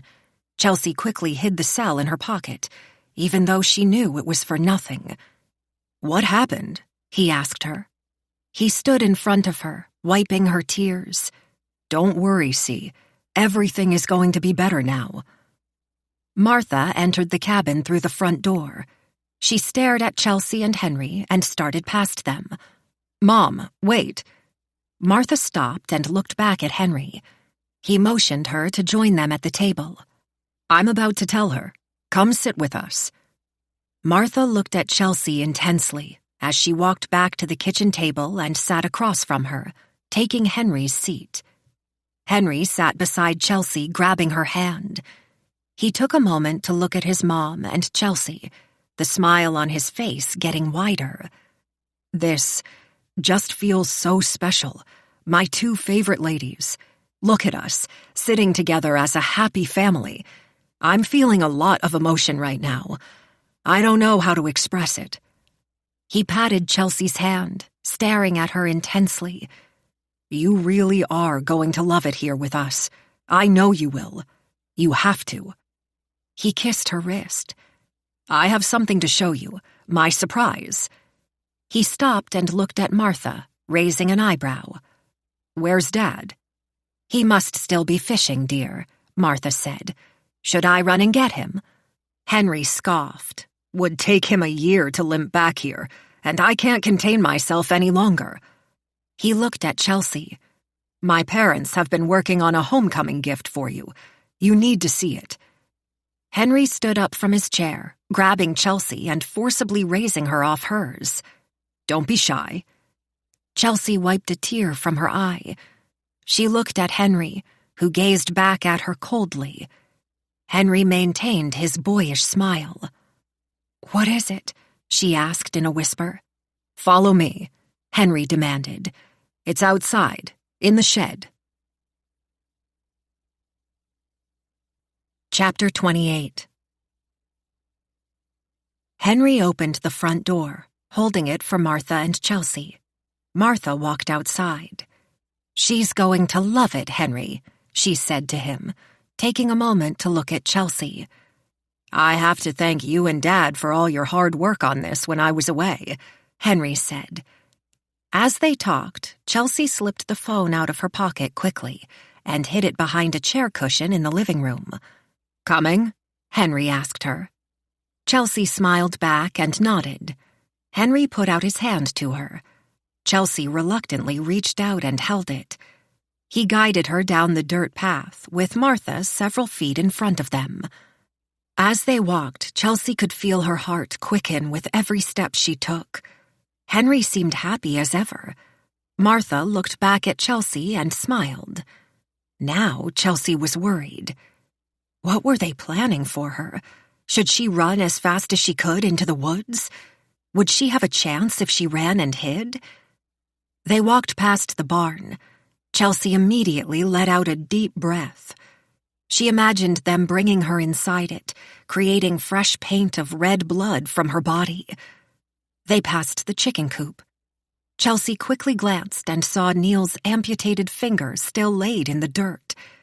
They walked past the garden and by Neil's shallow grave. Finally, Martha stopped in front of the large shed. She took out her keychain wrapped around her neck and opened the lock on the deadbolt. She glanced back at Chelsea. Her bruised face made her look puffier. "I'm excited," Henry said, grabbing Chelsea's shoulders. You're going to love me even more now." Chelsea managed to give a thin smile back as Martha opened the door slowly. She went inside the dark shed, turning on a light inside. A canvas was on an easel with the words, "Paint Me," on it. At the sides of the shed were a stack of other canvases. Multiple paintbrushes and different small bottles of colored paint lined shelves that ran across the building. Although the shed was black on the outside, the walls were painted white, giving it a more spacious look. She could still smell the last coat drying. Henry laughed and pointed around the room. "I brought some of your paint supplies from our apartment here. A lot of it I put in the drawers on the side there." He pointed at a large metal shelf. Displayed on the shelves were some of Chelsea's paintings. Some were completed that she was still trying to sell, while some she was still working on. "Organize this space as you like. It's all yours." Henry looked at her, waiting for her to appreciate what he'd done. When Chelsea didn't say anything, his face soured a moment. Then he smiled. "Now you have an art studio here," Henry said. "Who needs Toronto? You have everything you need right here. If you want any supplies, let me know. I can get you anything you need." Chelsea looked around the shed, trying to understand what was happening. "You will have to thank my mom and dad," Henry said. "When I was away, they did all of this. On top of that, they took care of the other thing I brought back with me." Henry looked out into the garden towards Neil's shallow grave. It was almost as if he wanted to throw what was happening in her face to see what she would say. Henry turned and looked back at Chelsea intensely. "You're not saying anything. Do you not like it? I put a lot of effort into planning this for you. I put a lot of time into planning this whole weekend, really." Chelsea took a deep breath. "It's wonderful. Thank you," she said. She turned to Martha, who had a smirk on her face. "Thank you to you and Arthur as well." Henry waved his hands around the shed. "Plenty of space. This is your office. You can do whatever you need to in here. Just ask Mom or me to unlock it whenever you want. And you're welcome." Henry leaned in and kissed Chelsea on the cheek. Chelsea felt that sick feeling in her stomach again. "Well, I guess whenever I visit, this will be a beautiful space for me to work in. Thank you." Henry looked at her and smiled. He turned to his mom. "What did I tell you? She still doesn't get it. We never have to leave here," Henry said with a laugh. "You don't have to leave for Toronto now. We have everything we need out here. We can be together, with none of the distractions that city life brings. Life out here is simpler. All we need out here is each other and our love." Henry grabbed her hands firmly. "The Beatles. All you need is love, right?" Chelsea's bottom lip trembled. "What about our apartment?" Henry shook his head. "I'll go back and move out the rest of our stuff that we need. We don't own the apartment. I pay the landlord with cash. When we aren't there anymore, let him try and find us out here to complain about it. No big deal." Chelsea couldn't stop the tears from forming as he described her new life. They rolled down her face. "But the mechanic," Chelsea said, playing into his lie. Henry waved her off. "They won't be able to find my truck. We're in the middle of nowhere. Even if I give them directions, they couldn't find us. Nobody can." He displayed a satisfied smile as he said it. Chelsea took in his words and their meaning. She felt like a deer in the headlights, watching the man she loved turn into a monster before her eyes. How had she not seen him for what he was before? How could she have been so gullible? Henry swiped his hand across her face and looked at his mother. "Can you give us a minute?" Martha nodded and stepped outside the shed. When she was out of sight, he wrapped his arms around Chelsea, kissing her forehead. "This isn't an easy transition, I know. Not everyone can handle it. I know that you can, though. I have a good feeling about you. I always have." Chelsea regained her composure. Wrapped tightly in his arms, she felt his strength. He had never hugged her this hard before. Did Carrie Sanders handle it? Henry looked out into the garden. No, she didn't. We weren't meant to be, though. You and I are. That's why you're going to be great. I mean, I chose you for a reason. You're a good person. Are you going to kill me? Chelsea asked. Henry laughed. What? You're not understanding why I'm doing this.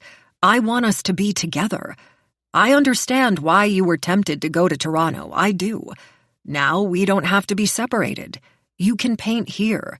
You don't need art school. Your pictures will look great in the cabin. I know you didn't really want to leave me to go to Toronto with Neil. When he said her friend's name, his smile faded and his hug tightened. I wouldn't hurt you, especially if you're listening to all the rules. Rules? Henry scoffed. It's already been a day for you. There will be plenty of time for me to go over everything. Just know that Arthur and Martha listen to the rules. That's why they are still here. Henry loosened his grip and let go of her. He tilted his head. Well, sometimes people need reminders of the rules. Chelsea looked behind Henry at the wall of the shed. Someone had painted over what looked like scratch marks on the wall. She immediately remembered the deadbolt on the shed door and lock. She turned back to Henry, who maintained his smile. You're going to do great out here, not like the rest, he said. Arthur entered the shed in a panic. We caught it! We caught it! He shouted. The wolf! It's stuck in a trap by the falls. It's trying damn hard to get out. It's almost ripping out its paw in there. More good news. Henry peeked his head outside the shed at Martha. Run and grab the gun from the house. Martha took off without a second word from her son. Henry looked at his father. Well, let's go kill it. We'll make a hell of a head above the fireplace. Chelsea started to cry again. Arthur looked at Henry, concerned. I can stay with her. Henry nodded. Sure. By the time you get there, the damn thing will have escaped. Martha was already on her way back from the cabin. In the distance, Chelsea could see the silver steel of the gun barrel gleaming as she ran. Henry patted Chelsea's arm. Don't worry. Once I take care of this, it will be safer for you out here. You won't have to worry. Henry left the shed and made his way down the dirt path to Martha. Arthur stepped outside and waved at the pair of them as they hurried into the brush. Arthur turned to Chelsea. That bought you almost an hour's head start, he whispered. Chelsea wiped her eyes. What? Arthur pointed towards the back of the shed at the stack of canvases. Behind there. I got your backpack ready for you. You need to run. Make it to the highway. Pray that a kind soul will stop and help.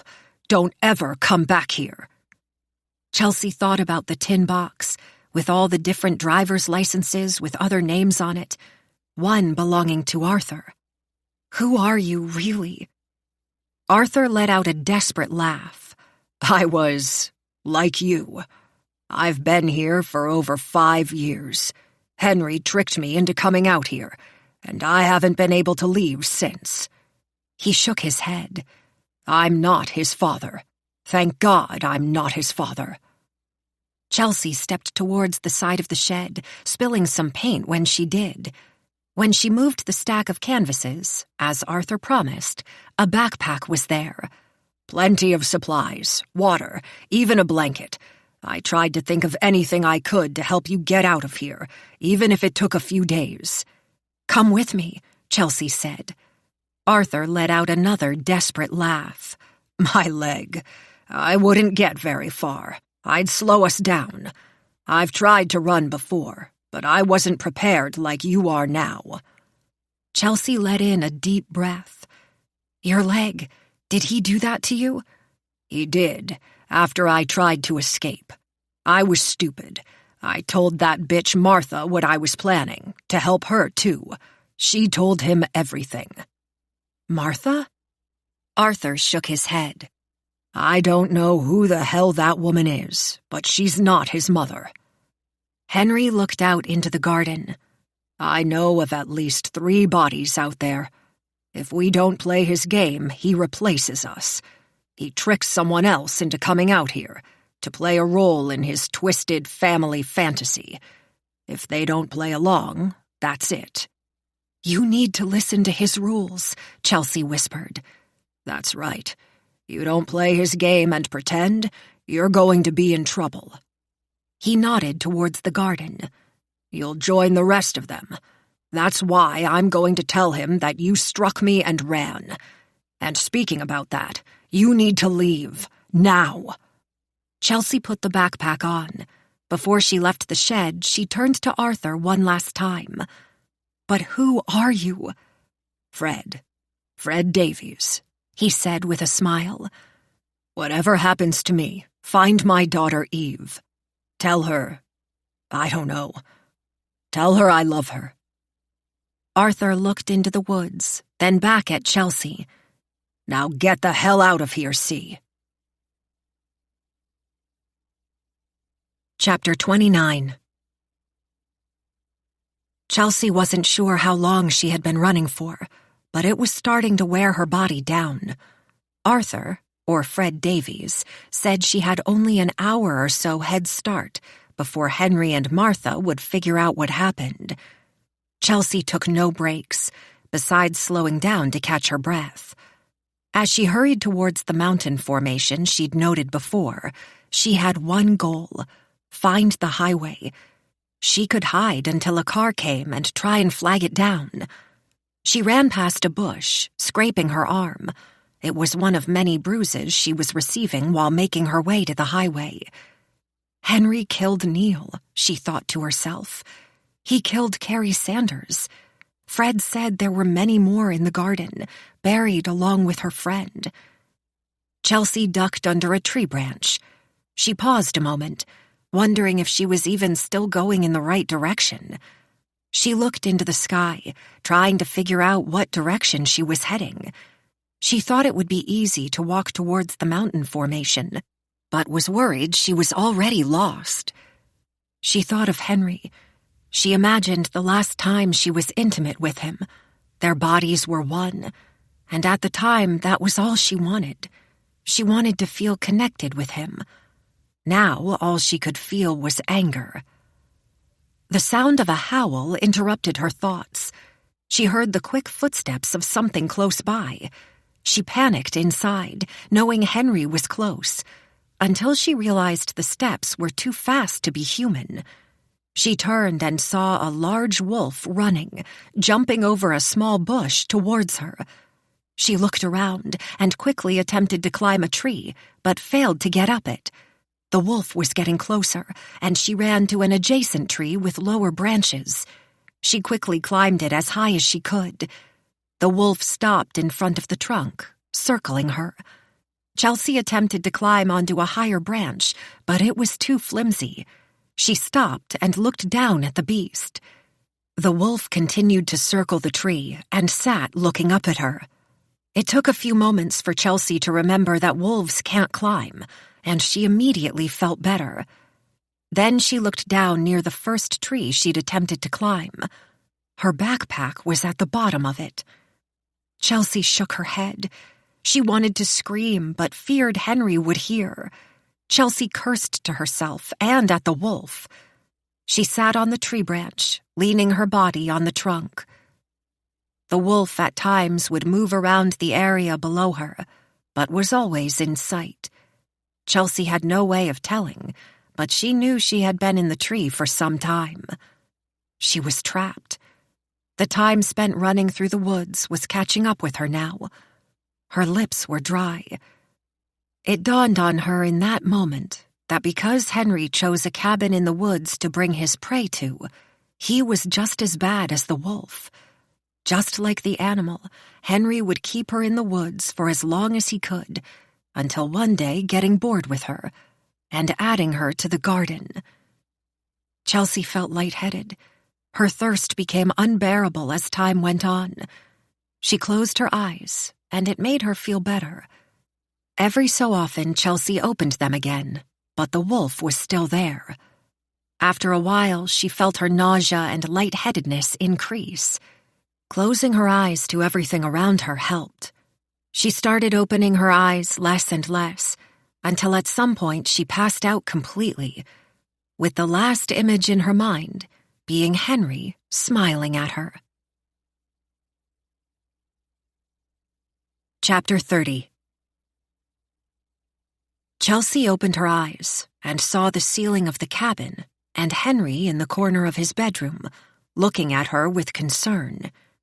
"I was so worried," he said, getting closer. He took a damp, warm cloth and pressed it against her face. Chelsea moved around Henry's bed, but couldn't shift her arms. She turned her head and saw rope wrapped around her wrist, tied to the bedside. She attempted to wiggle her arms out, but couldn't. "Hey," Henry said, "take it easy. We're lucky we found you. Dad said you ran off on him, hit him even, which makes sense. He's weak. He wouldn't be able to catch you. What didn't make sense, though, was he told me you ran off one way, but the footprints of red paint told me you went a different way." Henry laughed. "Now, I'm not bad at tracking, but even a small child could have figured out where you went." Chelsea raised her head and looked around Henry's room. Martha stood in the corner with a glass of water in her hand. Henry waved her over, taking it. "You were severely dehydrated," he said. He tilted the cup, and Chelsea tried to take some water in, but coughed out most of it. "Arthur?" she said between coughs. "Where is he?" "Fine, he's fine," Henry said. "Don't worry about him. You just get better. What were you doing in the tree?" Chelsea lowered her head. "A wolf chased me there." Henry scoffed. "Imagine the irony of that. Dad said he caught the wolf in a trap, but meanwhile it was out chasing you around the woods. You could imagine my surprise when there was no wolf in the trap by the falls where Dad said he caught it. Dad was also surprised by that when I told him." "Did you hurt him?" Henry smiled but ignored her question. He turned to Martha and gave her the glass. "Can you get some more water, Mother? We need to talk, so take your time coming back." Martha nodded and left the room without a word. Henry waited to hear her footsteps go down the hall before turning back to Chelsea with a sympathetic look. "I know why you ran. I should have done a better job at telling you. Be more honest about your situation, about us. You will come to terms with it, though. I know you will. You have to." Henry grabbed her wrist and squeezed. "For me. You have to, for me." Chelsea lowered her head. She couldn't meet her lover's gaze without tears forming. "Why are you doing this?" Henry tilted her head back to him. "You like him, right?" Chelsea didn't answer, not sure what he was asking. "Arthur Jameson? He is an improvement. You should have seen my last few fathers. My biological father, Arthur, was a ruthless man. Beat me and my mother. He tore me down in life. Never once did he raise me with respect." Henry lifted a finger in front of Chelsea's face and lowered it. "Now, he's better. Not perfect, but better. I like my father now. Martha, I like her better now, too. The Martha I had at birth would join my father in beating me. She encouraged it at times. She's better now, too. Not perfect, though. My parents made my life hell. Now we're a happy family. And now that I have you in my life, it's even better. Soon we can give my parents grandchildren. We can live together. It will be perfect. And if it's not, I will find someone else to help make it perfect." Henry smiled. Chelsea lowered her head. "Don't hurt me." Henry nodded. "The ropes? That's just a precaution." He yelled for Martha, who came into the room with another glass of water. Henry took the glass and put it on the nightstand. "Can I have your knife?" he asked. Martha took her Swiss Army knife out of her pocket and handed it to him. Henry opened it and began slicing the rope until it broke. He reached across the bed, gliding his body across Chelsea's, taking a moment to kiss her on the lips. He cut the rope on the other side off as well. Henry handed the knife back to Martha and gestured for her to leave the bedroom again. "Trust is what makes a marriage work. I read that. We need to trust each other. I trusted you when I left the box in the barn with the gun. You could have killed me with it, but didn't. I mean, it didn't have any bullets in it, but you didn't know that." Henry shook his head. "You running? This was my mistake, not yours. I didn't explain the expectations to you, the rules. If you knew them, you wouldn't have broken them. I should have done a better job, and for that, I'm sorry." "What do you want me to do?" Chelsea asked, bringing her hand to her chest. Henry grabbed her hands and held them tightly. "I want you to be you. I want you to keep loving me as my wife. But a few ground rules. Martha is my mother. Arthur is my father. Whatever you may have heard, that's how you refer to them." "Who am I?" she asked. Henry laughed. "Chelsea Jameson, of course, my wife. At night, the system locks us inside. There are sensors on the windows. When the system is off, you can leave the cabin. Please don't leave like yesterday again. If I can't trust you, well, ask Arthur." He smiled again. Chelsea lowered her head, trying to hold back her tears. "Is there anything else?" Henry looked at her intensely. "Always love me, like your husband." Henry patted Chelsea's hands. "You know, they say you choose who you want to marry in life, and I've done well on that front. I want you to know you were the only one I've ever married. A few times I thought I was going to get married, but they didn't work out. I learned that it was better for us to get married first, before I bring you here. Then you could love me for who I am. They say you choose who you're going to marry. I realized you could also choose your family as well." Chapter 31. Martha. "Get her another glass of water, Martha. Get her a damp cloth, Martha." How can he still care for her after what she did? She tried to run from him, but he couldn't care less. The one time Martha tried to run from him, he beat her senseless. Her hearing on her right side still hadn't fully recovered from the strikes to her head. Now, of course, he trusts me, with good reason. I made sure everything runs smoothly for Henry. Meanwhile, Chelsea runs. What does she get? A glass of water, a caring kiss, untying her from the bed. Martha waited outside Henry's room. Soon Henry would call out to her with another request for his dear Chelsea. Martha would do what she was told, though, with little resistance. She knew better than to speak back to him. Her master plan had fallen flat. For the last few weeks, she had been priming Arthur with ideas that Henry was going to make them bury more bodies in the garden. She'd seen how horrified Arthur was at burying Carrie Sanders. He wept the entire time. Arthur was able to keep his composure when he buried the previous Arthur before him. The previous father of Henry couldn't keep it together. He attacked Martha with a knife.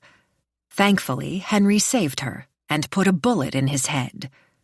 Soon after, he was replaced with the current Arthur, Frederick Davies.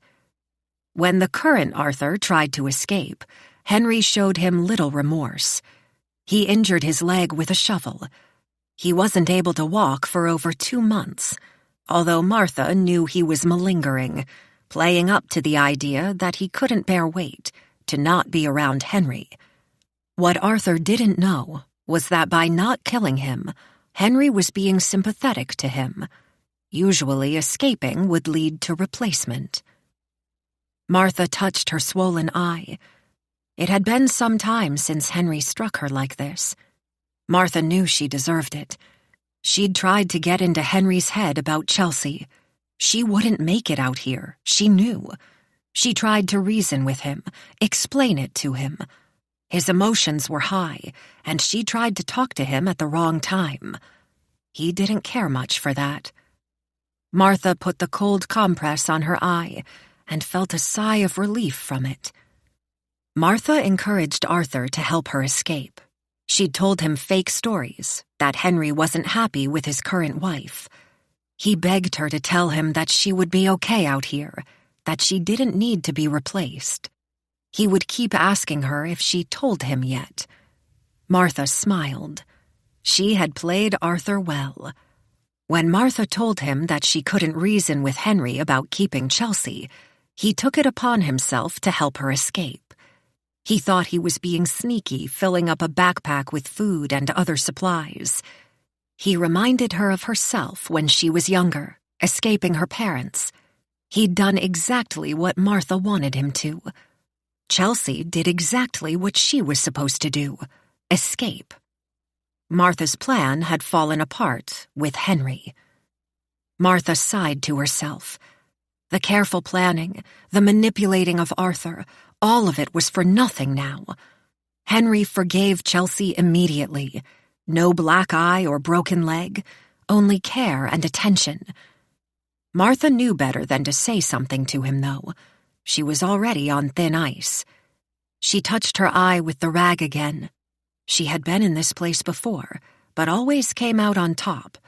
She survived those times and would continue to. She was a survivor. Arthur, Chelsea, none of them knew what she had to endure to live. She would do anything. Henry would see her value again. Henry would come to see her again, not these other little girls. Henry would love her again. "Martha!" Henry yelled from inside his room, undoubtedly with another request for his ailing wife. "Coming!" she yelled back. She fixed her sundress before entering the room. Martha was a survivor. She would outlive all of them. All she had to do was wait for another opportunity to arise. Then Henry would see that Chelsea needed to be replaced. Chapter 32. Chelsea was allowed to lay in Henry's room for some time uninterrupted, mostly resting. The feelings of nausea had left, as well as the slight headache she had since waking up in the cabin. She dreaded when Henry or Martha would check in on her. She hadn't heard from Arthur since being back in the cabin. She didn't hear his voice outside the room, or his limping footsteps down the hall.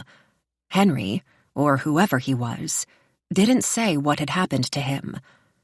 Henry had disabled him for life when he attempted to escape the cabin in the past. What would he do now that he'd helped her run away?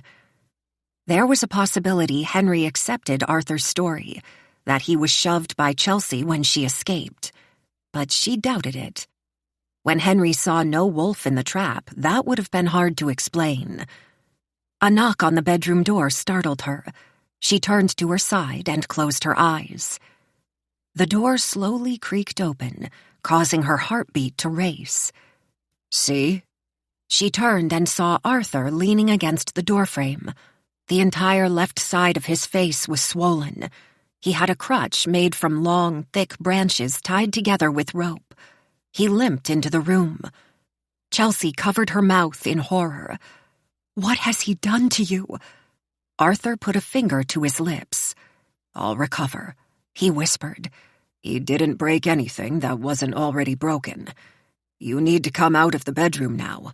It's dinner time." Chelsea laid her head on the pillow, closing her eyes, wishing she would wake up from this nightmare. "I can't." "See? Look at me." Chelsea turned to Arthur. "You need to get into your role here. You can't do this much longer, believe me. Please, come to dinner with us." Chelsea looked at him, concerned. Most of his face was black and blue. When he spoke, he winced in pain. Arthur had put himself at risk for her. Now she was back where she started, and it was all for nothing. Arthur reached his hand out to her. "Please," he repeated. Chelsea got out of bed slowly and held his hand. "I'm sorry," she whispered. Arthur lowered his head. "Me too, for everything they made me do. Now let's go. They are waiting." Arthur slowly made his way down the hallway towards the kitchen table, with Chelsea slowly behind him. Henry sat at the end of the table. He smiled when he saw Chelsea. He gestured for her to sit beside him, and she reluctantly did. Arthur, even slower than usual, made his way and sat on the other side of the table. Martha stood over the stove, pouring stew into bowls. She placed one in front of everyone at the table and sat in an empty chair. Chelsea noticed that her face was noticeably less swollen now. Her bruising had gone down substantially. Arthur looked a lot worse now. Both her in-laws looked like they had been through a battle. Henry looked at everyone at the table, taking his time staring at each. Arthur coughed, wiping his mouth, and winced in pain. "I can't imagine my life without you all," Henry said. "I'm grateful. Not everyone has a beautiful family like me." He looked at Chelsea. "Soon, Chelsea and I hope to have children of our own. We can add more love into this home." Chelsea could feel her stomach turn as he spoke for them. Henry lowered his head. "Let us give grace before this meal." "Grace," the three of them said in unison. "Grace," Chelsea whispered. Henry smiled. "Looks great, Mom." "Thank you, dear," Martha replied curtly.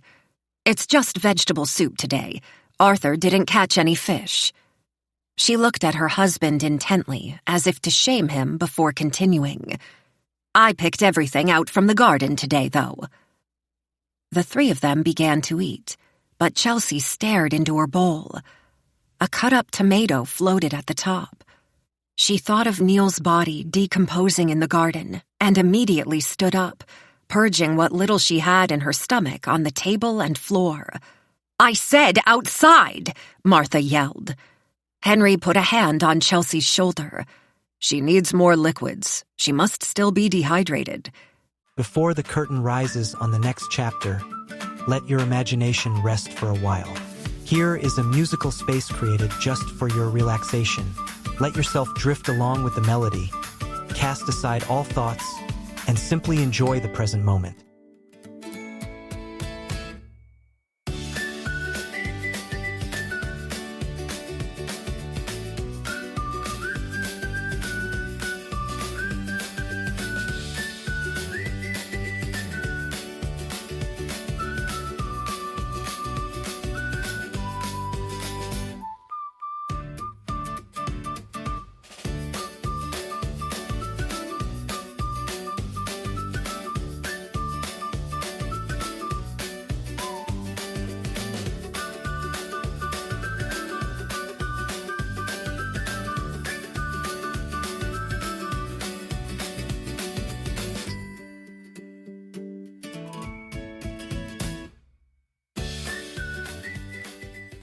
"I made her soup," Martha said with a scowl. "I made her soup so she could get more liquids in her." Chelsea closed her eyes and wrapped her arms around Henry.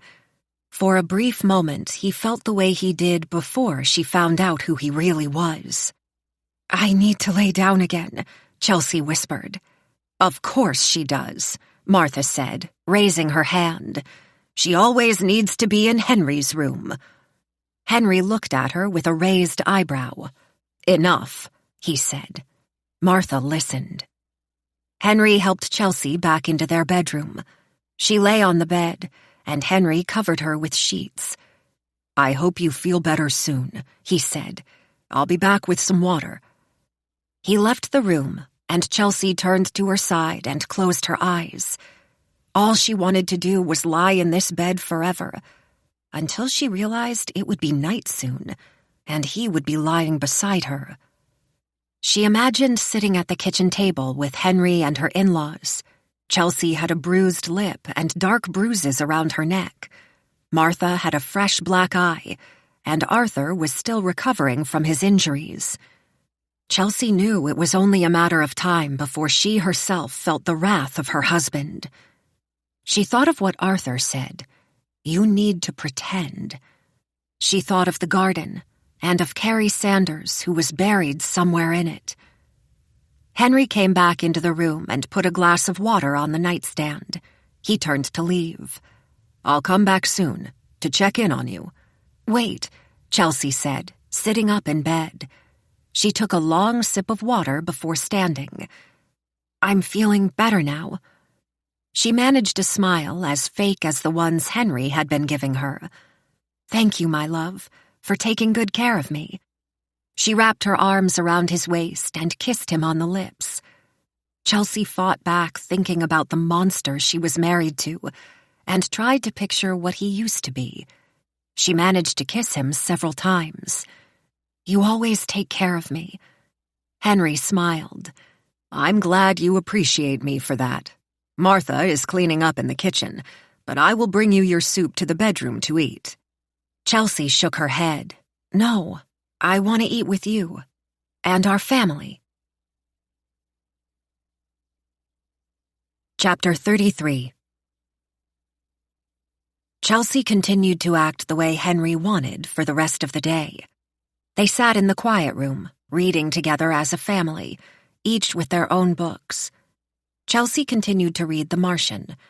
Arthur, another action story, reading slower than usual. Martha sat in her chair, brandishing a smile every now and then as she read her romance. Henry was more than excited when he found his cell phone stuffed behind a couch cushion. Henry stood up and told them it was time to lock up for the night. Martha shut the front door firmly. Arthur took his time getting out of his chair, wincing in pain with every movement. Henry watched him intensely. "Good night, Father. Feel better in the morning." He turned to Martha and said the same. Henry took out his cell phone and tapped its screen. Above the front door, the light turned red. Martha and Arthur walked down the hall towards their bedroom. Henry pointed at the camera in the living room. "It's motion-censored, with audio capacity as well, so it will start to record visuals and audio if it senses you when the system is armed." He pointed at the windows. "Don't open them either at night. The system is pretty loud when it gets set off, just so you know. But I trust you now." Henry reached out to Chelsea. "Let's go to bed." Chelsea smiled again, amazed at how well she was acting, and took his hand. When they were inside the bedroom, Chelsea sat on the bed. Henry closed the door. He stood in front of her, taking off his clothes, as Chelsea watched, trying not to scream, but managed a playful smile. When he was down to his briefs, he sat beside her. He threw her hair to one side and began kissing her neck, the way she used to like. She put out a hand on his bare chest. Well, it's that time, honey." Henry raised his eyebrows. "Oh, I see." He removed his hands from her. Chelsea kissed him softly, pretending to enjoy his lips. "That's probably why my stomach has been bothering me a lot. I'm really tired, too." Henry nodded. "Yeah, long day, of course." Chelsea lay down on the bed, turning to her side. Henry spooned her, wrapping his arm around her. Chelsea breathed in deep, waiting for him to remove it, but he didn't. Chelsea looked outside the window into the dark forest surrounding the cabin. "How long can I keep pretending for? Arthur has been here for years. He's alive, but for what purpose? Who knows how long Martha has been here for? She's bought fully into her role in Henry's life." Henry took a deep breath and nestled his body closer to hers. She could feel his warm breath on the back of her neck. She wanted to scream and run out of the room, but closed her eyes and calmed her breathing. Her arm was extended out on the bed, her long sleeve in the palm of her hand, Chelsea pulled back her sleeve and looked at the marks on her wrists. What purpose did her life have when she was trapped in Henry's make-believe one? Chapter 34.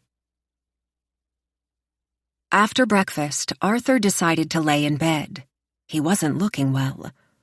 Martha came out of the bedroom, wearing a white sundress with short sleeves and a matching hat. The sundress was laced around the sleeves. She looked quite stunning, Chelsea thought. Unless you saw the personality wearing the outfit, she would pass for a beautiful older woman. Chelsea was sitting at the kitchen table with Henry, having coffee, when Martha walked up to her. "Would you like to join me in gardening today?" she asked. Chelsea had other plans. "No thanks, Martha." "What else are you planning on doing?" she asked with a smirk. "You live here now, and you need to contribute." Chelsea smirked back. "I will be." Chelsea gestured towards the walls full of animal heads, fish, and horns. "I want to fill these walls, make it livelier here." She looked at Henry with a smile. "I wanted to paint today in my new workshop. Is that okay?" Henry kissed her. "Of course," he said while looking at Martha. "I would love for you to make this house more of a home with your art." Martha scoffed to herself and left through the front door in a hurry. "This is a change for everyone," Henry said. "A good change, but my mom will get used to it. Don't worry." Chelsea nodded. She stood and washed her mug in the sink, placing it on a rack to dry beside other pots and bowls, and a large kitchen knife. She took a moment before she turned to him again. "I love you," Chelsea said. "Goodbye." Henry smiled. "I can't wait to see what you'll paint for me." "No peeking until I'm done," Chelsea said in a low voice. She left before he could say another word. As she walked through the garden towards the shed, she saw Martha gazing at her while she picked some fruit and placed it into her basket. Chelsea used the tip of her finger to poke the knife further up her sleeve, placing her arm at her side, concealing the bulge of it. "Martha," she called out to her, "can you please open the shed?" Martha slowly made her way over to the shed. She took the necklace from around her neck and unlocked it, gesturing for Chelsea to enter. "You know," Martha said sternly, "Carrie Sanders didn't like this shed very much. She especially hated it when Henry would lock her inside for days. One time, a whole week." Chelsea raised her hand to her mouth and wanted to cry, but didn't give her the satisfaction. "Henry, he's been very kind to you," Martha continued. "But that will be coming to an end someday soon. That pretty face of yours will be like mine." She rubbed her bruised skin. "Don't try anything else funny around here," she said, pointing a finger into Chelsea's shirt. "I will know, and I'm watching." Chelsea nodded. Martha, even though she might not have been Henry's real mother, had his best intentions at heart. She was not like Arthur. Martha smiled. There was something in that moment that got to Chelsea's core. It made her disgusted with Martha. Her mother-in-law was trying to frighten her. Why? It was Henry. It was all about Henry for her. She wanted to be the number one person in his life. Chelsea had thought Martha was just an overbearing mother, but that was obviously not the case. Chelsea was a threat to her being the top woman in the cabin. It struck Chelsea as if she had been hit by lightning. Martha turned and started to walk away, but Chelsea called out to her, "Martha?" Martha stopped and turned. Chelsea walked up to her, keeping the sleeve with the knife concealed at her side. "Henry loves me, not you." Martha's mouth gaped. "What did you say?" "You heard me," Chelsea continued. "He loves me. He married me. Look at your face. Look at Arthur. I ran away, and look at me. Nothing. He didn't touch me. In fact, he loves me more right now than ever. Just wait until I tell him that you struck me." "What?" Martha growled. "I didn't touch you." "That's not what I'll tell him. Who will he believe? Me or you? What do you think?" "Me," Martha said softly. "I've always been there for him. You're the pretty new thing that has his attention, for now." Chelsea smirked and waved her head. "We took a sacred vow. We're married. You're nothing to him compared to me. Don't believe me?" Chelsea jabbed her finger into Martha's white dress. "Let's try it. Let's both go to him right now and see what happens. What do you think?" Martha took a few steps backwards. "You're different now. You see what made me the way I am. You think you can win me over?" Martha took another step back. "You may think you have the upper hand, but you don't. This was a big mistake you made." Before Chelsea could say another word, Martha turned and swiftly left towards the garden. Chelsea stepped inside the shed. She went up to the canvas on the easel. She turned and picked up a brush and looked at the paint, wondering what her last painting would be. It was a mistake talking to Martha in that way, Chelsea knew, but none of that mattered. She slid the kitchen knife out from her sleeve, placing it below the canvas on the easel. After her painting was done, she wouldn't have to care about anything anymore. One last cut was all she needed. She stared at the canvas, thinking inspiration would spring out of her, but all she could think about was how she wanted it all to end. She was trapped. No matter what she did, her fate would be the same as her friend Neil. That was inevitable. The question was, would it be Henry and Martha that put her out of her misery, or would she have to take action for herself? What would be Arthur's fate? He put himself on the line for her. If Chelsea completed what she wanted to do, how much longer would Henry keep his father? She felt he was already close to being replaced. Chelsea slid the knife back into her sleeve and left the shed. She didn't see Martha or Henry, and quietly made her way into the barn. She went past the fishing rods and traps and made her way to the tarp under the counter, praying for a miracle. When she lifted it, the tin box with the gun, of course, wasn't there. Chelsea cursed to herself, and quieted when she heard people talking outside. Through the decaying panels of wood that made up the barn, she peeked through a small hole and saw Martha and Henry talking. At first, they spoke in soft voices, until Martha raised hers. "He needs to go, and so does she." Henry shook his head and said something she couldn't hear. She put her ear to the hole, hoping to hear better, but it didn't seem to help. "When she's asleep, help me bring him to the garden," Henry said. Chapter 35. Martha. Martha brought her basket of fruit into the cabin. Henry sat in the living room staring at his phone. She looked at him, waiting for him to acknowledge her presence. Instead, whatever he was looking at on his phone was more important. Chelsea was more important, too. Her words at the shed had cut deep into her soul. For a moment, Martha felt like she was that little girl, being cornered by her father in the kitchen. She had thought she would never feel that way again, until Chelsea came into her life, until Henry brought her into their lives. Before she came, things had been better for the most part. Now Henry acted as if she wasn't even there. Martha went down the hallway. She opened her bedroom door, but looked at Henry's door. She quietly opened it and went into his room.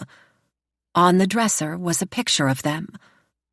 It had been a long time since they took this photo, and they both looked so good, and in love. This was when she first met Henry, or Henry McVoy, as he was called at that time. He was a troubled boy. His parents were even worse than Martha's, Henry told her. Martha loved him from the first time she met him. Martha smiled to herself. How long had she been calling herself Martha? She had almost forgotten who she really was. Rachel Bertrand.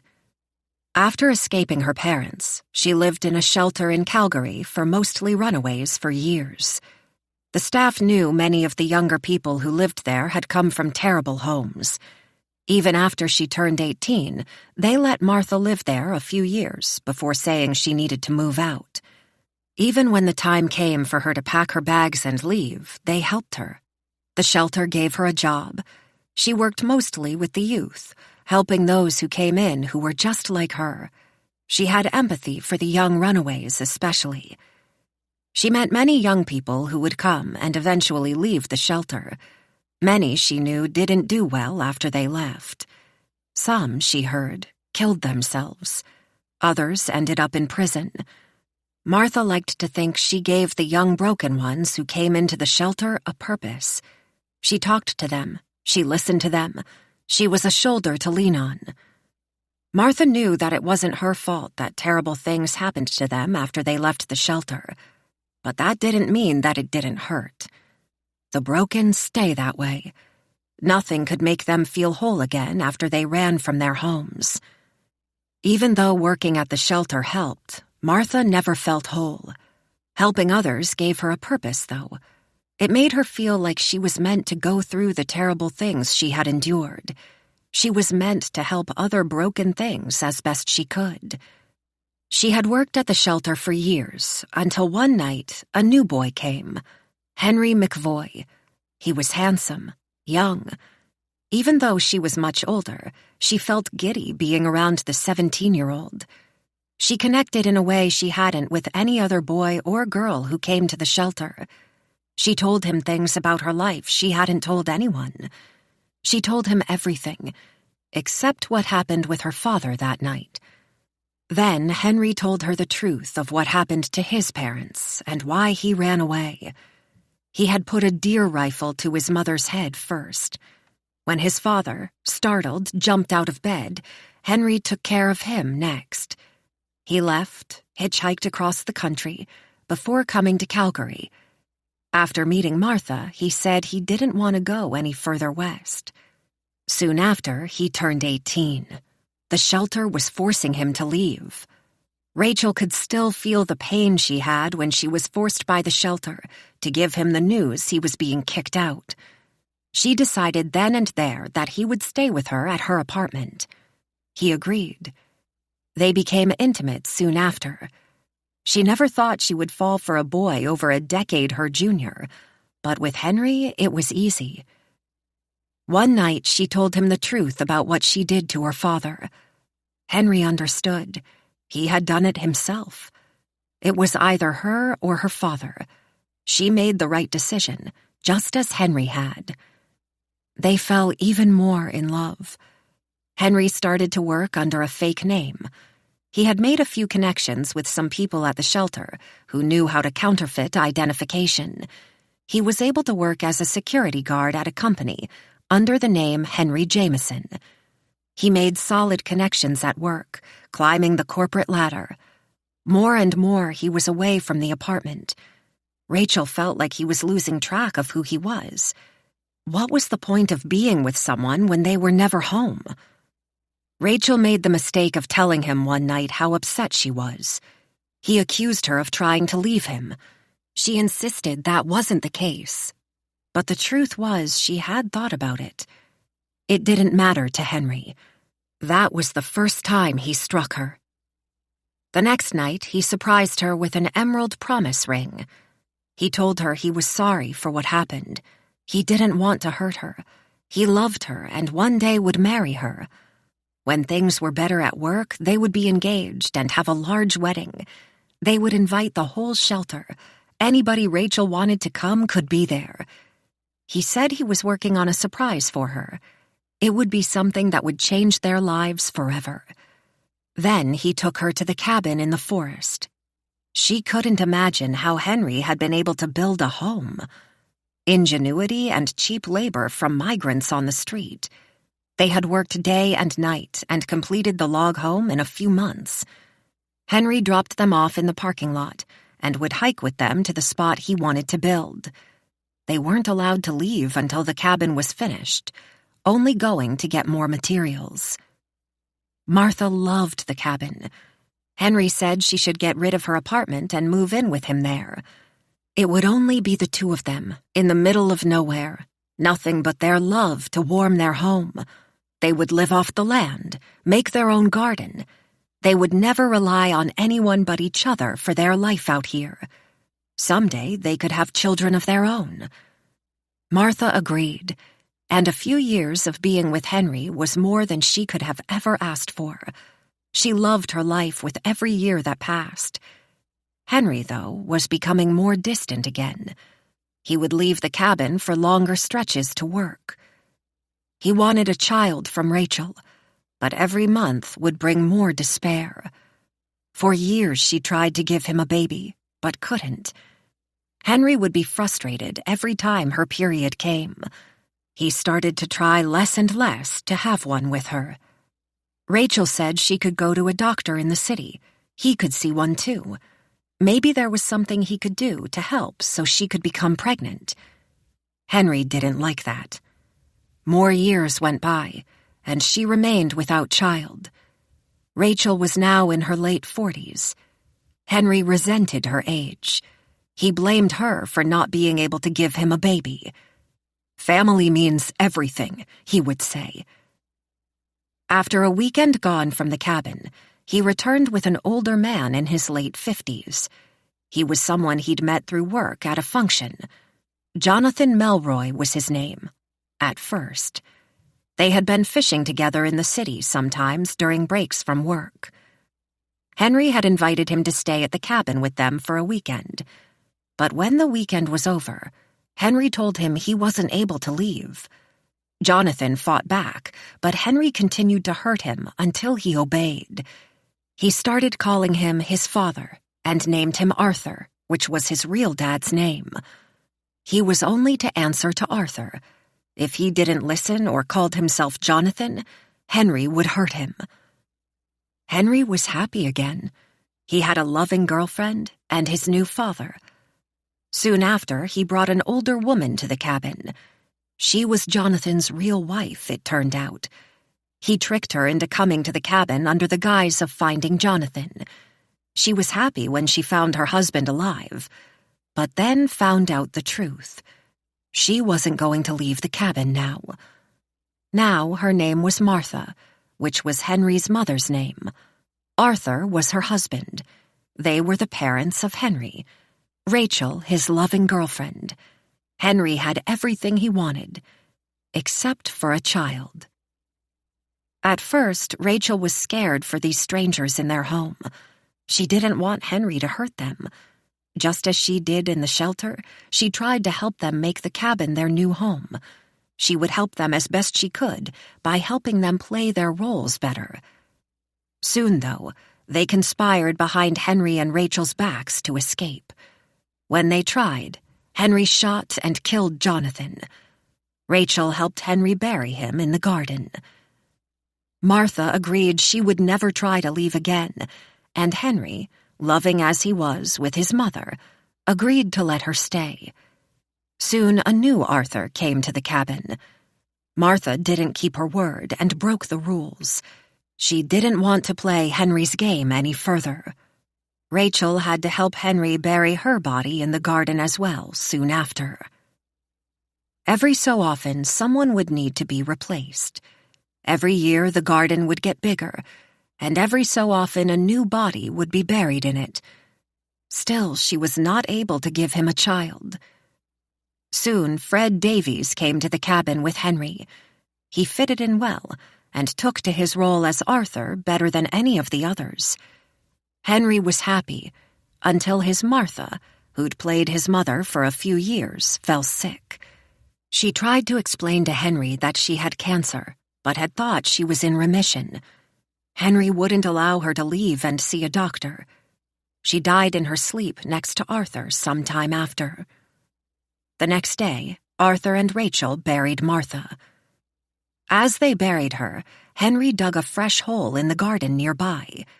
When they finished burying Martha, Henry confronted Rachel in the garden alone. He had a gun in his hand. "I love you," he said, "but I need a family. I need a child. I want to be a father. Someday I'll be old and sick like Martha. I need my children. You can't give me that." Henry raised the gun to Rachel's head, and she closed her eyes, waiting for him to pull the trigger. But he didn't. He stood there with the gun in his hand, pointing it at her, tears streaming down his face. "I love you," he repeated. "This doesn't have to be the end for us," Rachel said. "You need a Martha. You need someone who loves you for who you are. I will never stop loving you, and only want the best." "You only want the best for me," he said. "Of course I do." Tears streamed down her face as she said the words. "You need me by your side. Let me be Martha." Henry lowered the gun and grabbed her hand, taking the emerald ring off her finger. "You know we will never be the same, though, right? This is it. If I don't think you can handle it, I can't have you being something you're not." Rachel nodded, agreeing so that she could live. All these years later, she still wished she'd let him shoot her dead that night. Henry reluctantly agreed not to kill her, and for her to become the new Martha. He was also true to his word, and never touched her as a girlfriend ever again. The three of them lived in the cabin for some time together. Soon he brought Carrie Sanders to the cabin. She was beautiful, young. Martha, as she was now called, hated her from the moment she met her. Henry proposed to her that day. He put Martha's emerald ring on Carrie's finger. Martha felt her lip tremble. Her hands shook. She wanted to scream. Carrie was supposed to stay a weekend, and soon found out, like all the others, that she wouldn't be leaving. She didn't take that too well. Martha might have provoked her into breaking a few of Henry's rules. She might have lied here and there about things Carrie said to get him to see that she wasn't right for him. One night, he finally recognized it for himself. He put her in the shed, attempting to force her to love him. Martha told him you couldn't force love.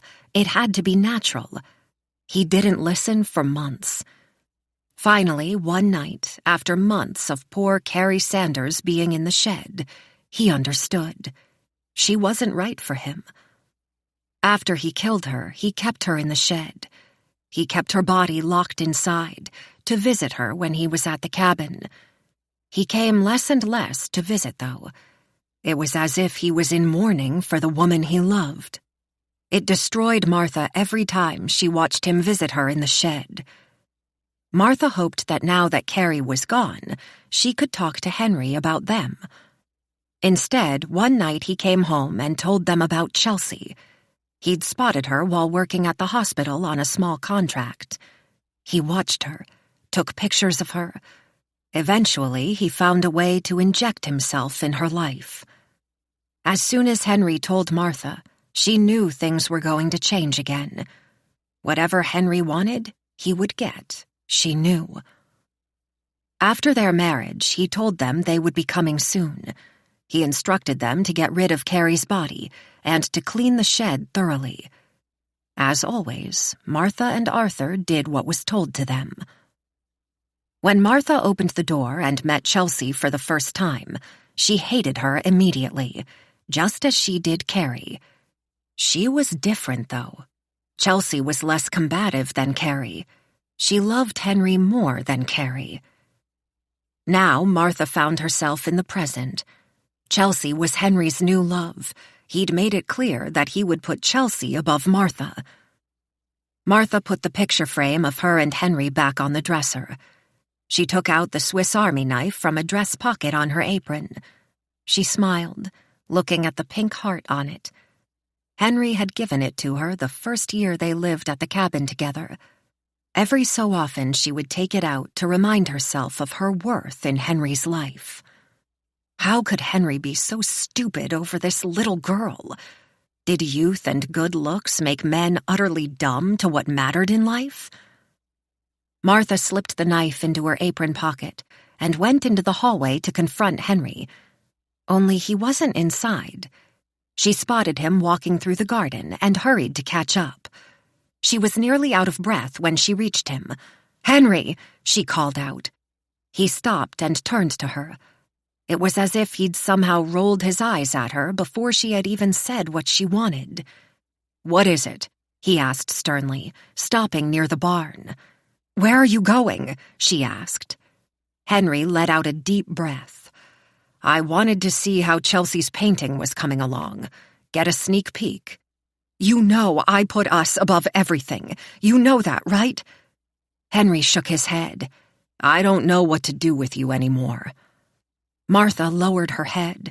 "I only have us in mind. But I know you're not seeing things clearly. We know Arthur helped Chelsea attempt to escape the cabin. Today he tried again." She lied. "What?" Henry said with a laugh. "No way. He learned his lesson. Hard. I'll have to find a way to make the cabin wheelchair accessible for him after what I did. He's been in his room all day." "Not at breakfast time. This morning, when you were taking out the washroom buckets to the compost, I went into the bedroom and left them at the kitchen table." "Why did you do that?" Henry said, raising an eyebrow. "Did you really think that was a good idea?" "I wanted to see what they would say," she said. Henry folded his arms. "Well, what did they talk about?" "Escaping, what do you think?" Martha said, raising her hand. "She said she was just pretending to love you." In truth, Martha had that conversation with everyone who Henry brought to the cabin. It was best to play the role Henry assigned to you. If you didn't, you paid the price. She had told Fred Davies that when he first came to the cabin. "Pretending," he said, confused. "She just said that to him." "She saw what you did to Arthur. She saw my bruised face. She called you crazy. She said when you start working again that she will plan her escape. She's going to call the cops and tell them everything that's happened out here." "What did Arthur say?" Martha lowered her head. "He was encouraging her. He told her his real name." Henry scoffed. "He did that?" Martha nodded. "How many times have you told that old man? How many chances will you give Chelsea? He needs to go, and so does she." Henry paused before speaking. "When she's asleep, help me bring him to the garden," he said. "Let's go inside the cabin. I want to hear Arthur say this himself. You better not be lying, Martha. I'm already at my limit with you, too. He goes either way. I was a fool for thinking I could trust him.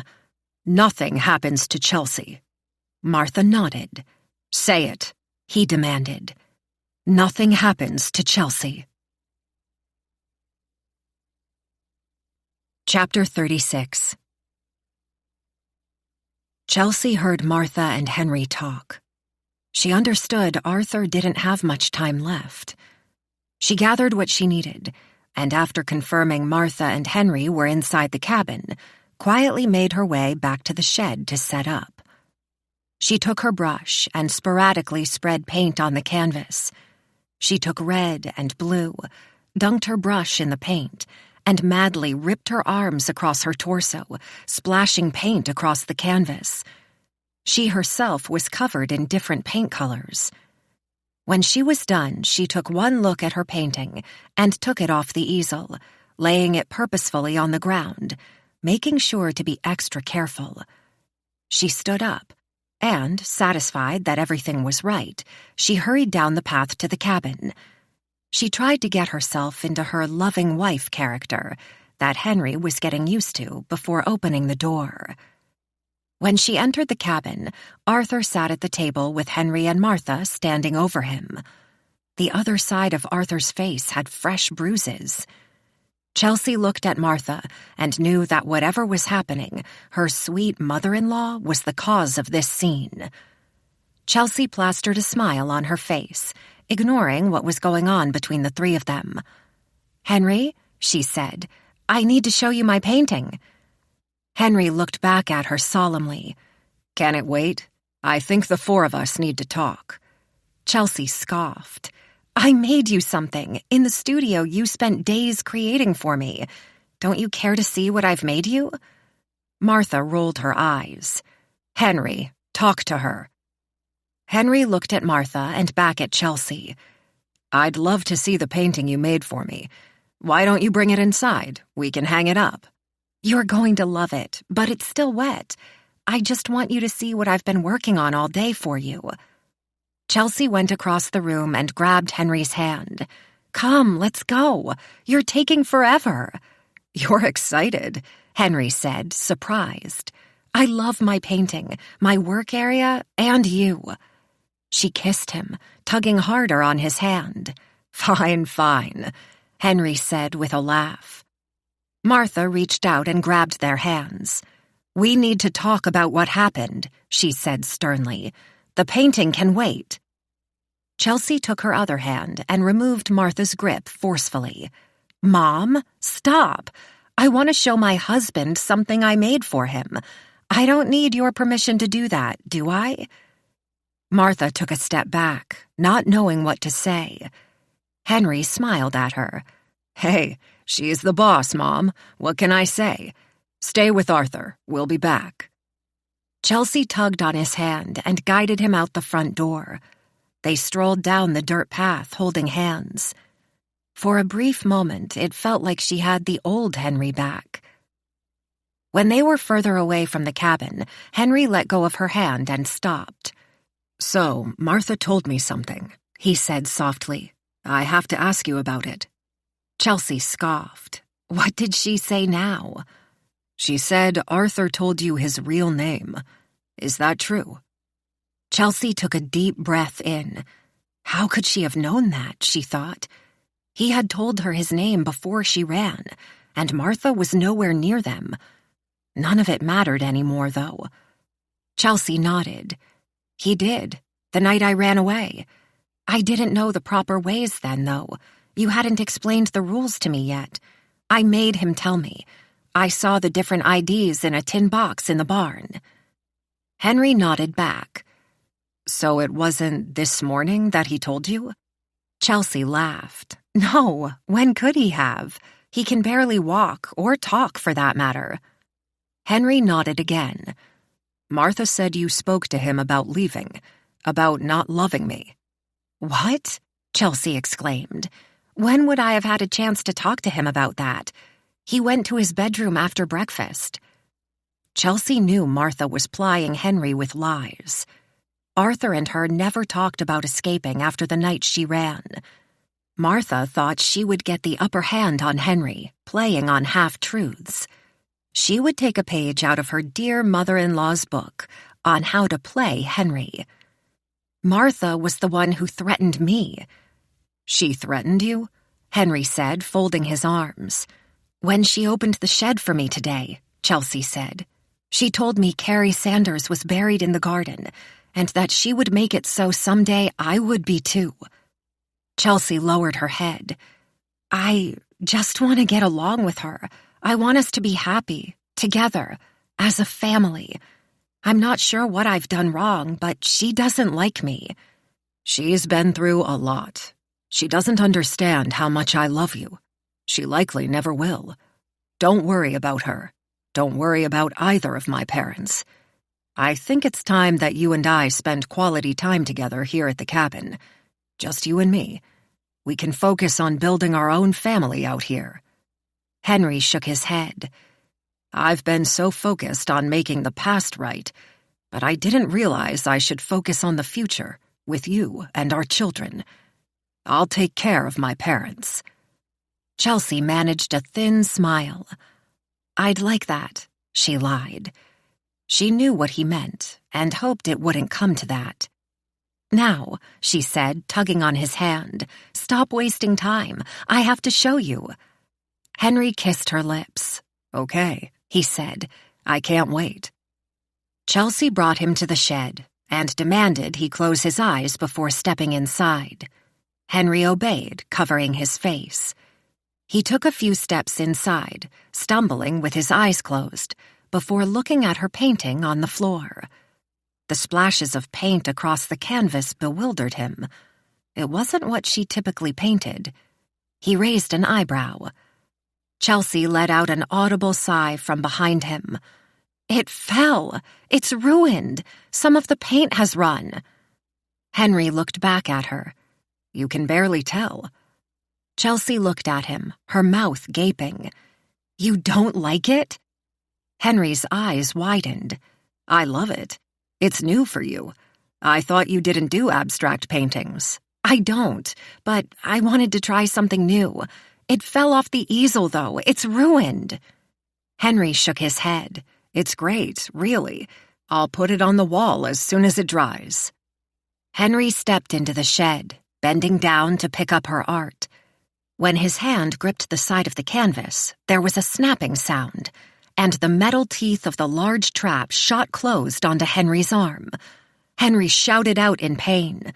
Chelsea quickly shifted some paint cans and grabbed the large kitchen knife she'd concealed earlier.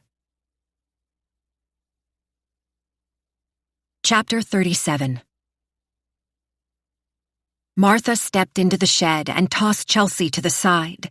Her body thudded against the wall and she dropped the knife. When Chelsea stood, Martha moved in front of her and shoved her hard. Chelsea tumbled out of the shed, tripping into the dirt. Martha ran out, jumped on top of her waist, and raised a fist. I knew you were no good from the moment I met you. She struck Chelsea in the face, hard. Blood spurted from her nose, and Chelsea covered her face with one hand and pleaded for her to stop with the other. Martha sat on top of her as Chelsea struggled. She looked up and saw Arthur limping towards her from the cabin. "Grab the gun!" Martha yelled to him. "The tin box is in my dresser. Bring it to me. I have the key on me." She looked down at Chelsea and smiled. "Looks like I have another hole to dig." Henry screamed inside the shed, thrashing about, kicking against the aluminum side. "You're going to pay for what you did to him," she snarled at Chelsea. "Rachel!" Henry yelled. "It hurts! Help me! It hurts!" He continued to kick the shed in pain, screaming louder. Martha turned to her lover.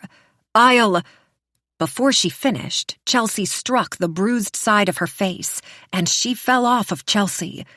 Chelsea quickly rolled on top of her and began dropping her fist hard into Martha's face. Martha screamed as Chelsea continued to strike her, and she wasn't able to block her blows. After a relentless flurry of blows, Martha stopped moving.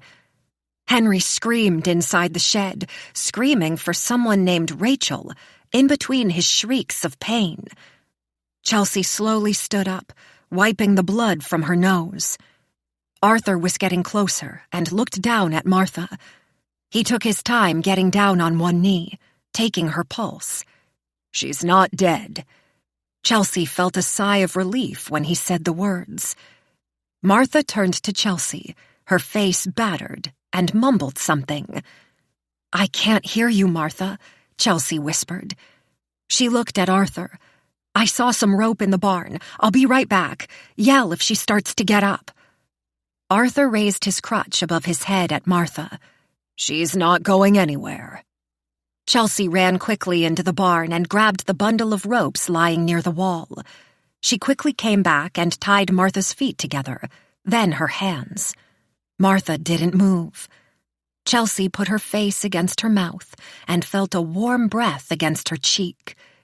"I hate you," Martha muttered. "I hate you."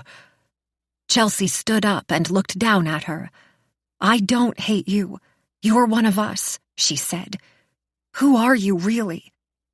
Martha smiled as Henry called out for Rachel again. "I'm Rachel. Henry," she said between heavy breaths, "loves me, not you." Inside the shed, Henry continued to scream in pain. Chelsea looked down at Martha with empathy. "You can have him." Martha spit out blood. Chelsea bent down and reached into Martha's neckline, ripping the keychain from her neck. Martha screamed in pain. "Do you think you can watch them both while I run to the cabin to get the gun?" she asked Arthur. "That I can manage," Arthur said, looking at Martha with a frown as Henry shrieked. Chelsea quickly went to Martha's bedroom and shifted through her dresser. She found an envelope inside and took it out. Inside was a picture of Chelsea. She recognized the scenery immediately. It was the hospital she was at after her father caught her cutting the first time. It was soon after this that she had met Henry. The shot was her candidly walking down the street. She was sure she hadn't met Henry yet at this time. How long had he been watching me? Chelsea thought. She stuffed the envelope back in the dresser and found the tin box. She opened it with Martha's key and smiled when she saw the handgun. Chelsea ran back to Arthur as fast as she could. She immediately let out a sigh of relief when she saw Arthur standing over top of Martha and heard Henry in the shed pleading. "Help me with Henry," she said to Arthur, and he nodded. Chelsea stepped into the shed. Henry lifted his one good hand, the large kitchen knife firmly in his grasp. He laughed. "Come on! Come on!" Chelsea raised the gun and pointed it at him. "Drop it, Henry, or whoever you are." Arthur shook his head. "He brought a knife to a gunfight. It's over, Henry." Chelsea tilted her head. "Toss the knife." Henry laughed, wincing in pain as he did. "Or what?" Chelsea looked at Arthur. "Cover your ears." Arthur listened. Chelsea pointed the gun at Henry's leg. When Henry saw the look in her eye, he pleaded, "Wait!" Chelsea pulled the trigger. When nothing happened, she pulled the trigger again. Arthur smiled. "Safety's on, see?" Before Chelsea could take it off, Henry tossed the knife to the side of the shed. Chelsea dropped the remaining rope at Henry's feet and gave the gun to Arthur. "If he tries anything, kill him," she said. Arthur pointed the gun at Henry's chest. "My pleasure." Chelsea carefully lowered herself to Henry, wrapping the rope around his feet. When she was finished, she looked up at him. "Lower your hand," she demanded, "and don't try anything." Arthur put his finger on the trigger. Henry lowered his head and his good arm. Chelsea tied his hand to the knot she'd made at his feet. Chelsea stood up and looked down at Henry. His feet and hand were tied together well. "Girl Guides?" Arthur asked. "Girl Guides," Chelsea repeated with a smirk. "Can you give us a moment, Arthur?" Arthur nodded. "Of course." He handed her the gun. "Get your closure." Arthur limped out of the shed. Chelsea bent down, grabbed the knife and slid it into her belt. She looked back at Henry as he whimpered on the ground. "What have you done?" he asked her.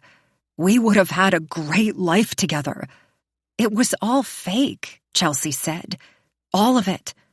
She raised the gun at him. "You never loved me." "I did," Henry shouted back. Chelsea shook her head, seeing Henry for the first time. "You stalked me when I was staying at the psych ward. How long were you watching me?" "I loved you from the moment I saw you," Henry said, a tear coming down his face. "I wanted us to have the perfect life, the perfect family together. I knew we could. I just had to make you see the potential we had." Chelsea shook her head again. "You saw how vulnerable I was. You used me." Chelsea looked outside the shed and saw Martha wiggling in the dirt. Chelsea knew she'd tied those ropes tight. She wouldn't be going anywhere. Chelsea looked beyond Martha into the garden. She turned and pointed the gun at Henry's head. "You used all of them. Me, Carrie, Arthur, Martha, and whoever else you buried in the garden." Chelsea's mouth tightened. "You killed Neil." "He was the one who wanted to use you," Henry yelled. Chelsea looked down at Henry, lowering the gun. "I'm not going to kill you or Martha. I'm not going to bury you in the garden like you would have done to me." "You are always too good to do what is needed. That's why you need me." Chelsea clicked the safety on the gun. "I'm not a psycho. You're going to pay for every life you buried in that field. You can't choose your family, Henry. You can't pretend to have the perfect family. No family is perfect. I can, though, choose not to be with you." Chelsea laughed. "I want a fucking divorce." Chelsea turned and left him in the shed. As she walked outside, he yelled to her, "See, you need me! You need me!" Chelsea ignored him. She walked past Martha, who continued to move around on the floor, her arms and legs bound together. She ignored her as well. She walked up to Arthur. "Are you ready to leave, Arthur?" He smiled. "I am, but don't call me Arthur anymore." Chapter 38. After gathering supplies, Fred and Chelsea made their way through the woods. This time, Chelsea would head towards the truck parked in the lot. Although it would still have flat tires, they would follow the road up to the highway. They had been walking for over an hour, but hadn't made it too far from the cabin. Fred leaned against a tree, catching his breath. "This isn't going to work," he said. "I can't hike this." "I'm not leaving you," Chelsea said. "I'm not doing that again." Fred took a deep breath. "You're not leaving me. I'm asking you to go. Don't make me beg. If we go together, it will take days before we ever hit the highway. You go on by yourself. Make it to the highway. Get help. I know you'll be back for me. I won't stop. I'll keep moving. Come back and find me, okay?" Chelsea looked at him, trying to think of something to change his mind. "Fine," she admitted, "but you're taking this." She pulled the gun from her waistband. Arthur shook his head. "I'll take the knife. You're the best shot we have at getting out of here. You need the gun more than me. Just don't forget to take the safety off if you need it." He smirked at her. Chelsea smiled. "You're much more stubborn than I thought."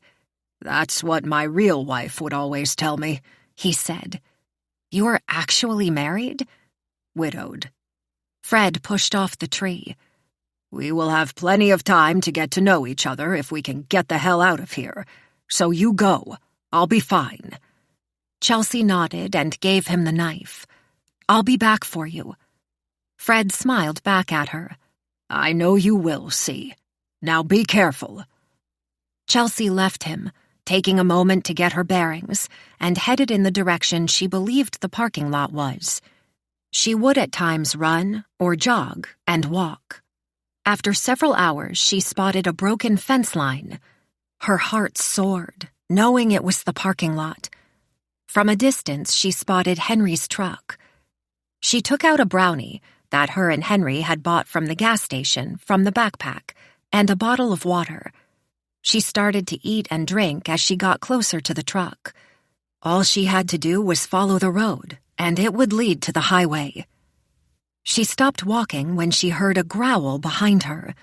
She saw the wolf, and it stared back at her, its teeth showing. Chelsea took the gun out of the backpack and took off the safety. She raised the gun, dropping the water and brownie. "Leave me alone!" she shouted at the beast. "Leave me alone!"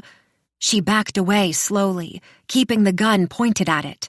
"I hate you!" she shouted at it. "I hate you!" The wolf got closer as Chelsea slowly backed away. Chelsea continued to yell at the wolf until it stopped. It lowered its head, gobbling the brownie she'd left behind. Chelsea laughed to herself, grabbing a few more snacks from the backpack and tossing them towards the wolf. The wolf raised its head at Chelsea, then immediately went back to snacking on its food. Chelsea continued to walk towards the parking lot, looking back often at the wolf, who was no longer following her. Chelsea walked down the dirt road, knowing it would lead to the highway. After another few hours, she spotted it. When she finally stepped onto the highway, she lowered her head and put it on the cold concrete, laughing. When she raised her head, she saw 2 boys playing in the ditch beside the highway, looking at her. She immediately recognized them as the boys she'd seen at the gas station in the town nearby. "You!" she shouted at the kids. The boys immediately climbed out of the ditch and hurried to their bikes, but Chelsea ran ahead of them and grabbed the handlebar of one. "I need your phone," she demanded of them. "We don't have one right now," the boy who'd tried to steal her phone a few days ago explained. "Bull!" she shouted. "I'm not joking. I need to call the police." "He's telling the truth, miss," the other boy shouted. "We're not lying." Chelsea sighed. "I need the nearest phone, now. Where would it be?" The boy in the red shirt pointed down the road. "The gas station where we met you before. It's about an hour's ride." Chelsea took a bottle of water from her backpack, downing it, some of it leaking down her hand onto her shirt. She pulled the bike away from the boy. "Your bike will be at the gas station." Chelsea sat on the saddle and turned away. She started to pedal as the boy yelled out to her, "Stop! You stole my bike!" Chelsea pedaled as fast as she could. Anytime she slowed, she thought of Arthur in the woods by himself. She didn't know what time it was, but it felt like it was mid-afternoonish. She needed to get help and go back to Fred as soon as she could. When she saw the lonesome gas station, she nearly cried. She maintained her composure and rolled the bicycle next to the door. She got off the bike and let it drop to the cement floor. She threw open the gas station door. The gas station attendant sat behind the counter reading a paper, not caring about her presence in his store. "Pump is unlocked," he said to her. "When you're done pumping, come back inside and pay." "I need your phone to call the police," Chelsea said between breaths. The attendant lowered the paper and gave her an awkward stare. He looked even more like an asshole than she remembered. "Why?" he asked in a nasty tone. Chelsea didn't answer. Instead, she walked behind his counter, grabbed the cordless phone, and walked towards the exit. "Hey!" the man yelled at her, but she ignored him. She dialed 911 and waited for a voice. 911, what's your emergency?" a woman asked. Chelsea stood in front of the bulletin board in the gas station. On it were all the missing people she had seen before. One of the names immediately caught her attention. Caroline Sanders. She recognized the picture of Henry's ex now. Below her name on the poster, it read that she also goes by Carrie. Chelsea cleared her throat into the phone. "I need help." Chapter 39. It took several hours for Chelsea to explain what had happened at the cabin. When she told them that Caroline Sanders' body was buried there, they began listening better. A large search party was formed by mostly police, including a canine unit and paramedics. Chelsea demanded that she lead the detectives to the cabin herself. A paramedic had medically cleared her to go, and the detective in charge agreed. A caravan of police vehicles and ambulances made its way down Highway 1. Eventually, they passed the hamlet where the gas station was located, and Chelsea guided them to where Henry had parked his truck. The vehicles surrounded Henry's in the nearly empty lot. His truck was searched immediately, but nothing out of the ordinary was found inside. The head detective, Mr. Aldridge, was an older man who came off indifferent to the terrible things he had seen on the job. He looked mean, except when talking to Chelsea, when his face lightened at her words. Despite his bulletproof demeanor, Chelsea knew he must have been through a lot in his time in policing. When Detective Aldridge cleared her to exit the patrol vehicle, she did, and she pointed in the general direction of the cabin. "It's this way." She took in a deep breath, looking around the pitch-dark woods. "What time is it now?" Aldridge looked at his watch. "Almost 10. Chelsea panicked inside. She had left Fred in the woods for the entire day. She thought of the wolf. She had told Aldridge about the lingering animal ahead of time. He didn't expect much trouble with the amount of manpower and dogs they had in their entourage. "Let's get the lights on, boys," Aldridge yelled. Within a few minutes, the entire forest was illuminated like it was daytime. "It's this way," Chelsea yelled. She led the group along the path she remembered taking with Henry only a few days before. She looked at Aldridge. 4-hour hike to the cabin from here. Detective Aldridge smiled back. "I believe it. This is a provincial park. There was a broken-down sign that said so. How the hell could someone be living out here and nobody knew?" The group trekked through the woods, illuminating every inch of darkness as they did. Dogs barked. Members of the group used whistles. Several hours into the woods, Chelsea was starting to panic. They hadn't found Fred yet. She was sure he would have made it further into the woods by now. He could have gotten lost when trying to find the parking lot. Every so often, Chelsea would yell out his name, hoping to hear his voice in the darkness. All she heard was the other group members and their dogs. She pictured the bright light uncovering his body laying on the ground dead. She tried not to think about that and continued to search the lit areas for him. Suddenly, a dark figure waved and called out, "Here!" Chelsea ran to it. "Mrs. Jameson!" Detective Aldridge yelled, but she didn't stop. She ran past the police lights until she reached him. Fred smiled back at her in the darkness. "I thought you didn't make it." Chelsea held his hands. "A few times I didn't think I would either. Are you any worse?" Fred shook his head. "No, same. Feeling like shit. I couldn't walk much further." "Don't worry." Chelsea turned her head and yelled at her group, "I need a paramedic here."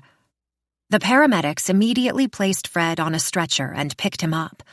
Several held him in place as they walked back towards the parking lot. A police officer followed. Chelsea waved to Fred. "We did it!"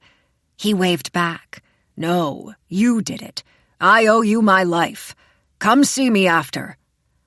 Chelsea knew Fred had tried to save her more than once himself, but took his compliment. "I will. Get better." Chelsea looked for Detective Aldridge. "We should be at the cabin within the hour or so." Soon the police lights caught the barn in the darkness. Chelsea pointed it out to Aldridge. "I tied up Martha right outside the shed, near the barn. Henry is inside the shed, too." Chelsea again ran ahead of the group. She needed to know Martha and Henry were still there. Detective Aldridge kept pace, drawing his revolver and holding it at his side. "Slow down, Mrs. Jameson," he said to her. Chelsea shook her head. "Don't call me by that name." She was near the shed, but didn't see Martha. She peered around in the darkness, only the moonlight illuminating her view. Detective Aldridge took out his flashlight and looked at her. "She could have wiggled her way into the barn," Chelsea said, breathing heavily. "I'm afraid not," Detective Aldridge said, bending down. When he stood up, he handed her the thick ropes. "They look like they've been cut." Chelsea knew immediately what had happened. Martha's knife. She had it on her when Chelsea tied her. How could she have forgotten? Martha had waited for her to leave before she escaped. With him. Chelsea ran to the shed, but slowly stepped inside. Part of her was worried Martha and Henry were waiting for her in the darkness, until she turned on the inside light and covered her mouth. Henry's head was slumped to one side. His white shirt had multiple rips, red stains coming from each one. In the center of his chest was a small Swiss Army knife with a pink heart on it. Chapter 40. 1 year later. Chelsea continued to set up her wall at the gala. There were still a few hours left before the students of the art program at the University of Toronto would unveil their artwork to anybody interested to see it. It was mostly family members who would be there, she was told. Chelsea knew that with her having no family left, she might not get too many guests to her wall. Still, she had a speech ready. You never knew who would show up. She had had more than 15 minutes of fame after what happened at the cabin. Multiple documentaries had been made. Another film crew had interviewed her the week before to give a one-year update on how she was doing today. A biographer wanted to work with her on her life story. He claimed they already had a television studio interested in the rights for a TV movie. Chelsea refused, though. It was time for her to move on in life. She lifted a large canvas and hung it on the display wall.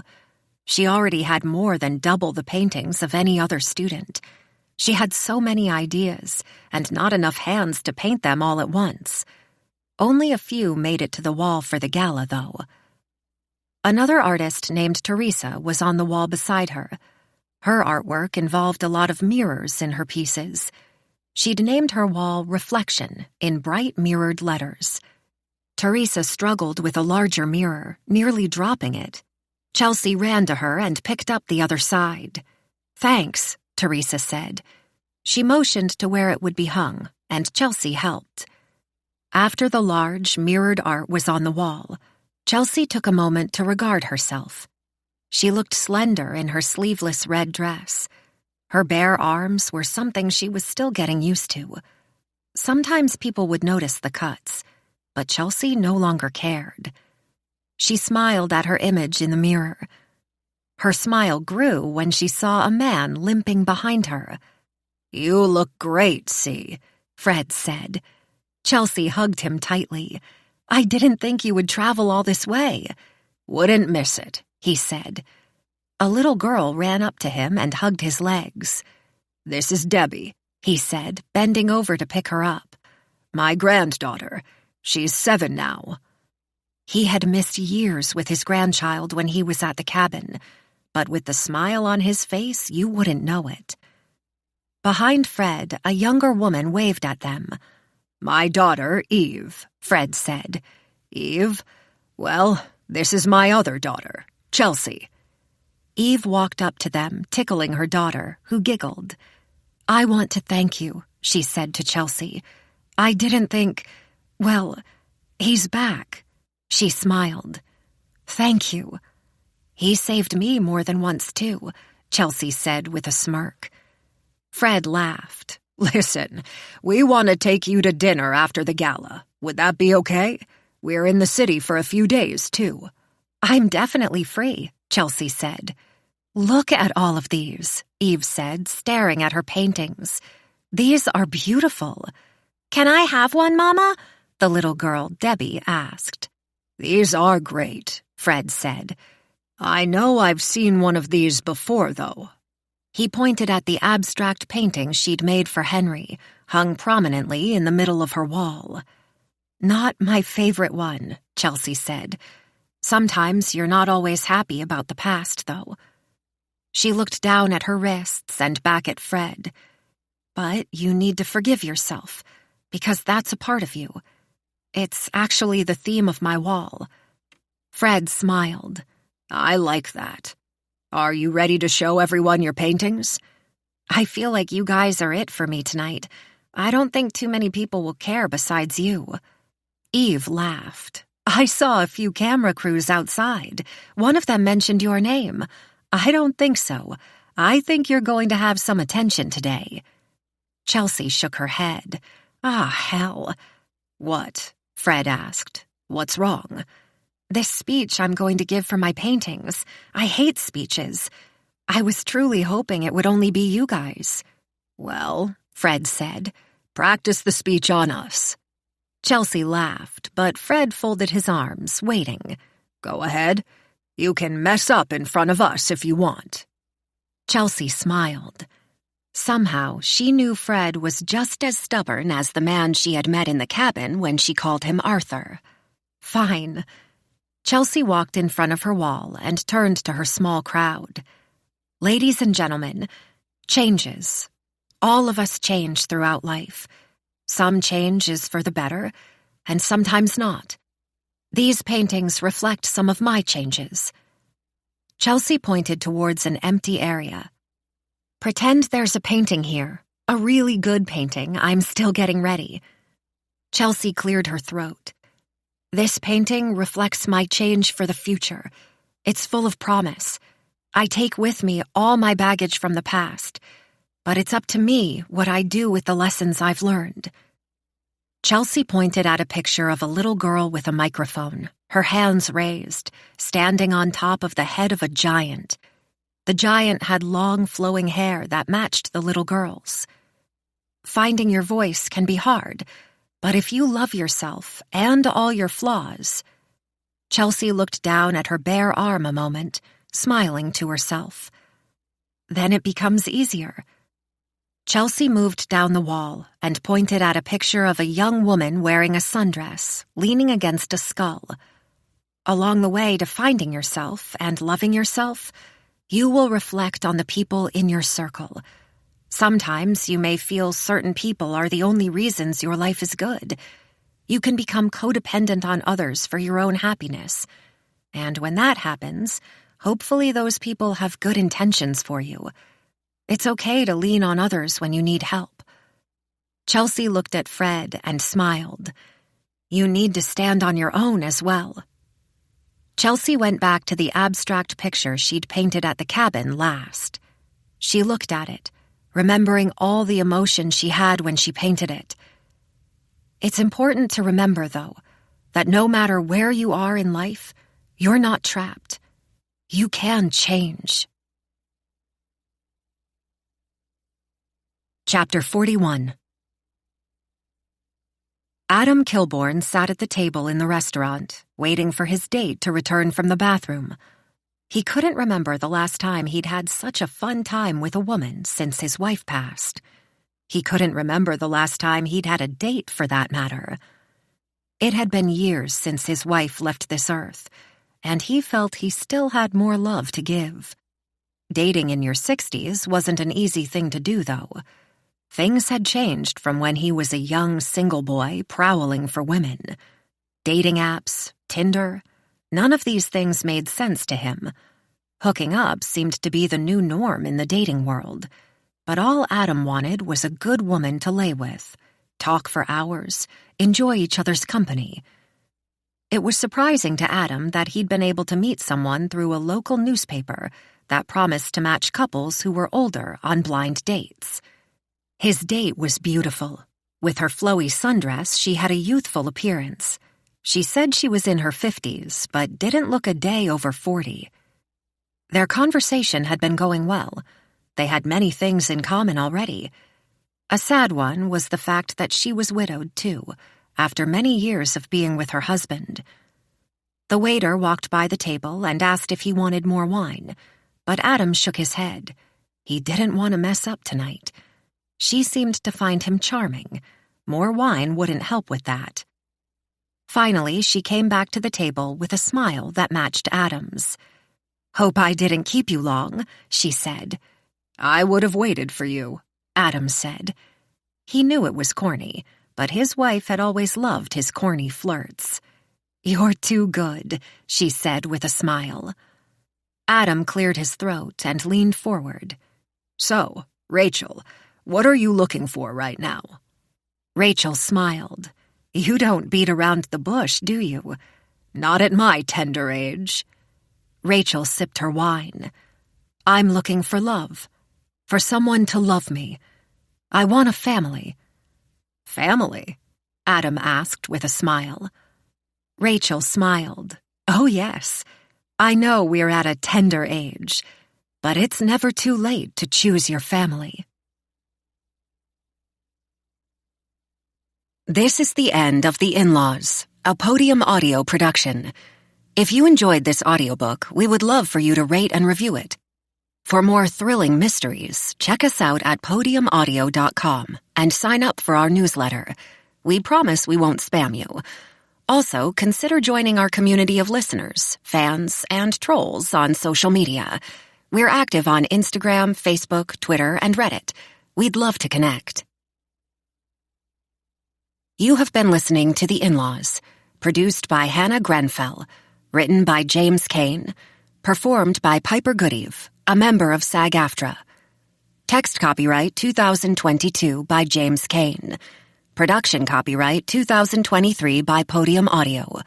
All rights reserved.